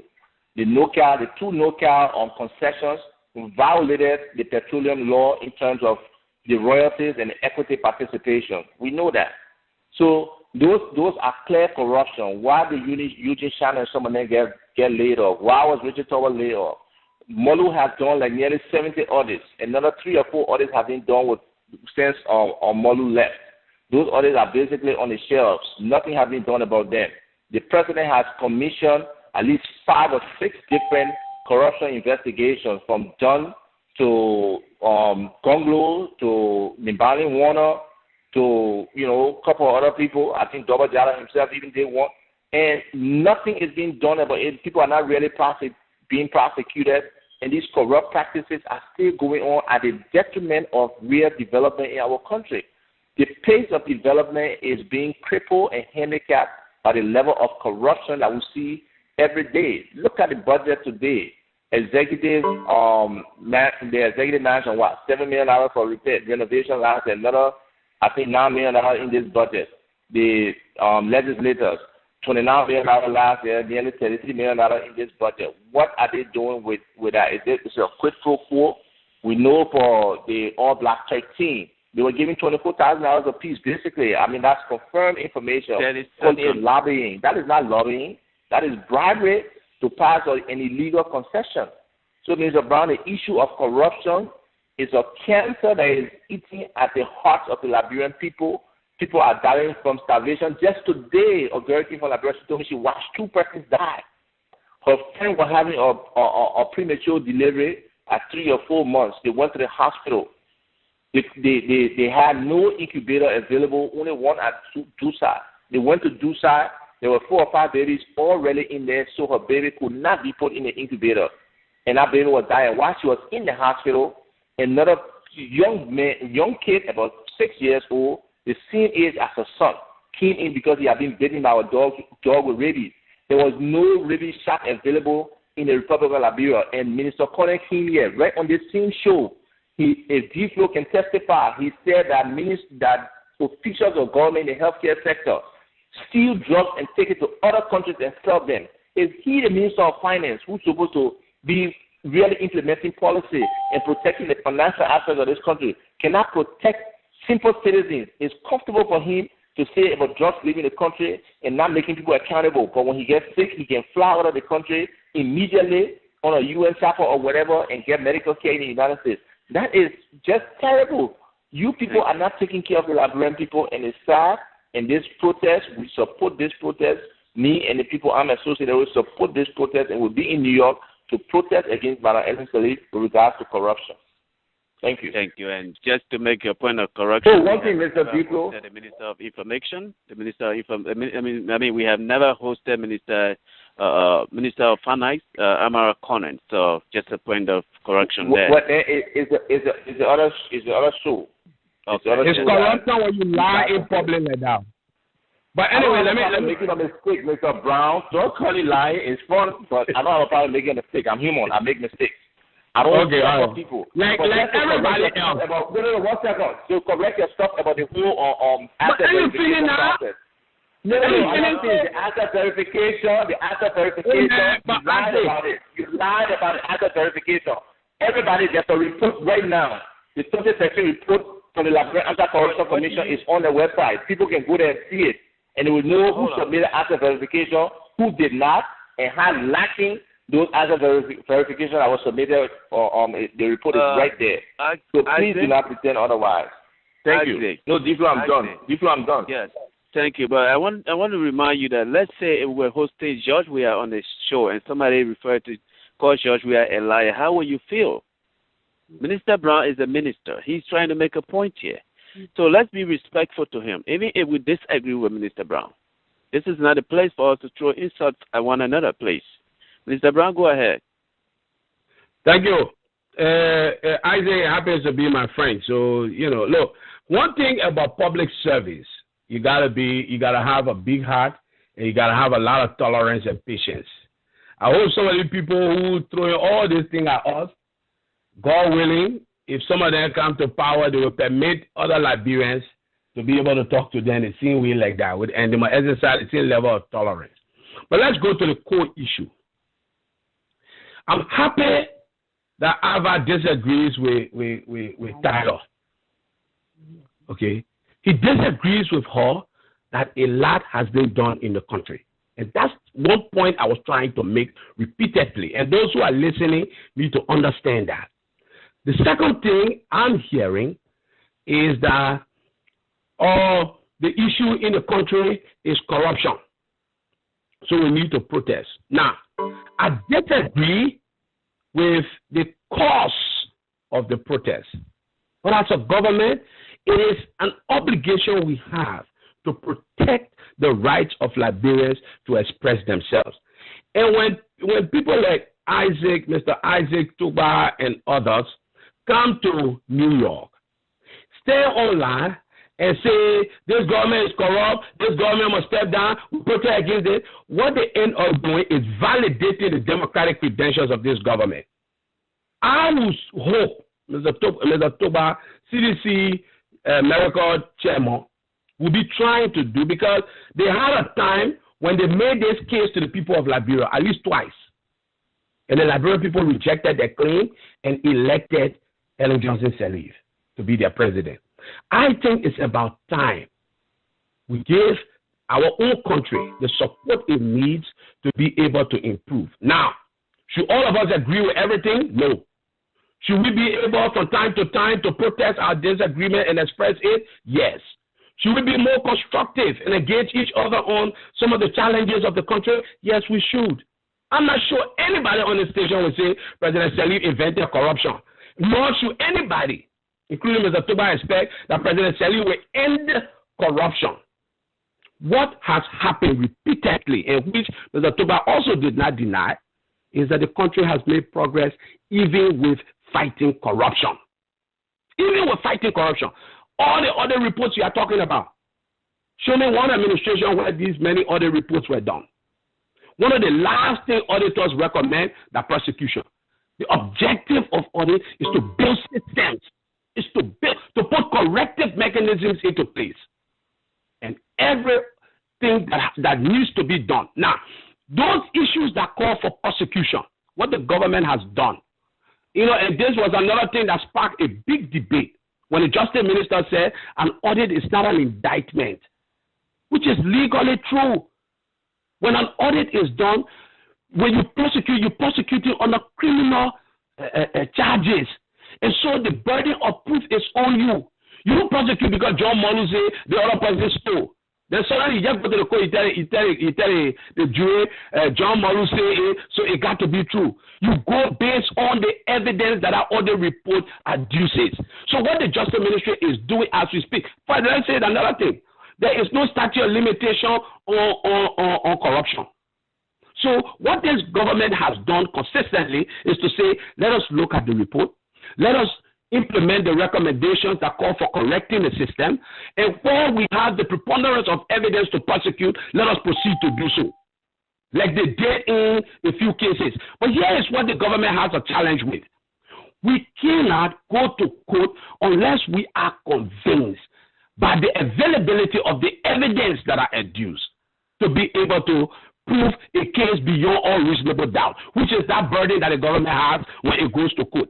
So what the government does is to say, let's work with the GAC. One of the criticisms that has come about all the reports is that they are not working. Mr. Brown, 30 minutes, Mr. Yes, Brown. Yes, 30 seconds, you said. There are no working documents. Meaning the others are just the say-so of one person.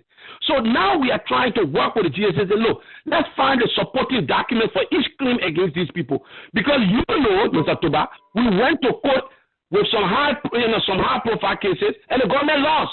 We can't continue to use taxpayers' money to lose cases. It undermines the fight against corruption. So that's what we are trying to do as well. And I'm happy that finally somebody has acknowledged that there's enough progress, there's sufficient progress being made in the country. Now, can we do more? Yes, we should do more. And people who are members of opposition political parties should try to provide alternative solutions.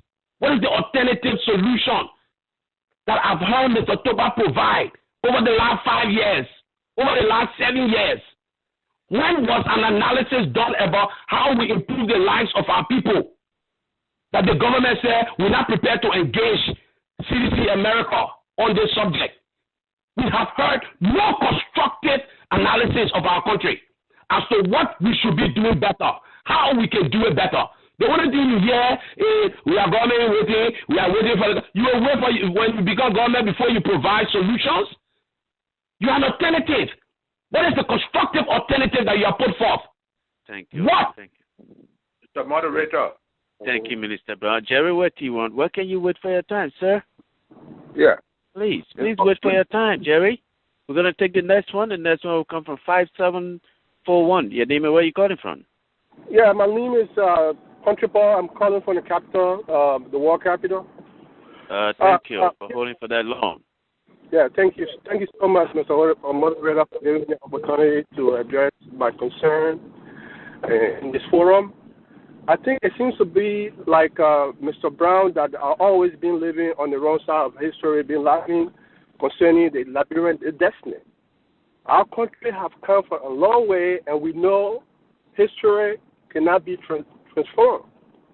Mr. Brown is laughing today, but tomorrow we don't know what's going to happen. Our families and their fortune was destroyed in this country. Honest living people that have worth more than millions of dollars were destroyed because some people were not happy yesterday. So if we are addressing those issues, Mr. Brown shouldn't be laughing with it. We are talking about serious issue here that families that have been working for 60 years, working honestly, so that children could have a better future, and was destroyed and make our country a ghost town. We are talking about the country future, and Mr. Brown keeps laughing on the conference. It's not going to work. My question to Mr. Brown is this. Some people were not yesterday were not happy because the country was now correct, which of course, according to the World Bank, a moving country, a middle class economy is 1,000 by GDP. Some people were not happy yesterday, and the country was. Are you with us? Yes, and the country GDP was 1,000 per capita per income. And now, the country GDP is about 200 and some more plus. That means there have been a minus of 600 and plus. And now we are talking about how better our country can be, because the question of corruption is at the highest of this country's history. Never in Liberia corruption has been a hard-button issue in our country. And now, Mr. Brown, I want to tell Mr. Brown who are the cause of our country being in this mess today. That's my question. Mr. Brown, 2 minutes. Yeah, let me ask you. Let me answer you quickly. When I laugh at people like, I'm not laughing at somebody like you. I'm not laughing at the many callers that are listening. I'm laughing at people with personal gripe. They disguise their personal gripe and butcher the truth that they know and misrepresent it to unsuspecting Liberians. So when they're talking like that, it makes me laugh. I laugh when Mr. Isaac Toba represented his organization to the Liberian people. And on 2 occasions, they selected somebody else. And now he wants to undermine that democratic process and short-circuit it by trying to go through another means and say the country corrupt. Corruption did not begin. I'm sure you will agree. If you want to be fair, corruption did not begin in our country 2006. When you talk about the GDP of Liberia, do you know, can you begin to imagine what it means when I say to you the World Bank has estimated that Liberia, the economic collapse of Liberia was the greatest the world, I'm not saying only Africa, I'm saying the world has seen since World War II. More than 90% of the productive sector destroyed, eroded. So I'm basically saying to you, what is obtaining now is a gradual build-up of that which has been destroyed. Countries fought war around us. Take, for instance, Sierra Leone. They didn't destroy their dam. They didn't destroy the electric power supply capacity. We have a country where power is being distributed at the rate of 54 cents per kilowatt hour, the highest in the world. Businesses met the president and told her that 57% of the cost is on power. How are we to leverage our economy? How are we to diversify? We want to stop exporting rubber. We want to make buckets. We want to make condoms. We want to make things you can. But without power, you cannot. Our hydro destroyed. Today, the whole country running on 22 megawatts of high-speed diesel engine power supply. That is why we have prioritized power. That is why we have sliced, contrary to what anybody says, go look at our budget. We slice even areas such as Ministry of Information budget. We cut it down to be able to provide for savings so that the government itself can contribute to generating power in the country. We're providing power to difficult communities just to be able to provide life, not because they can pay 54 cents, but because the government has a duty to improve the quality of life for all of these people, even in economically depressed areas where they can afford. The moderator. Thank you, Minister Brown. Jerry, what do you want? I don't know how many times would I have to say this to you. She's not calling my name. Her line is not closed, but she knows when I go to her. Please, when the question is for Minister Brown, we have to allow him to answer the question. So why will you come in? Let me understand why. Why you keep doing this? Mr. Moderator, Jerry Williams. I'm one of the guests on this Jerry program. Williams, you will have to wait. This is Liberia Destiny Debater. This is not Jerry Williams' show. I know, Mr. Moderator. So please give us a recommendation, please. My recommendation is the notion of people that have, if we are not in power, we will destabilize the country and need to stop. The government has to take this corruption seriously and prosecute those that were involved in corruption, or otherwise the Liberians will take their destiny in their own hands. That thing has to stop. Those that have been involved with corruption need to be prosecuted. They don't only need to be resigned. They are talking about people resigning and living with Liberian taxpayer money. It's not. We have to have check and balance in our country.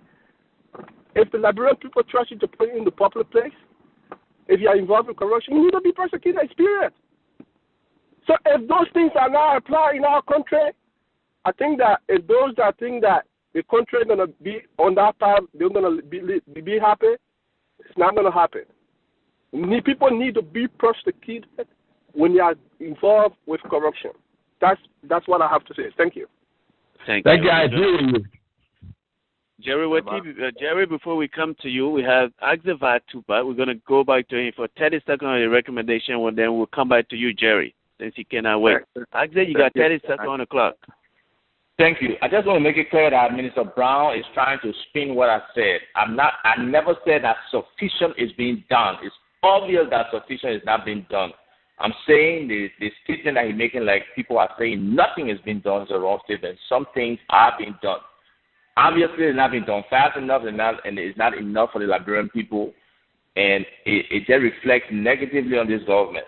That's the first thing. The second thing is Minister Louis Brown, his assistant, the Minister of the Minister of Justice, and the Solicitor General, they all dismissed the audit as one man's statement. No, it was not Mueller who did the audit. It was his staff that went on and did the audit. Yes, he may have written the final summary of the audit, and they should respect that. Anybody who has a problem or umbrage or surcharge with anything in the audit must go to the Supreme Court. The Justice Minister, the Minister of Information have no right by Liberian law to declare audits as not credible or having all kind of inconsistencies or operational problems or whatever coinage they've been using. They need to go to the Supreme Court to have an audit. Those are standing documents for the Republic of Liberia, and like somebody said, it will come back to haunt people at some point later on. The last thing is, he talks about engagement and recommendations. The CDC has made many recommendations. The CDC agenda for prosperity for the Liberian people are out there. But Madam Sirleaf has not been open and accepting of the input of other people. And people who have criticized the government, unfortunately, have been compromised. They have used financial violence to compromise the voices of people. We see it regularly. That is high level of corruption. The same with reappointing officials who were corrupt. Francis Cabal from National Security, he's now in government again. Hawago Kochi, she was along with Koto. She had a partner. She's now as Deputy Minister of Administration. Now she's Deputy Minister of Instruction. Clearing David Parkinson just recently, not even a full month. She was fired for corruption. She was appointed ambassador at large, and they tried to erase that off the executive management website. It's pathetic, Mr. Brown. You have to talk to the president to please take corruption seriously and don't think the Liberian people are joking. This is a very serious issue. It's hindering development. It's hindering on people having equal opportunities. to have an affordable living. So please talk to the president to make sure that she open her realm of people she deal with, because right now she has a very short list that she keeps circulating that is not in the best interest of the Liberian people, and she needs to expand her horizon. Thank you. Thank you. Minister Brown, 30 seconds. Minister Brown? No, Minister Brown is still with us. Minister Brown, are you still with us? Let me go to his line here. I think the Minister Brown is still with us. Minister Brown, you get 30 seconds to respond to Isaac Tupa. Yes, Mr. Isaac Vatuba, I thank you for your contribution. I lost you toward the end there. My line got cut off. But let me just say, and I've repeated over and over from the beginning of this show, I don't know if you are following. Are we where we wish to be? No. Are we where we were before? Absolutely not. And all that I'll say is that you have agreed with me on that. Contrary to what Tyler said earlier from the beginning of this show, that nothing has been done in the country. That's not true.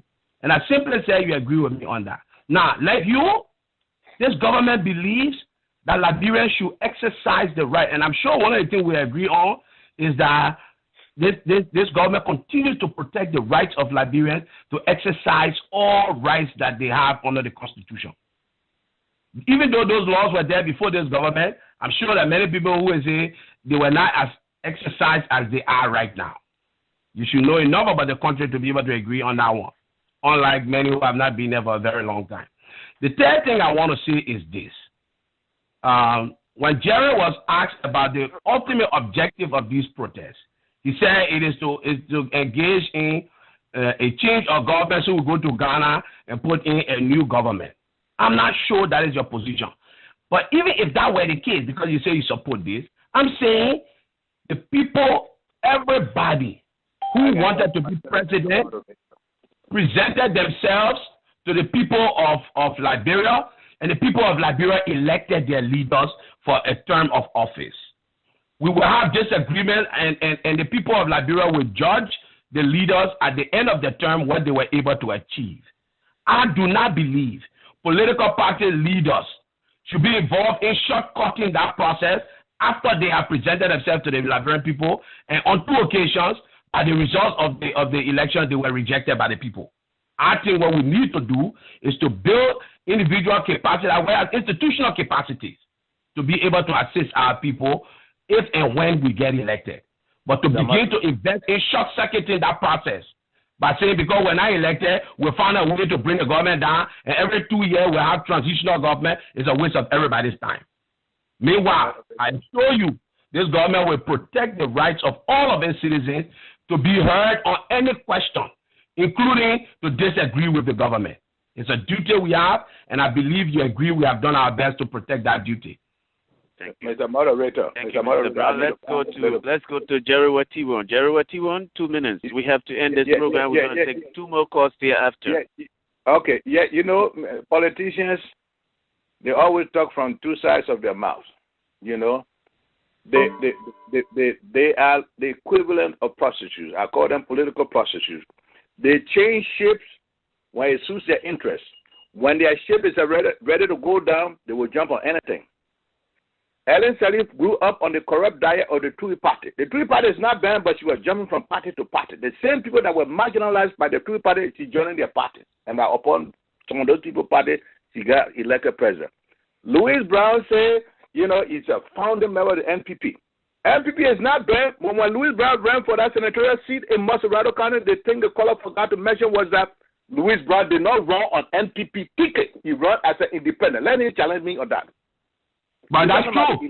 Yeah, okay. So you're talking about election. The 2 elections were false. They were completely fraudulent election. Attested to by Johnson Sirleaf and a letter written by the Election Commission Chairman, former Election Commission Chairman. Of all places in the world, Johnson Sirleaf came here in America at the historic Abyssinia Baptist Church in Harlem, confessed to how our operatives rigged the election. Some were going in there voting, buying voter registration cards from their children that live with them. With one woman president. If you don't give me your voter registration card, you're not going to eat today. Give it to me, I'll give you $5. Ellen Sirleaf on record. You want the record again? Okay. And so people were going in there and voting. 3, 4, 5. My son said I'm going to vote for him. My mom said I'm going to vote for him. Ellen said I'm saying that now because I can't run again. I'm in my final term. That's what she said. That was about the 2005 election. The final election, second round election. All right. You know about the letter that Fromoyan wrote, Election Commission Chairman, wrote to CDC, how he switched the votes, gave CDC first place vote to Ellen Sirleaf, and Ellen Sirleaf second place vote to CDC. The letter was circulated in Monrovia. Million copies were made. When the CDC asked for a recount, what did they say? In America, in the 2000 election between Al Gore and George Bush, when it became an issue, they went through the whole thing, recount. Child ballot, child this and that. 30 seconds. In Liberia, they did not give the CDC a chance for a recount. All they were saying was, oh man, we don't have time for a recount. And you said that yet people were elected. They were elected. All tinted fraudulent election. You want to comment on that? I've read my case. Yeah, I want to comment on that. Okay. And the only thing I would say, Jerry, you and Tyler, to a large degree, keep confirming what I said from the very beginning of this show. There is a sense of residual anger. I don't think President Sirleaf will do anything as long as she's president that will please you and Tyler right now. So you stop hiding behind Liberian people and take advantage of our poor suffering people who need help. You stop that. You just can't bully and say we don't let it government, we don't let it woman, and we'll do everything we can to bring her down. It's a better way, it's more honorable. Because for you to come here and so you are saying now, when the CDC chairman of America say I agree with the protest, I agree with the demonstration, and you say the objective is to have a transitional government. You are saying to me that this is part of a CDC endeavor to bring down a government, to bring down a leader that beat them in the last election. And your justification is that the election was fraudulent. What kind of argument is that, Jerry? You are not denying what I just said. Deny what I said, whether she didn't say so or it didn't happen in Liberia, then you can go on. You know, we got to stop this thing. I know you should all get a problem here and there with personal individual, with this, with relatives, with friends, with what happened, with what happened to each of us personally. But let's not take it up on our country. You listen to Abba. Nobody should be able to say nothing has been done in our country in terms of progress. Nobody. Not even you. The thing to do now is how do we build upon that progress that has been recorded in our country. It's not to reverse our country because we're angry or because we vote over something. It's to acknowledge the progress and build upon it. Now, is that a perfect situation? No, it's not. It's not. It's not a perfect situation. But it's a situation that is better than where it was, and we should try to continue to make it better. That's what I've been saying tonight. So you agree to what I just said about the two elections that it did happen? That she did say. Man. Jerry, I'm not even going to go down that road with you, man. We're going to take the next one. The next one, this is the second to the last question. For those of you that will not be able to reach tonight, we totally apologize. Let's take 2582. Your name and where you call it from. Yes, good morning. My name is DeCamo Riggs. I'm calling from Maryland. I see Liberia is very important to me, and so I'm up. You know, it's about 12 something on the East Coast here. Got to work tomorrow morning. But what I'm going to say is actually to be pointed to Manakwamba.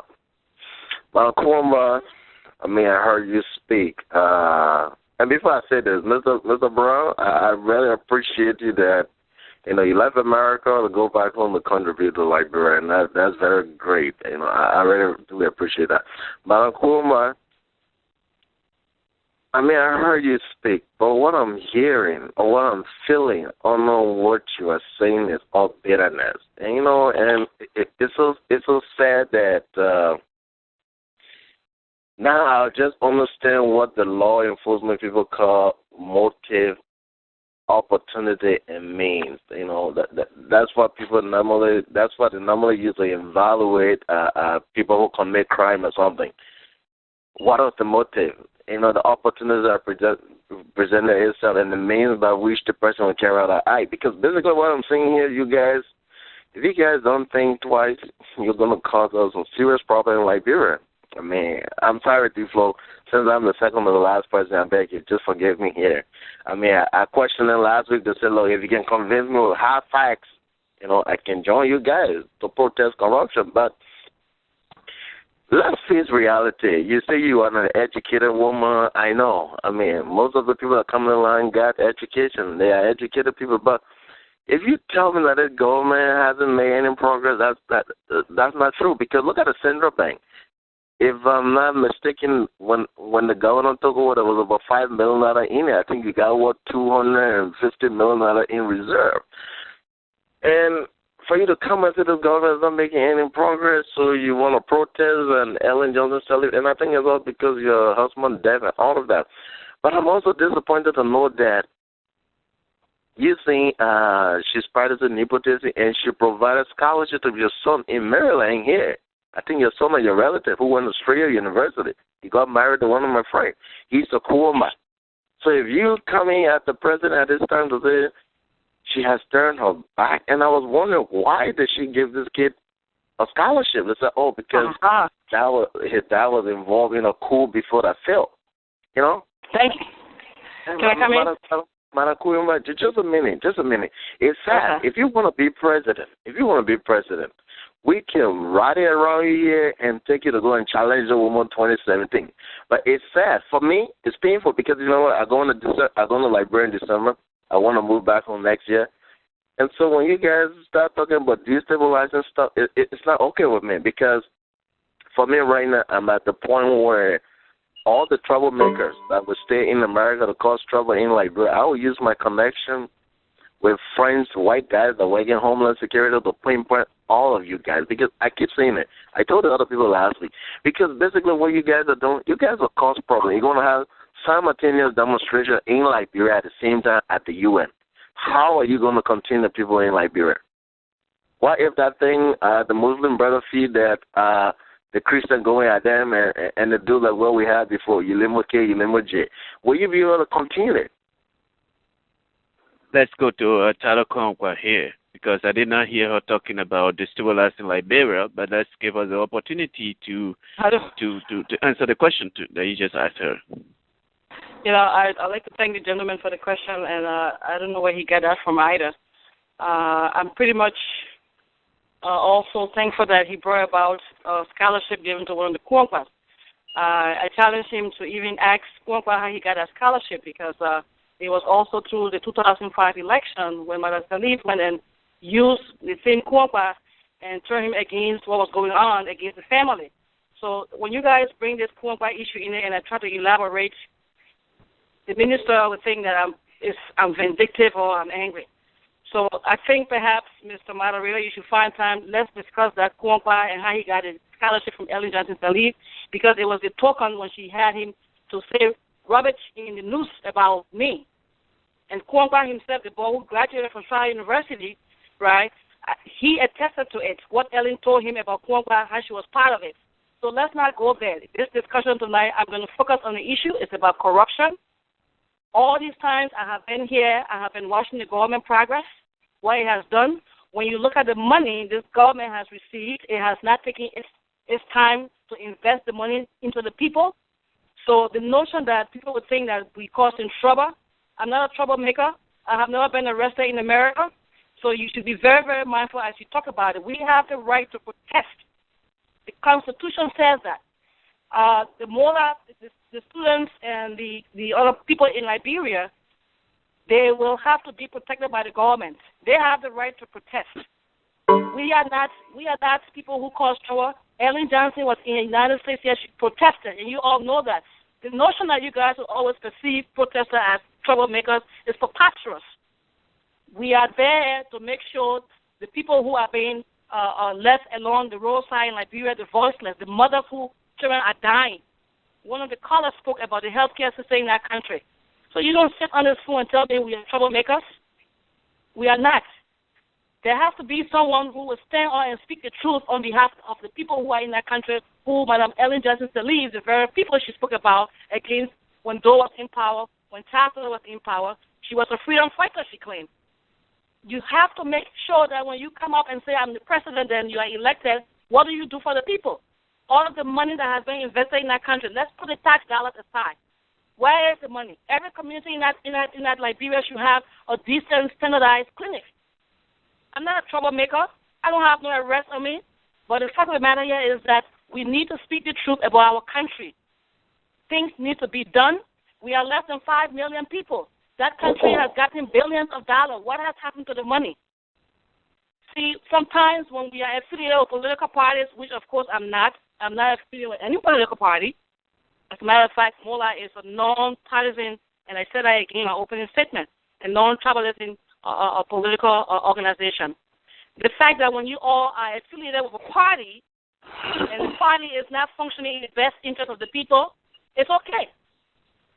When people try to bring up the facts and the truth and say, you know what, we need to listen to our people, we need to look at those who cannot even have time to take their kids to school or put them in school. Then when we bring about facts about corruption, Liberia has been, I would not even say it, the corruption is rampant. And the minister in his rights failed to acknowledge that corruption now is on the scale in Liberia that it has never been at that level, only because it's in the government. When in 2009, the very minister on his line accused the Ellen government of corruption and nepotism. I am not here to defend and talk about the Kwangwa family. It's a different case. That's not what I'm in this cause for. It's not for the Kwangwa family. It's not for the Kwangwa issue. It's been done. I went to Liberia. I'm done with that. But the fact of the matter is that I sat in meetings where Ellen Johnson said he talked about corruption. You would think that this lady, now she's in power, she will make sure corruption is there with accordingly and take swift action against people who are corrupt people. No. The fact of the matter is that the data are there, statistics are there. John Molu made every effort to clean that place and have the corruption minimized. She didn't like it. I myself went in that country. I saw the hospitals and stuff. So you don't tell me I'm causing trouble. I've been here almost 29 years. I have not caused any trouble. You guys have gotten your education just like I have. I have read and studied everything in this country.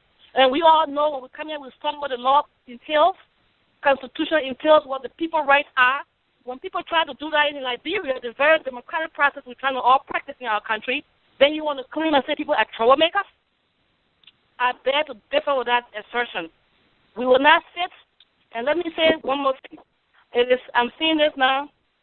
The fellows, our sisters and brothers, who are there to express the concern of the corruption in Liberia that will be protesting on Tuesday, the government, it is their right to protest. There will be no violence, and they know that very well. There will be no violence. The people have the right, and Ellen Johnson made it clear in her statement, we have the right to criticize and protest. The Constitution requires us to do that. So the fact that you guys will come out and say that I'm troublemaker in the Kwangwa case, that Kwangwa case, we can bring it up, but I'm done with it. I'm moving on because I know Madam Ellen Johnson Sirleaf ran on corruption, talk about poor people. Now she's there. She's using the people's money, $45.9 million, to pay international lobbyists to make her government look perfect, when in fact she is disconnected from the real people in Liberia. And that's why I'm in this call. And let me say one more thing. The reason why I joined MOLA is because as a registered nurse, I am a nurse. I saw how Mr. Amra Conan, that is the fundamental thing that led me to kind of be part of this program, this organization. When money that was given by the European Union to help poor mothers who I went and saw in Firestone Hospital and or at the Redemption Hospital in the villages. I went to the villages. The people that the government has forgotten. When the European Union gave money to help cure malaria and mother and baby issues, Mr. Conan cannot give account of that money. How can you have a finance minister and also a planning minister? He controls two ministers and cannot articulate where that money went. Then we should say that who will talk for our people? The money. You understand me? So I'm not a troublemaker. We have the right to protest. We are not taking any kind of a stone or grenade or gun. We will just use our pen and paper and protest. And we expect the government to protect our citizens, our Liberians, who would be protesting against the government not putting and investing in its people. We are not terrorists. We are not here to destabilize. It is our right. Just like how Ellen Johnson Sirleaf stood out and protested and talked about the government, it is fair enough to do the same because it brought about change. The change she brought about is not enough. It's been 8 years. So let us get it right. I'm not a terrorist. I'm not causing trouble in terms of trying to destabilize the government. I am just speaking the fundamental truth that is needed. Change is needed. Basic water, food for our people, hospitals.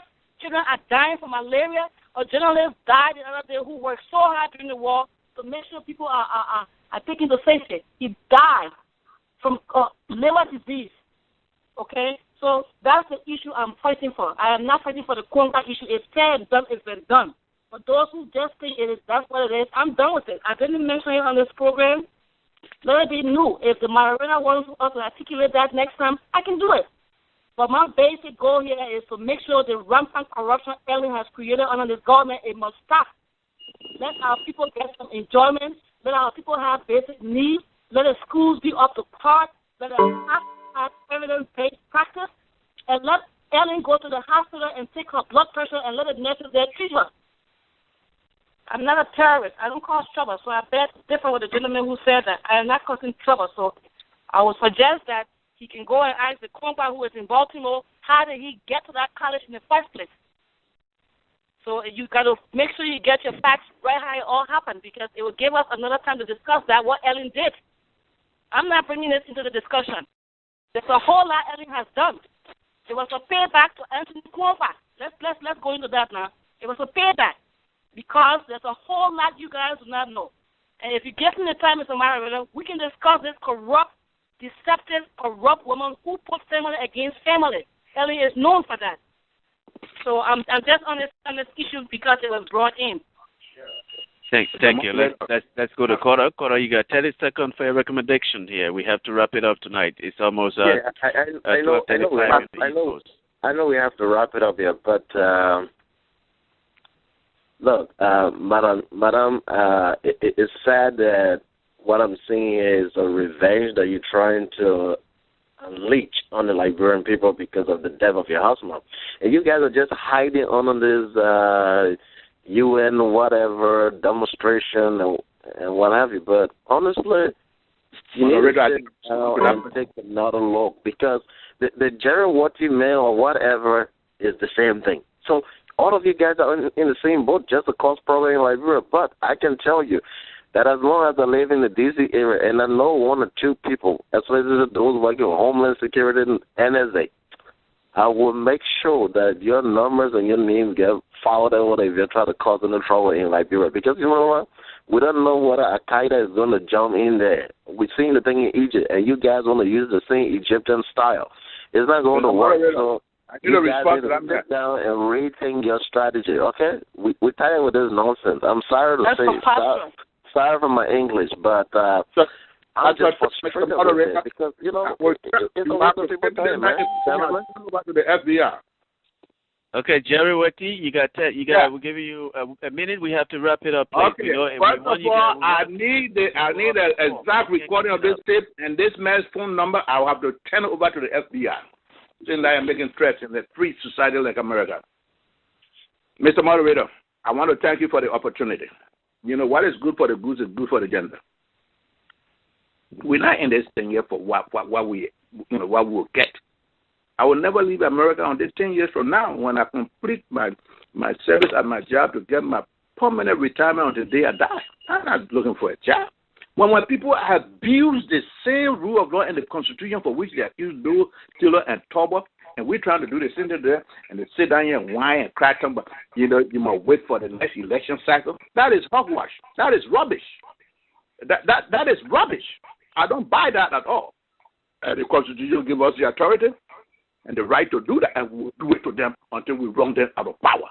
Like it or not, fine. Tomorrow, on my program, Tom Wuyu is opening letter to Ellen Johnson Sirleaf, detailing Ellen Johnson Sirleaf's role in this Liberian Holocaust that killed 250,000 Liberian lives. And then in her book, she talked about our 9 members of the MPFL will raise $10,000 for the MPFL. Tell that to the people who are holding down Nazi sympathizers today. I will never remember an NSS or Nazi party, whatever, where I get $10,000 to Adolf Hitler. One thing they need to realize is that war crimes carry no statute or limitation. It can be 50 years, 100 years from now, we will hunt them down. So they can play over and gloss over the TRC report and this recommendation, thinking that, we have peace, band aid peace, covering this so-called time with a bandy and think that peace, we will get that. We will get that. And let Louis Brown take it. Thank God this thing is recorded. I need my copy of it. I'm going to send it to the FBI for that now with threatening. You don't know who all we know here too. Okay, we all got connection here. So that thing you're talking about, I did the one Liberian got the FBI hunting down. So you sitting there talking about you working with NSA, and so therefore they will come knocking on your door. I guarantee it. You watch yourself.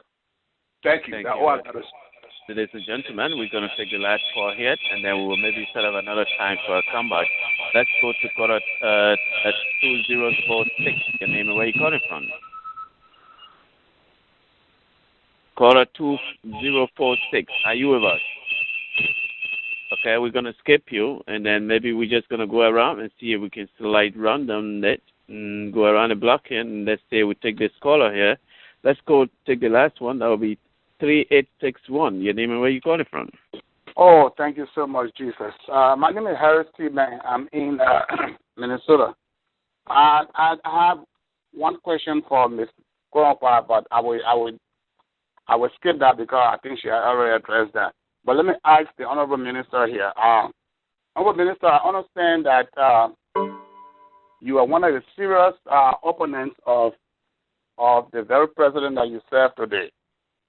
And your situation reminds me of Paul in the Bible, who was known as Saul.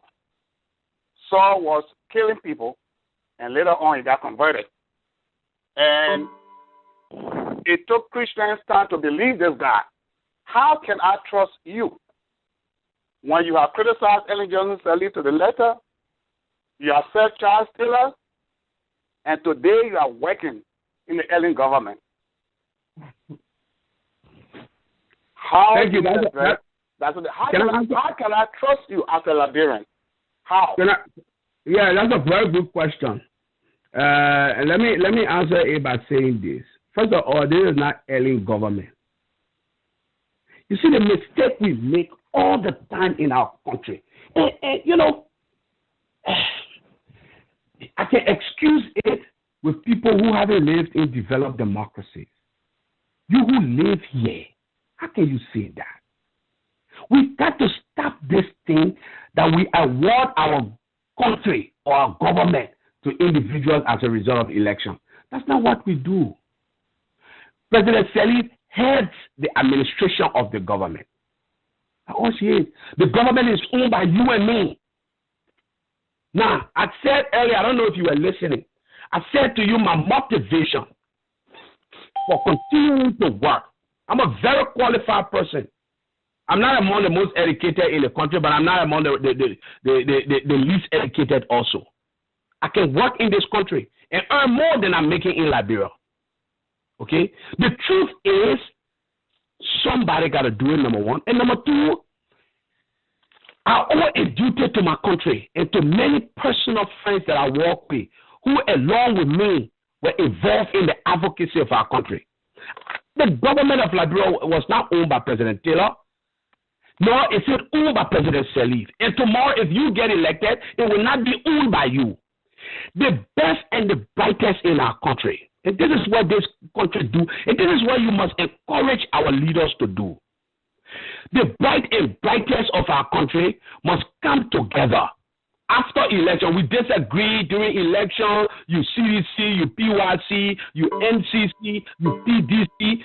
When you finish, when the election is over, today, Chuck Hagel, a Republican, is Secretary of Defense. In the election, Colin Powell, former chairman of the Joint Chiefs in a Republican government, endorsed President Obama. That is what democracy is. We may disagree on issues and programs and methods, but at the end of the day, we try to put together not a partisan government.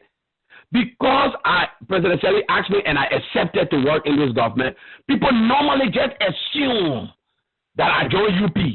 That's not true. That's not correct.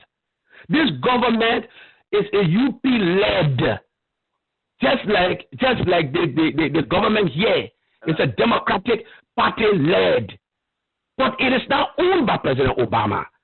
Each Liberian who believes you have competence and qualification to assist the country proceed, it must be a duty you share. One of the things we do, we sit down and say, oh, I will wait until my party government comes. It's not about partisanship.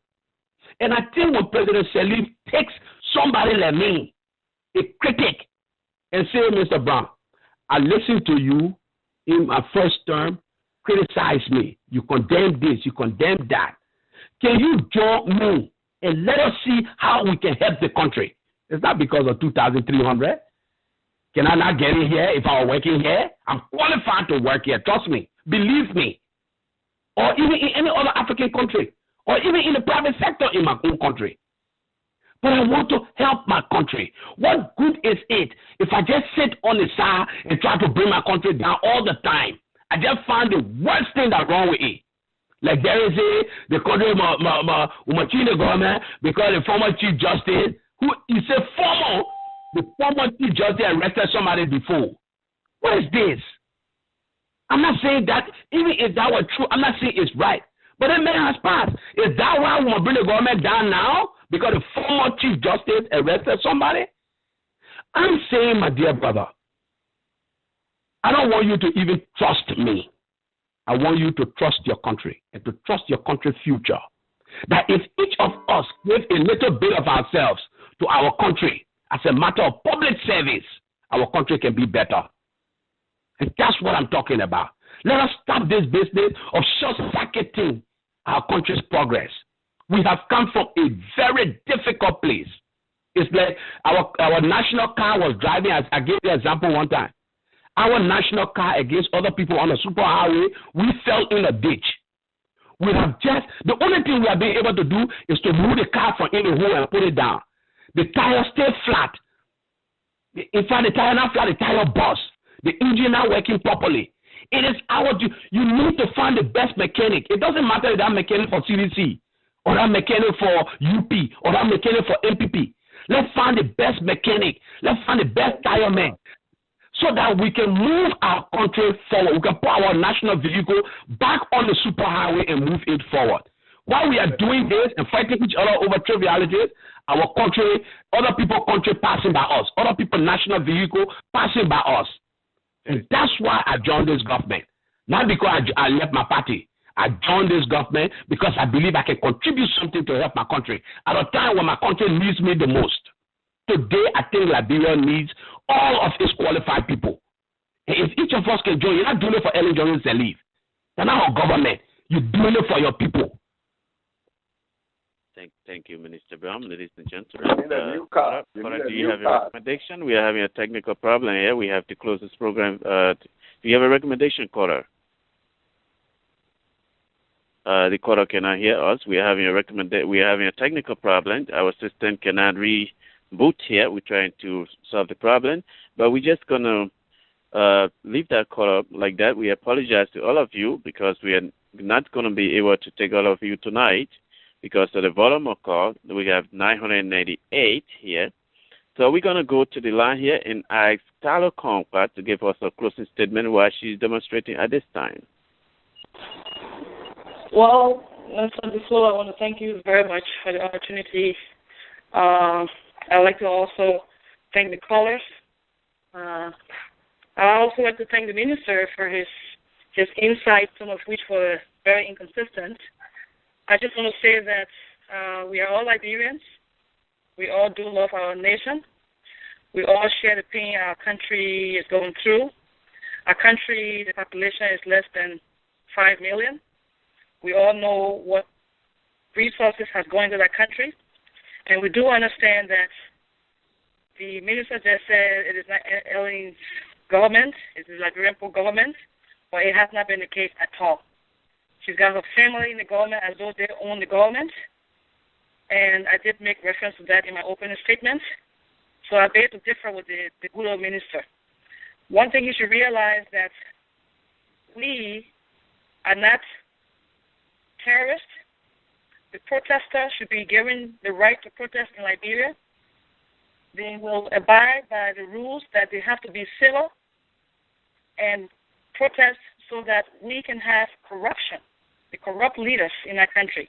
Those who building their homes, Mr. Brown, home that he built at Kinaja, next to Kinaja, those corrupt, we know what's going on, that someday they can be brought to justice, that our people, the investors, the money that is coming in our country should be distributed amongst our people who, over the past 14 years, who live in slums that Madam Sirleaf Johnson caused to go through their suffering.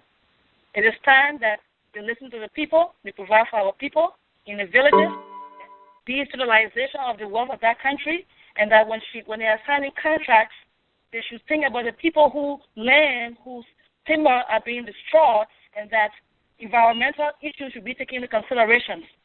Those are not been done. I want to remind our audience that we are not violent. We're only doing this because we want corruption to stop, if not eliminated.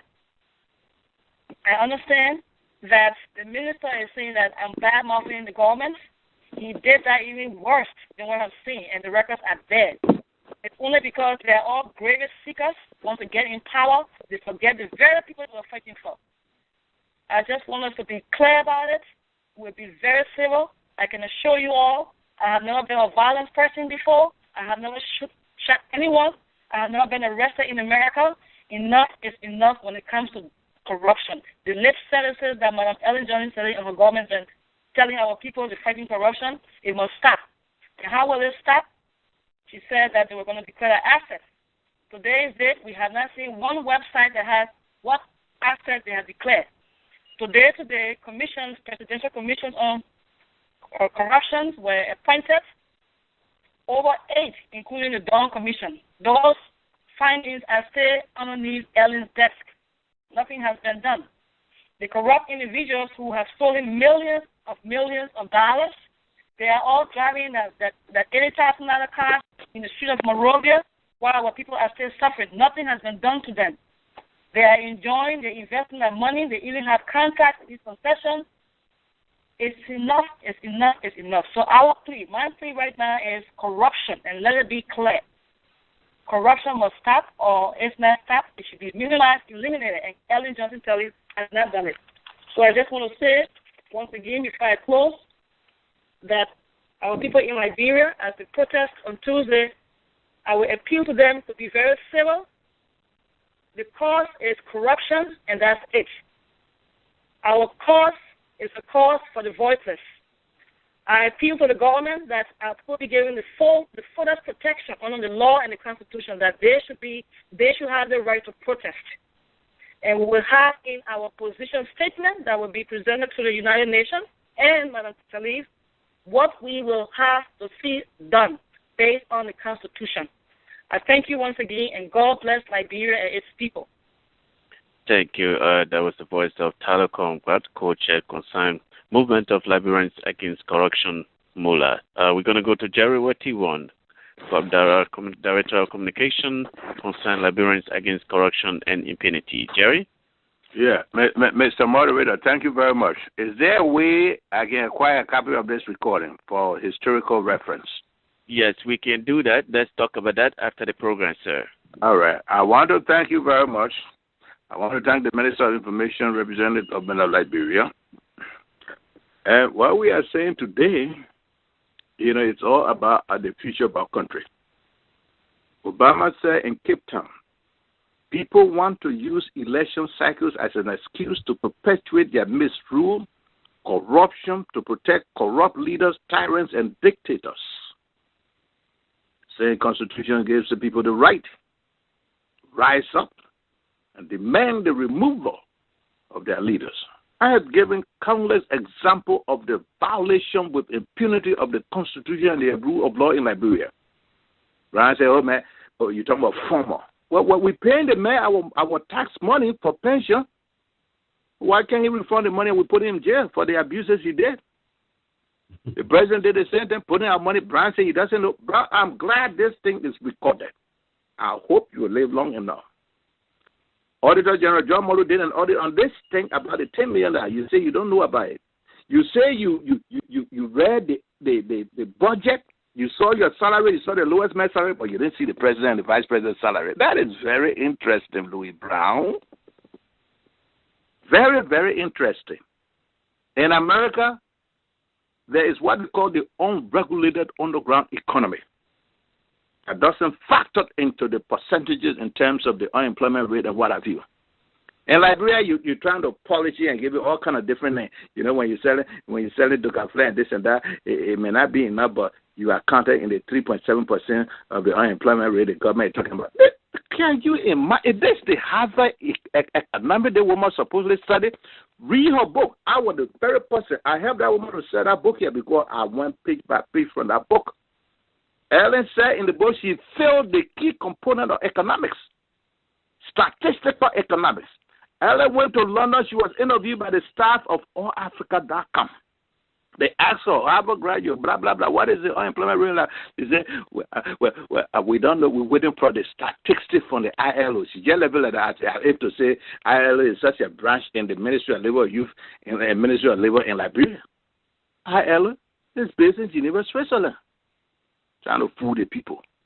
They have an economic study. You're waiting for ILO, which is based in. You're supposed to feed them the data for them to compile it into the global data. All these cosmetic excuses, window dressing, and all this stuff we've been hearing. We must sit down here and wait.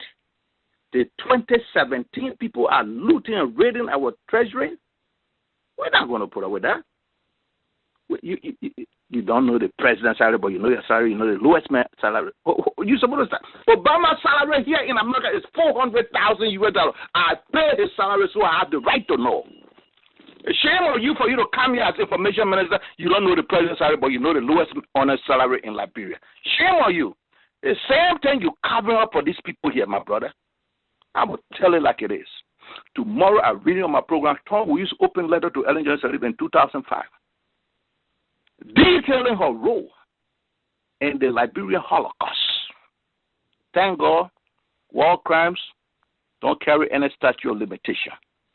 Ellen can run, but she can't hide. She will child till her. There's a room there for her. We will send her there. We will send her there. I say it. Don't joke with the Liberian pool. Don't joke with the Liberian pool. 250,000 Liberian life you think is something to joke about? You come out here. You say for Taylor. She sold Taylor into captivity right there. She wrote a letter to the Nigerian government, Obasanjo, and she was hiding it. She came back with you there because she wanted to vote on the MPP. You in the MPP. She wanted to vote on the MPP. She lied. She said, oh, I didn't write Obasanjo any letter. Only later on for the Obasanjo press secretary to start waving the letter. They did the letter after she had gotten the vote of the MPP. You in the MPP. You say you have found a member. Tell me you don't know about these things here. Start waving the letter. Judas saw Jesus for 30 people. Well, Ellen wanted to be president, so she got to get rid of Charles Taylor. But she wanted to cover up her own sins, trying to wash the blood of the Liberian people, you know, with that Nobel Peace Prize and the Indira Gandhi Peace Prize 2 weeks ago. It would not work. 30 seconds. Thank you. I've finished. Thank you. But next time before you come to Liberia, Destiny Debaters, I hope you read our text message. It says you cannot insult anyone. Mr. Brown, who did I insult here? You said you used the word that you lie. Oh yeah. They've told Obama he lied a whole lot of time on Rush Limbaugh, Sean Hannity. You can take that to the White House and call him a lie. But when you come to Liberia Destiny Debaters, you have to agree that you've indirectly accused me of lying. You know, you've been siding with the government here. First of all, you all called me all say technical whatever. That was a hogwash excuse. I know you all did that purposefully because I was raising the key issues with facts. And so you caught me off. Let me tell you something. I am not a member of the ruling party. I am not a member of any political party in the Republic of Liberia. Period. I don't gain anything from here. I spend 6-7 hours just doing what I can do to help move Liberia forward through say what and political discourse. I have nothing to give from here other than I spend more than 7-8 hours to put this program together. I don't get a cent. So I'm sorry if you feel that way. Minister Brown, go ahead, sir. Thank you, Tiflo, and thank you again. I think this is my 4th appearance on your show. I want to thank you. I want to thank all those who listen. I want to thank Jerry. I want to thank Tyler. I want to thank all your callers. We need to continue to discuss our country, but we'll continue to discuss it in the light of how we can go forward and not go backwards. When you listen to closing like the one that my friend Jerry just did, you want to wonder, is it really about, like the caller said, is it really about corruption? Because that's an argument we want to have. That's a conversation the country needs. Is it? And let me be very clear. This government will continue to protect the right. Like I said from the very beginning, every time Liberians exercise the right to disagree with the government, whether through protest or peaceful demonstration, what you do is you validate the government democratic credentials. You don't need to remind us to protect that right. It is a solemn duty that we have to protect that right. At home and abroad, we continue to protect the rights of Liberians to disagree with their government. We don't see a test of our democratic credential as being where everybody just agree with us. No. But we hope that at the end of the day, our country, contrary to what people believe, this government by the people, for the people, will remain one by the people and for the people. I know individuals have personal reasons to be angry for one thing or the other. And the more I listen, the more I'm convinced. You say somebody violated the law, you say, I will put that person, we will put her in jail. Now, one time did I hear either Tyler or Jerry, and I stand to be corrected, Tiflo, refer to President Sirleaf as President Ellen Johnson Sirleaf. It's as if in their mind, she is not president. They got to get her at all costs. We cannot do this to our country. The time has passed when we used to think, oh no, we just go move one president and then the problem of our country is solved. That's not true. Our problems are as old as the foundation of our republic. We are methodically, deliberately taking intelligent steps to rid the country of many of its vices and problems. At the heart of corruption is a value system that is rotting, that is broken down. When Liberians were asked whether they saw any institution in their society that was not corrupt, again, I refer you to the Corruption Perception Report, recently published by Transparency International. 75% of Liberians believe in fact, 80% believe including the private sector, the church, the mosque, international NGO, every institution of their society is corrupt. What are we doing to fight it? We are taking deliberate steps. We are building the capacity of our institution. We are trying to govern differently, including permitting discordant voices to be heard. Today, people, even though you want to adapt old tactics, Liberians are being heard who were for a long time silenced on many issues. So, I'm appealing to all Liberians. Continue to exercise your citizenship right, and the government will continue to defend your right to do so. But let us not reverse the clock. Let us continue to build on what has been achieved in our country. I don't care how blind you are as a critic. You cannot refuse the fact that our country has come a long way, that we have made significant progress. My words, Isaac, significant progress. Significant in terms of the fact that we can build upon it and cure many of the vices that our country has suffered for so long. I'm only appealing to all of us. Let us do those things that will improve the lot of the people we say we care for.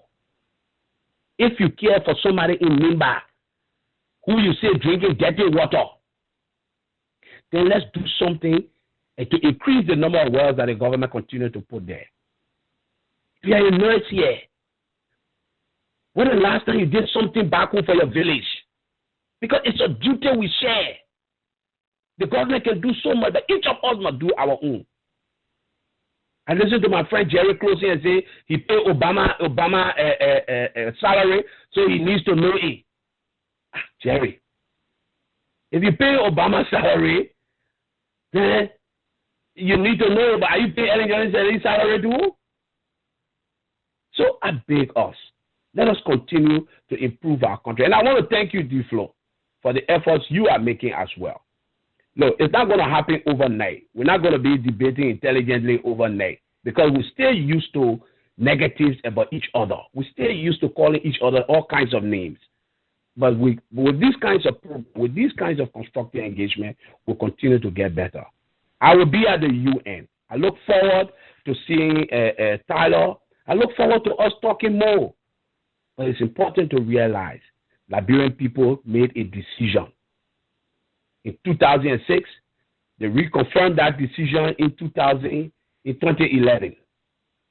I think the next political course is to prepare yourself, prepare your political party, prepare your ambition for the next election, either in 2014 or 2017. But I can assure you, this country will not reverse course. We will not permit anyone to hijack the democratic process. We will not permit that. We will definitely not do that. You can read it in your Holy Bible and carry it to the bank. This country has suffered too long. We would not permit people with personal gripes, personal vendetta, hidden anger and ambition to come and cloud the Liberian people and say, we in charge of the Liberian people, fair Liberian people suffering, when actually what you really mean is that you veil the president for something that happened between you in the past, or you veil because somebody was sick or somebody died or somebody. Anger as you may feel. We ask you to find a way, sit down with the president, you'll solve your problem, and let our country move on. We will not permit anybody. You can do peaceful protest. You can demonstrate. Myself want to join in a peaceful protest. I want to see what they're talking about. I want to receive the letter. I'm the Minister of Information. So I will try to do my best to be there. But we will not. We are determined as a government. We'll take every step. And you can mark down also, Jerry. We'll take every step to make sure that this democratic process is not reversed. Thank you, Minister Louis Brown. Ladies and gentlemen, this is Liberia Destiny Debaters at Control. My name is Defo from the Staten, and we want to say thank you all for calling in.